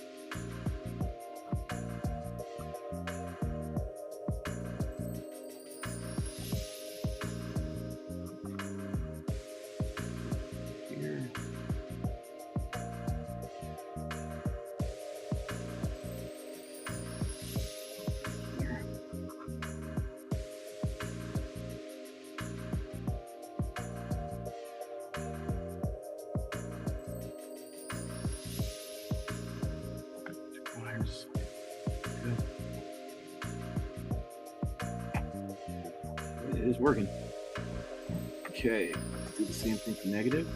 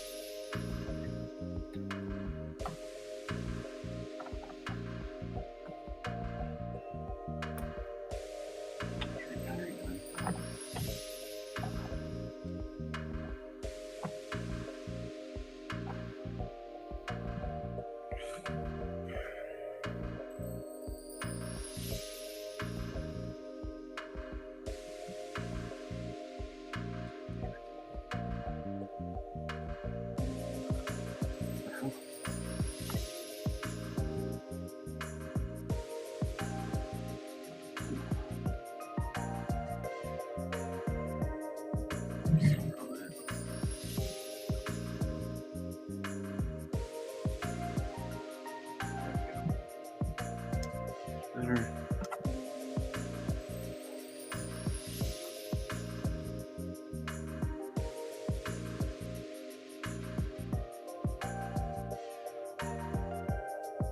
What in the hell?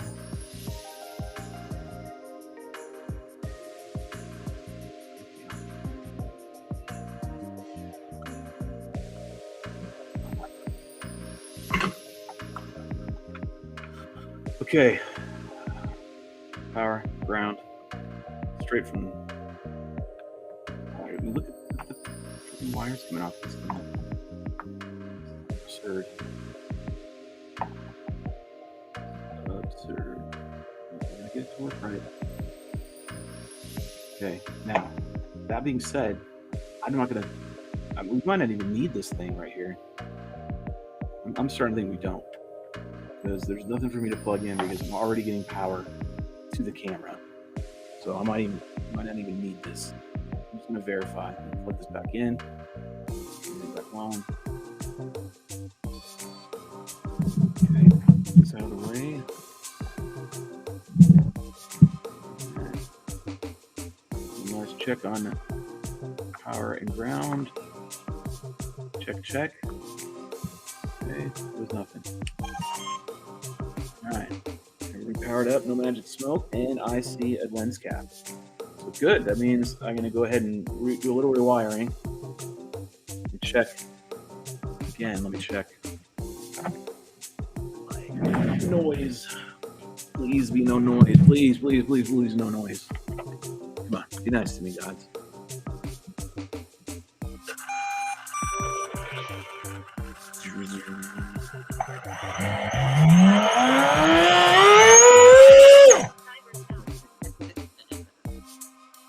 Bar.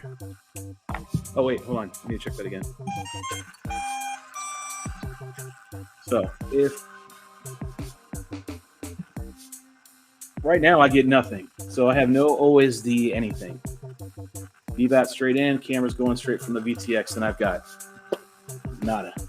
There's no wires to connect to the camera, nor is there an option. All right, so what I'm thinking is, I really don't know. I don't know what needs to be done next in order to get any OSD information, because right now it's it. But it's good to note that it is working and running straight from the VTX. We're fine. I don't have to worry about anything. Well, I'm wait for Rue to give me some confirmation on this one, because it takes 5 volts, man. It takes 5.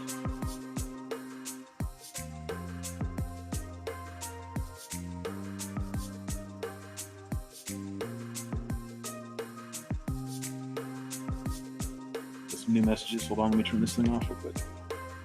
1, 2.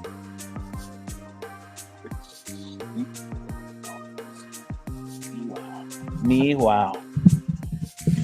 All right. We're keeping an eye on your work. I appreciate it. There's where it started. It got me to this point. Verify the Pro has OSD, which we looked and said it did.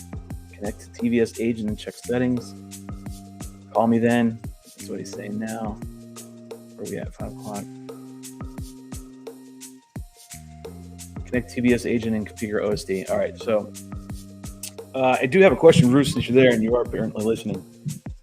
I've got the green and white wires right here that are the RX TX. I'm going to go ahead and solder them onto the the adapter, and that way we have them on there, and then we'll be completely linked up. And I guess I just need to change it in the crossfire if I were to venture a guess. Right. Problem is, right now, I don't think that is going to be nearly enough wire, but that's okay. These are just signal wires. Make a jumper. Get that over there. Tons of wires. Unless it's got a pick at that. It's in perfect condition.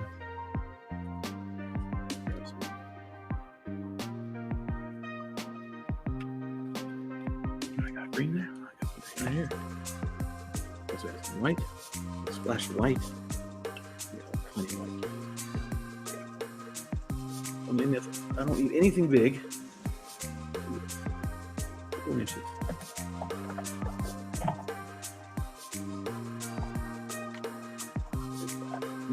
Yeah, I do. Rather have some than none. Got a fucking center gauge. 4 inches.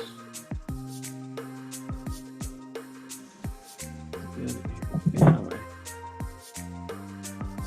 goggles going. Get that off. Rummaging through and grabbing some scrap. Scrap wires that I need. There we go. Clear gauge. Inches. Perfect. Right now, take this one.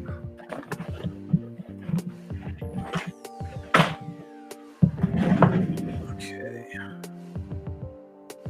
We got a little jumper here.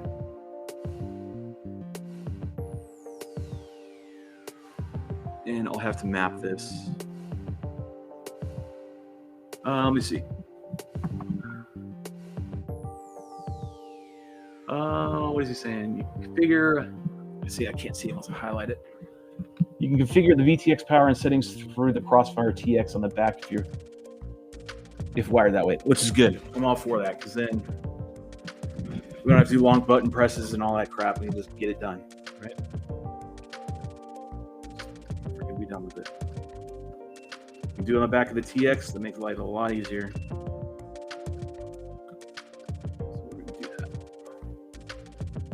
We're not using channel 5 and 6, so we should be good to go inside wherever I need to program it. Or get the agent, I'm assuming. Oh, give it up.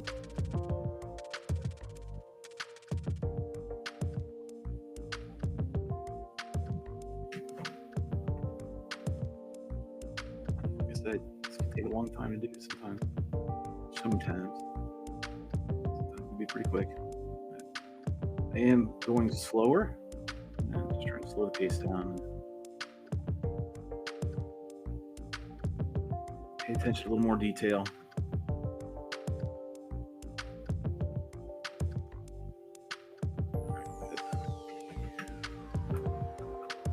Right here.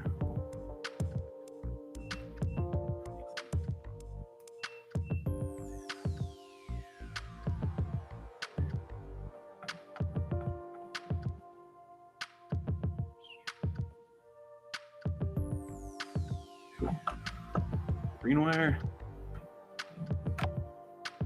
Tin that real fast.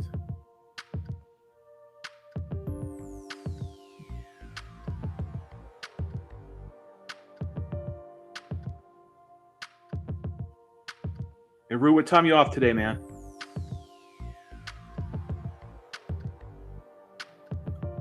Try to get it fly. You can hear batteries are charged. So green and white, good to go.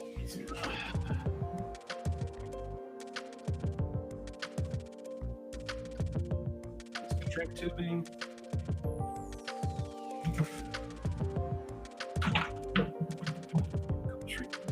Pieces of shrink here.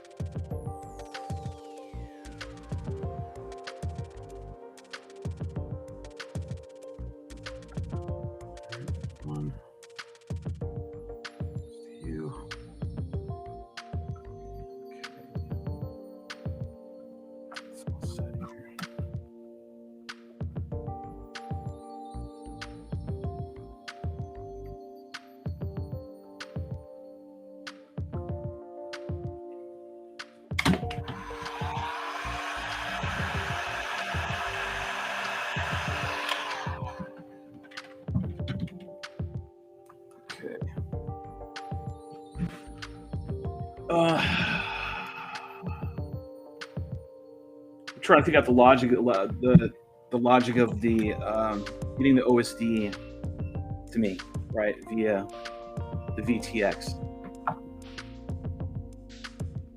Camera set. Well, it's going to be sent to the camera, so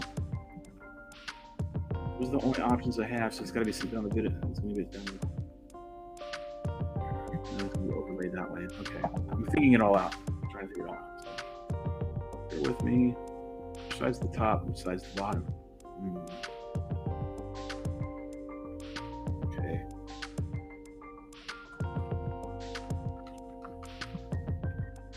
Okay, so if we don't need that other BIC, I'm going to take it out. What a waste. I'll just stockpile it and use it at another time. Dang, Shelby, you still streaming? Yeah, man.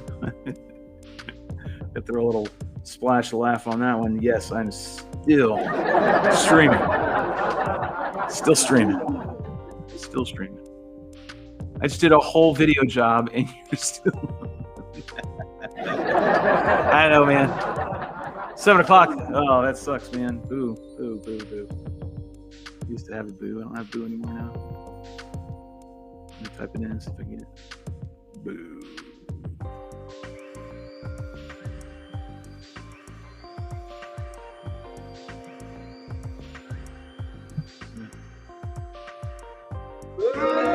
Oh, there you go. There you go, Rue. That's for you.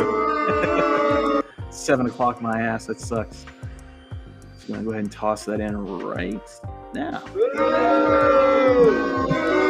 7 o'clock. That's horrible. Yeah, but it's funny that Ed went and did a job. Keep happening. I'm still on the stream. You'll have voltage only and call sign. Just how mine was yesterday on my 40-inch. All right, so I can't. You gotta turn that on the agent, right? Is that correct? Is what I'm understanding. Go throw the timer. We're getting some Q&A here from giving Ruth some Q&A. So I just want to know. Go in the agent, I'll be able to turn it all on, right? Because right now I don't see it in my goggles. I don't see anything. I mean, I see the video image, but there's no information, no OSD. There's nothing. Just a beautiful, uninterrupted, no noised image. We'll see if he chimes in here with nothing else special I need to do because that bet that I bought, put in there, looks like it's going to come back out. Looks like I don't need it. I mean, I ain't screwing with anything else. Everything else is working great. All right, we got something coming in here now. What does it say? Or push the button. TPS agent is so much easier. All right, push the button menu. All right, let me see if we can do that. I just want to see if I can get anything into my videos. Got ran in here and turn hit shit.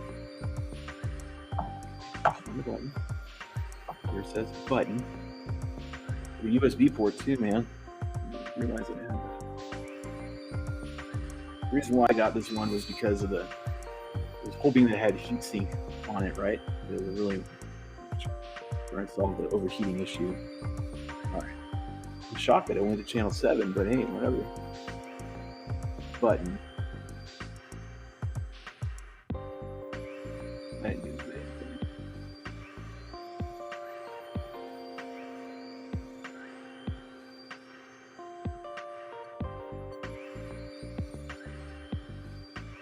Yeah, nothing's coming on.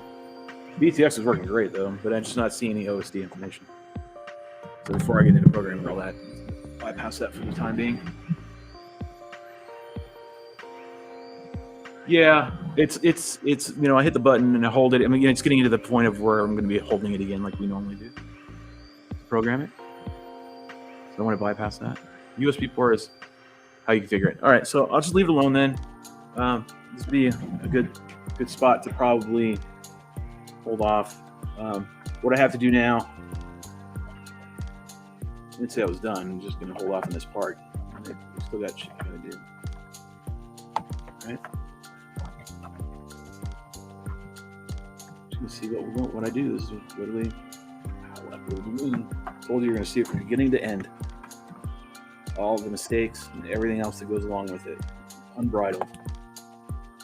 No qualms. I'm definitely going to start. I don't want to chop the wires, so what I'm going to do, like I've done in the past, is just kind of twist them all together, get them all nice and do some cable management. Here's what I'm looking at.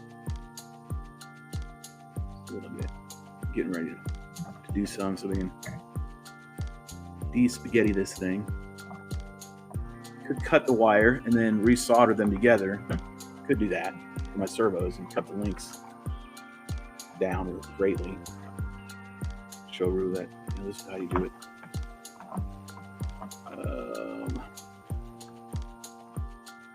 Cable management is definitely an issue right now. So let's start doing this. Let me take some of this stuff out real quick. Pop that right there. Take this off. Take the goggles off.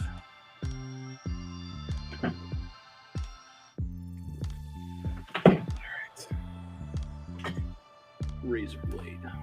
Did we do some cable management? First things first, I'm going to go ahead and start. I'm starting to do some cable management because it's getting a little out of control. Just going to put it all the way back in there. Gotta be done.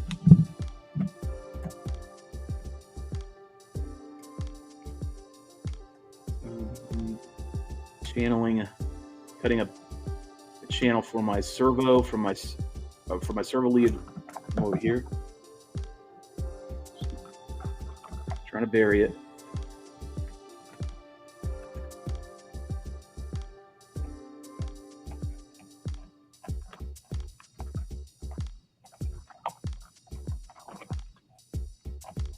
Doesn't have to be deep. Just be cut.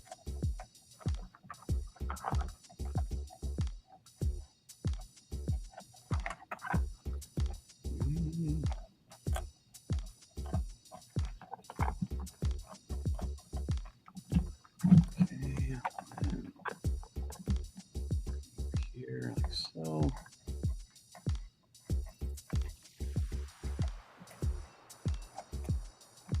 All right, since we've already verified that the servos are going in the right direction, I can go ahead and start burying these wires a little bit more. Leave a little bit of slack so that I can pop this up and glue everything down. So I feel a little bit in there.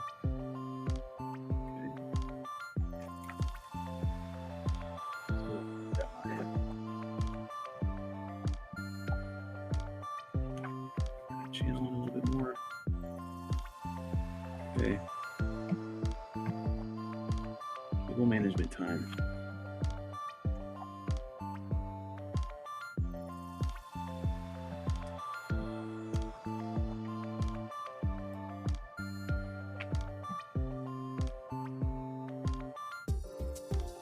Come on. Being stubborn.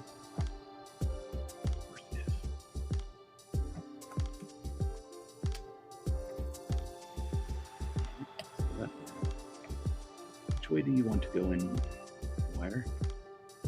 You're going in.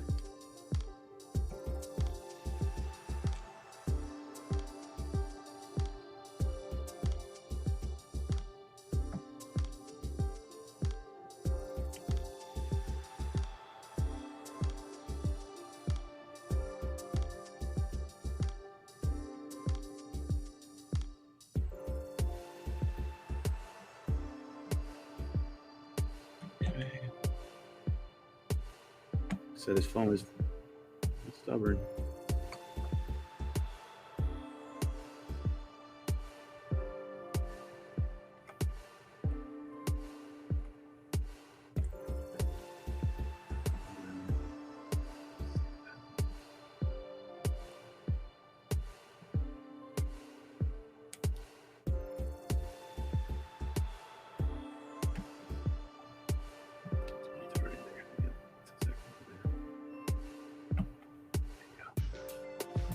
Okay, progress. Here we go. We're moving.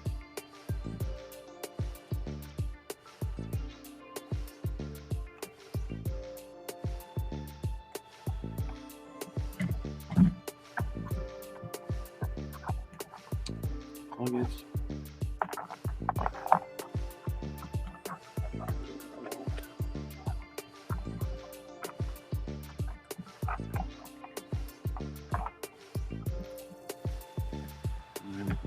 Envision Colorado again and get this frame out there would be really, really, really, really awesome. I don't know how it will handle wind yet.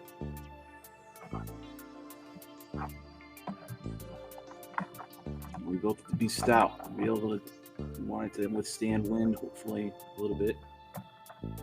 Still a small frame, so not so much.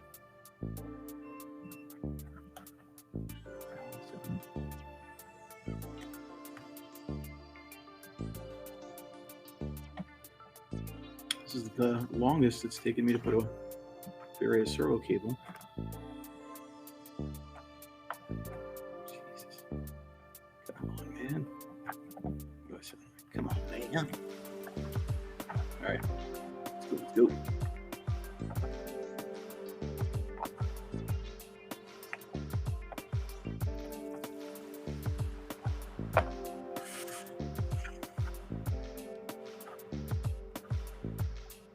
There we go.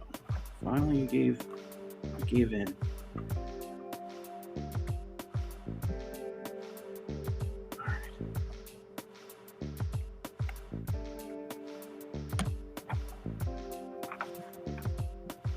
Notice I'm still using these bean bags, right?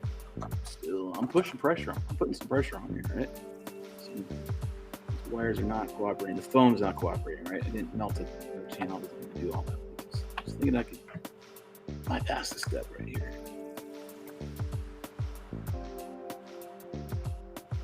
Foam is not like EPP, so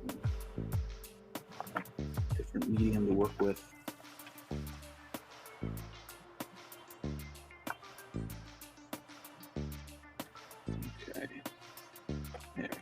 good. This.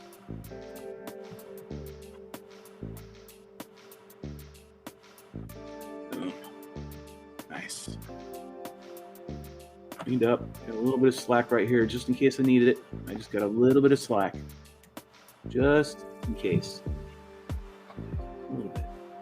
See what happens. The rest of it's all good to go. All right, it's going to be our limiting factor right here.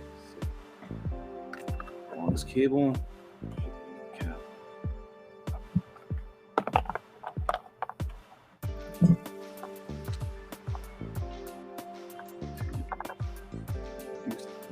This. Yeah.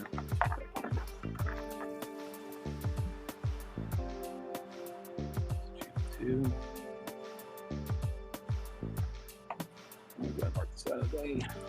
Two.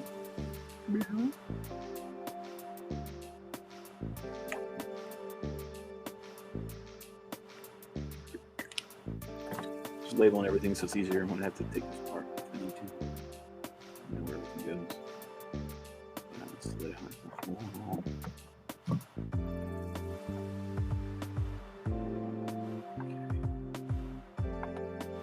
Next,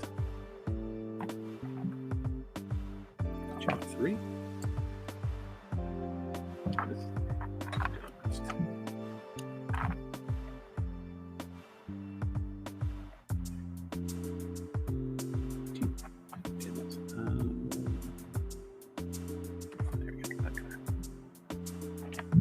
Okay, labeled. All right, I don't want to cut up wire this time. Normally I would, but I don't want to do that. I'm just gonna use a zip tie and zip tie the slack together. Right there. Probably a little less. Reduce that a little bit more.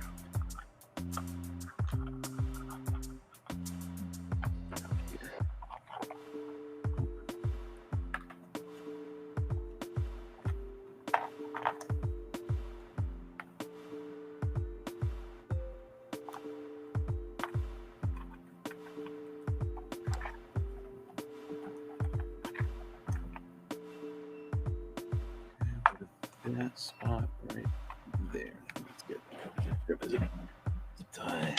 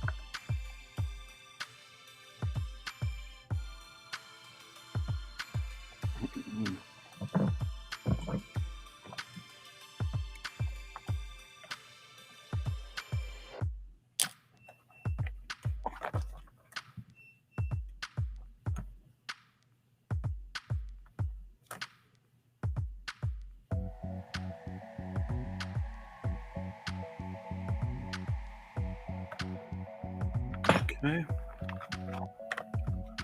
I really prefer to use the lip antenna. We've tested it. It can go far. It's got good range. For what we're using it for, it's fine. More the T's is kind of like overkill, I think. And I don't like it on these frames. To be honest with you, I just don't. They're great, but you have to bore it down, and I don't know. I like it when it lays up here and then lays down below. It's nice and clean. Let's see if we can get an idea how we're going to fit in here. Changes I need to make to my cable management, if any. Race.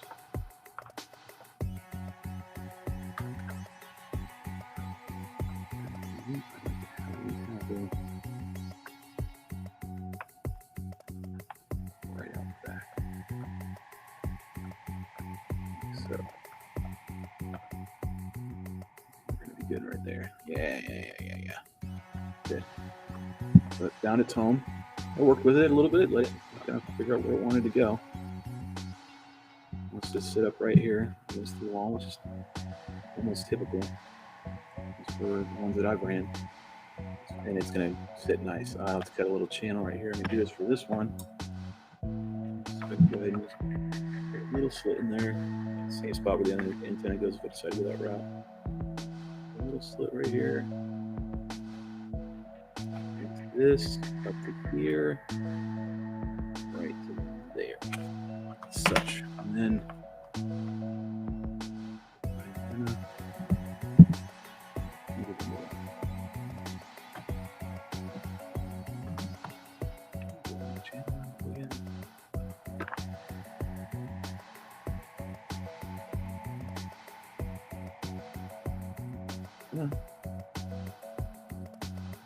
damn it, I don't think that's fucking hard. Just go in.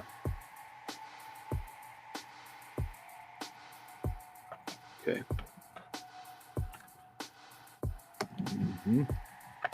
Alright, so then stick it back.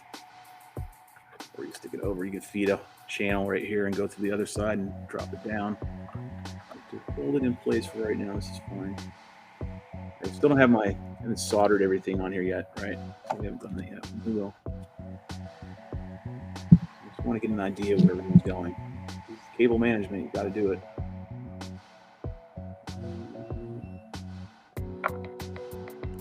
Here's the power for everything. Boom. Coming up right there. Good.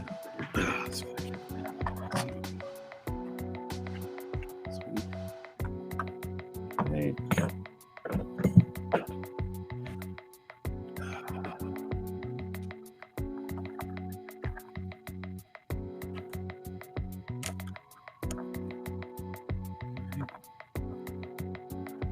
How good that's sitting, so that cooperates with everything else that you're doing. Might not.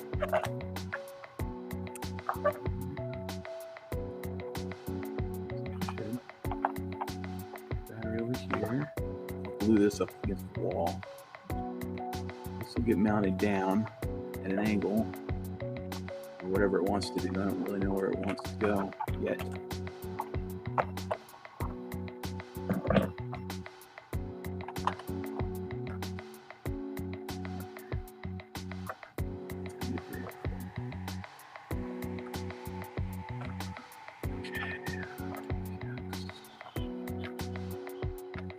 This right here needs to come out. And that leaves this. So get that just a step. All right, we got that side looking pretty good. All right. That looking pretty good. Okay. Now I got to redo these spots right here. I have to redo these wires real quick.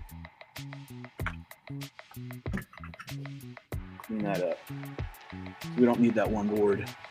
Take it off. Free up some space here. Right? In the middle over. It's too much. Take this one first. Probably do this one first.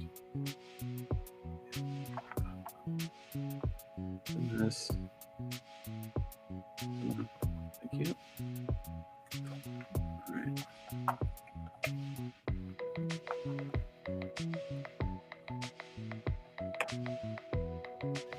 First.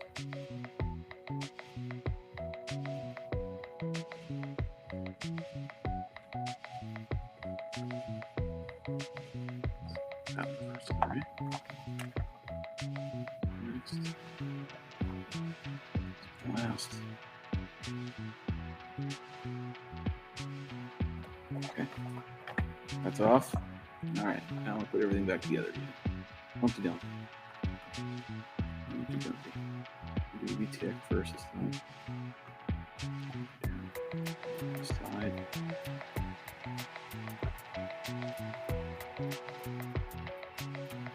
Oh, I've got to turn my battery.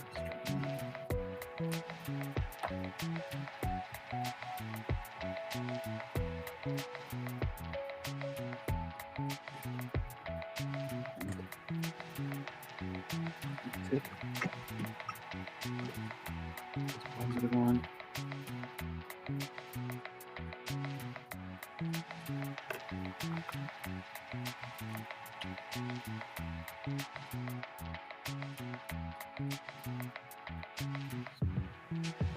Solder to flow. Flowing nice. Good, solid. All right, TX first.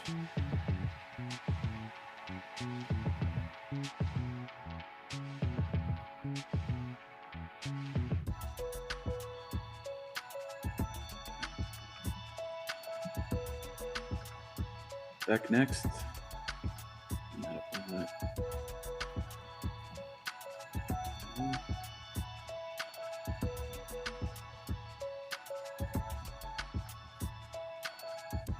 Oh shit, I had it.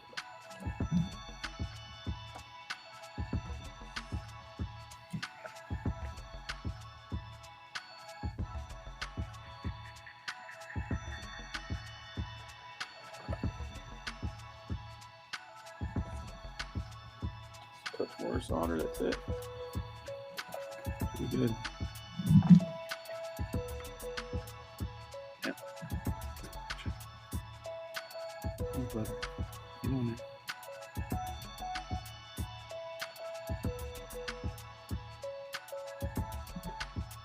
Nice. Looks good. All right. All right. Power back to this. Good. This. Power. Ground. Good.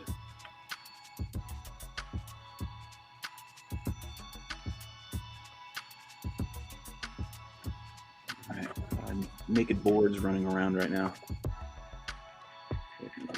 Just this. Everything else.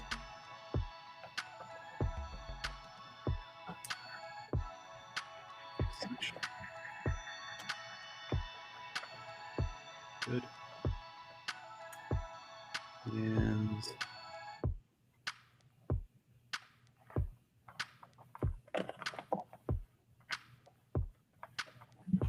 where's that deck gonna go?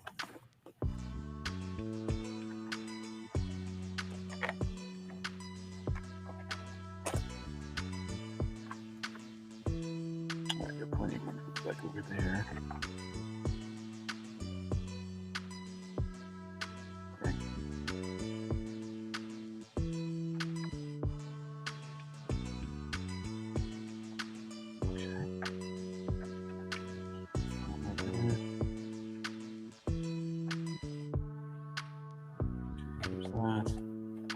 Let's see, we'll drop down like this. Like that.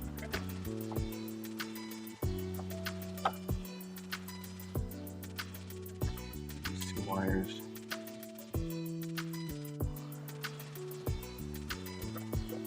little bit here.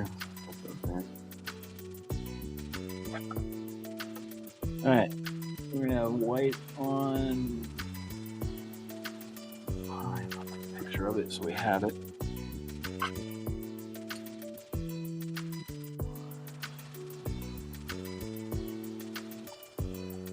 Mine's gonna be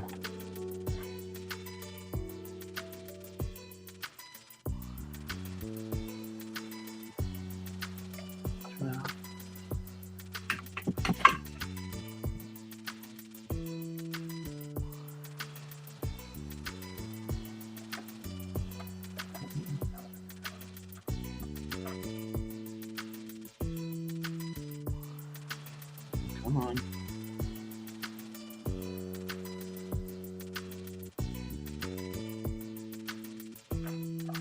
All right. 5 is white, green is 6. Read out that is. On the board now.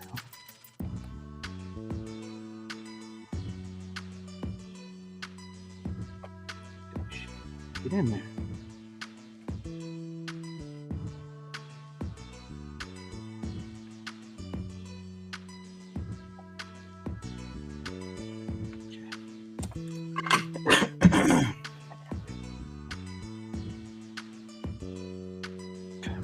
Good.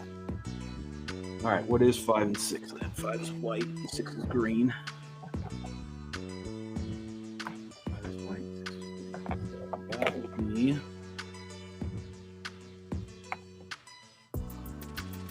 All right, so it says RX1 is 5 and TX on here is 6. That's what it's so far. So that's what we have to do when we go into the back of the Crossfire and program it, or I guess the agent, whatever. Imagine the Crossfire mod, we have to tell it 5 and 6 are doing this.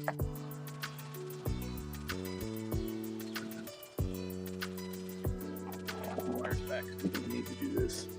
Good.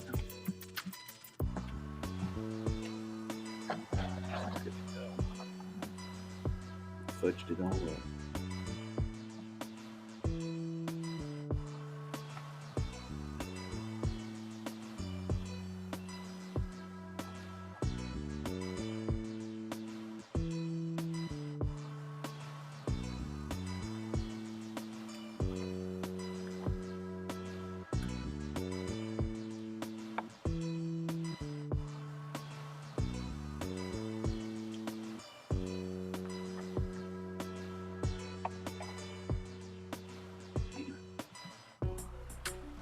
Oh, it's a process.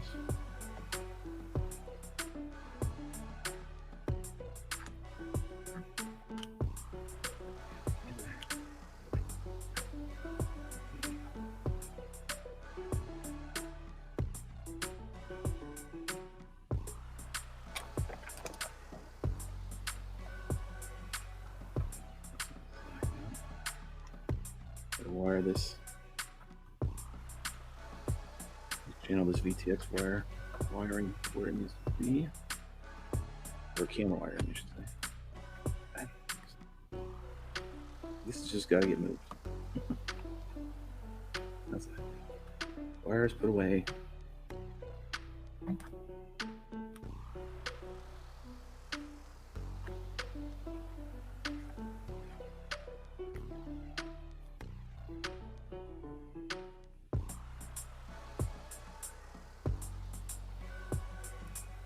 Good.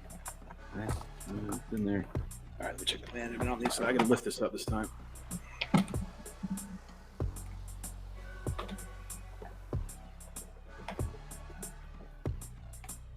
So I'm cutting in another.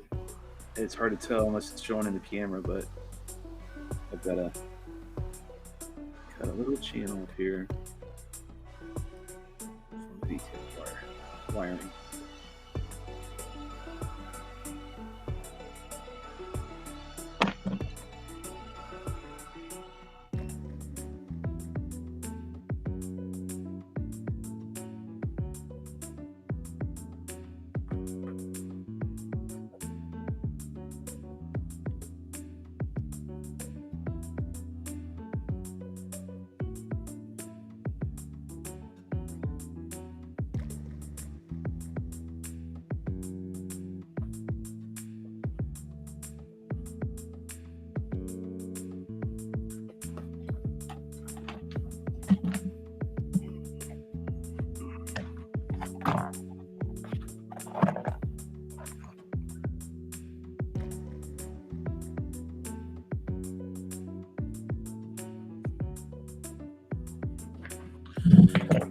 See this?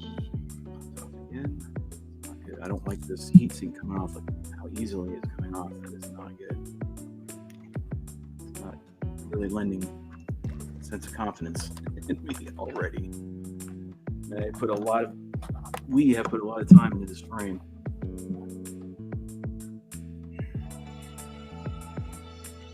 Get my cabling done. Exactly what I use a little bit of glue right now. Just a little bit.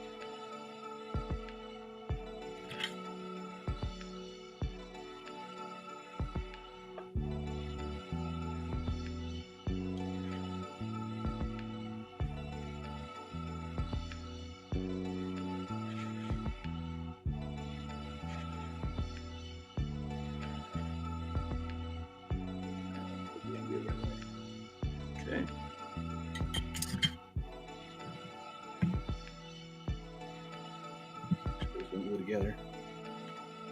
Trying to fix up my channel right here where I've got this wiring. Wired the raised blade cut a little too deep. Fixing it out. That's all. Good now. Trying to make sure my battery can go in and tons of times without grabbing anything. Okay.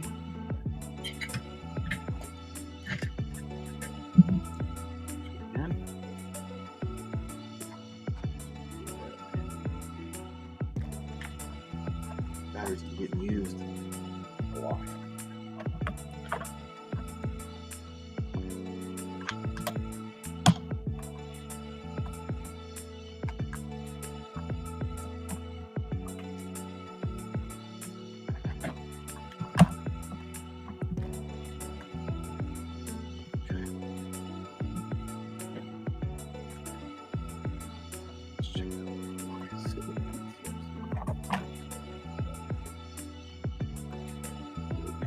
Situation now.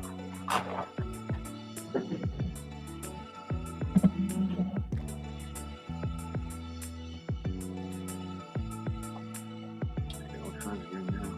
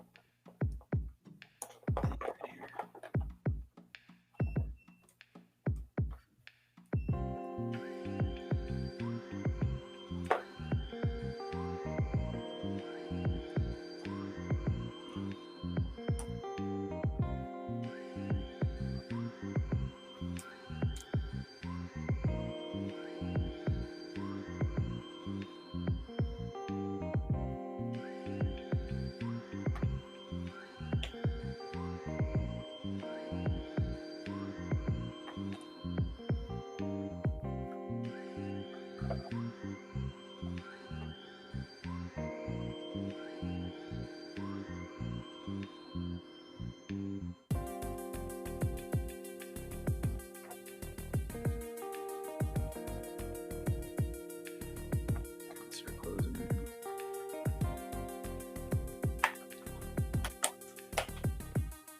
Oh yeah. We're starting to get close up now. Everything's in it. It's not Vomitron. Anti-Vomitron. That's what that is. Rue. We still got some of you guys watching. Long press maybe. Need to unlock it too. Yeah. Well, you're gonna help me with that. There's no doubt about it. Well, we did a lot. We've been on for sorry, I didn't mean to swear like that. We've been on for 4.5 hours. Holy cow. What time is it? Got lost in that. Oh my god, it's almost 6. Jeez. I think this is a good stopping point. I'll go ahead and start buttoning stuff up. Going back where we had.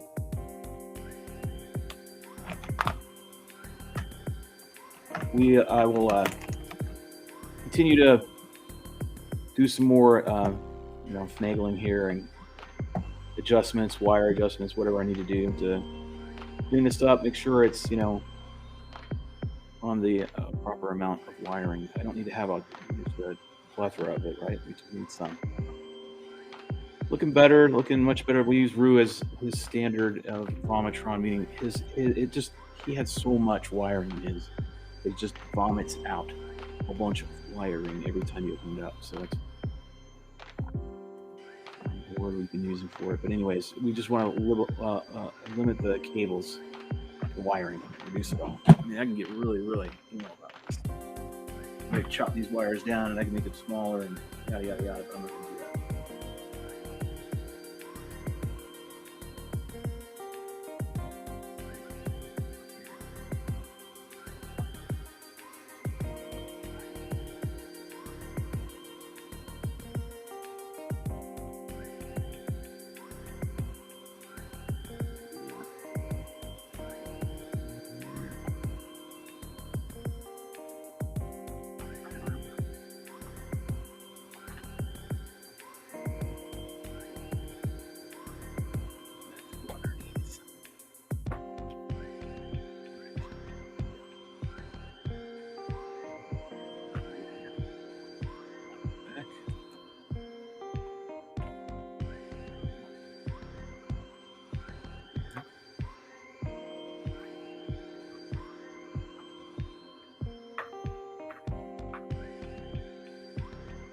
theoretically, I could stick the back on the back of this damn thing, but I don't want to do that. I'm so happy with the no noise, no digital noise, no nothing, or motor noise or ESC noise. Pretty clean right there. Get these green wires where they need to be, and then we can be done. Green wires over here. There's the power. The VTX, that's really it. And then this.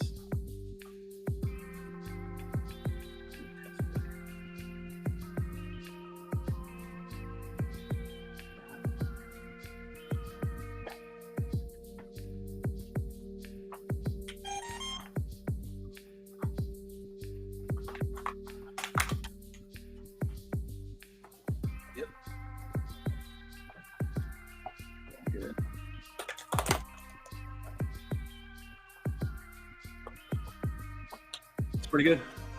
Pretty good. Very happy with that. With some more touch-ups by tomorrow, this is ready to go. Let's see where we sit. So put a stop to our ridiculously long live stream. Let's get an assessment of where we're at and where we're going. Just trying to clean up a little bit here. It's getting a little late. It's definitely time for me to call it quits here. We have a life outside of FPV. And drones, believe it or not. My whole life is consumed by drones. My job is drones. This, everything. I don't mind. But I do need to take a break from time to time. This looks like a clean build for me. Once I get this all buttoned up, it will look even nicer. Just a function of, I've got a little debate going on with either the Model T or the wispy antenna, which I actually am starting to like more, just because of the form factor, and we can line this up on my vertical stab much better. The bay looks really nice. All we really have is just one cable hanging out right here, which is our place to disconnect the VTX, so we don't go Chernobyl and go overheat. And then I have some little bit of wire for my BEC, and all their other wires will just get, they're already zipped up for the most part, except for one, and we'll do that once I'm finalized putting everything in. And then so that's that for the bay. So we can seal it up. Say, there you go. We've done talked about that long enough. Take that right out. Make sure that part's good. Good. Nice. Good. So we'll close that up. See if open up a little bit. Nope. Okay. I love that, man. So the last bits are just a little bit in there to tidy up, right? Just that's the little cable management. Then we got to put the linkages on right here and here. My elevons. Turn everything back on. Reset and put in my reflex to my elevons to make sure we're good to go for maiden. Trim it if need be. You know, trim the actual push rods and or the carbon spars if need be, and get this all locked in and ready to go. Other than that, things are coming along quite nicely. Then once we do that, okay, once we've got those fitted on, then we'll go ahead and glue in everything, meaning below these servos right here. We're going to go ahead and glue the blocks that we cut out earlier 3 hours ago, and then I'll anchor those in place, and then I will go ahead and show you how I glue in the servos in place as well. And that's it. Anchor the antenna. That's it. We're done. Well, sorry. We're holding on this nose mount. I have two options. I can either do it on my own, go willy-nilly, and just cut a little notch here and just put it in and screw it and go, or I can wait for Matthew Smith's nose piece, get it here, and then all I have to do is cut out the nose, drop it in, and then we're good to go. I'll see. I'll make the determination. You know, if the itch is strong, I might scratch it. I might just cut it out and be like, we're going. Because I'm dying to fly this, and I know Rue wants to see this fly. I want to see this fly. We're really, really hungry to get this airborne. It is such a great frame. Feels so solid. You know, the Smart Spectrum logos just happened to work out. It was not a forethought. Like, we did not plan that at all. It just happened. We found the stickers, and I'm like, oh, wait a minute. That actually kind of matches the color of the actual frame itself, the gray, and they go well. And then the orange just kind of pops. Works out because, you know, it is flying some Spectrum stuff. So, those batteries. So there we go. Good enough. Good stop. 4.5 hours we worked on this. And what did I say it would take the other day? I think I quoted and said it would take probably 4 hours to get it completely, you know, get it, well, at least at this stage. Could be a little farther along, I would say. We didn't have some hiccups in here, but we definitely hit a roadblock on the camera. So I think that's it. That's all I'm going to do for today. That's more than enough. It should fulfill your needs of watching someone build a frame till tomorrow, right? So we're going to just call it quits on this one for today. My God, it is 6 o'clock. Jesus. But had fun. I'm glad you guys stuck around, whoever stuck around. It was crazy that you did. And we'll come back here tomorrow. We'll go ahead and wrap all this up. And to the point of either A, I'll have this cut in, or B, we'll wrap it all up as well again. But I will say we're not going to go any farther. Just wait till the nose piece gets here. I'll let you know that tomorrow. I'm going to sit and think about it. But now what I'm going to get prepared to do is go and take that nano track out that I worked on earlier this morning. Put in the heat seek on the ESC, hoping that that will solve at least one of the many problems that we have on that current frame. Where this one right now, the Super Spec, is wow. It's ready to go. It is. The video is perfect under load so far. So, all right, cool. That's it. Sit here and babble, but it's time to get going. Rue, you got 1 hour, man. Hopefully it's not raining in that 1 hour, but I'm ready to go and do a couple flights before I head on home. So let me know, Rue, in the good old phone and send me a message. Otherwise, I'm out. It's time to get out of here and enjoy the rest of the evening and /day. So cool. Till next time, guys. I'm out. Go beat you soon.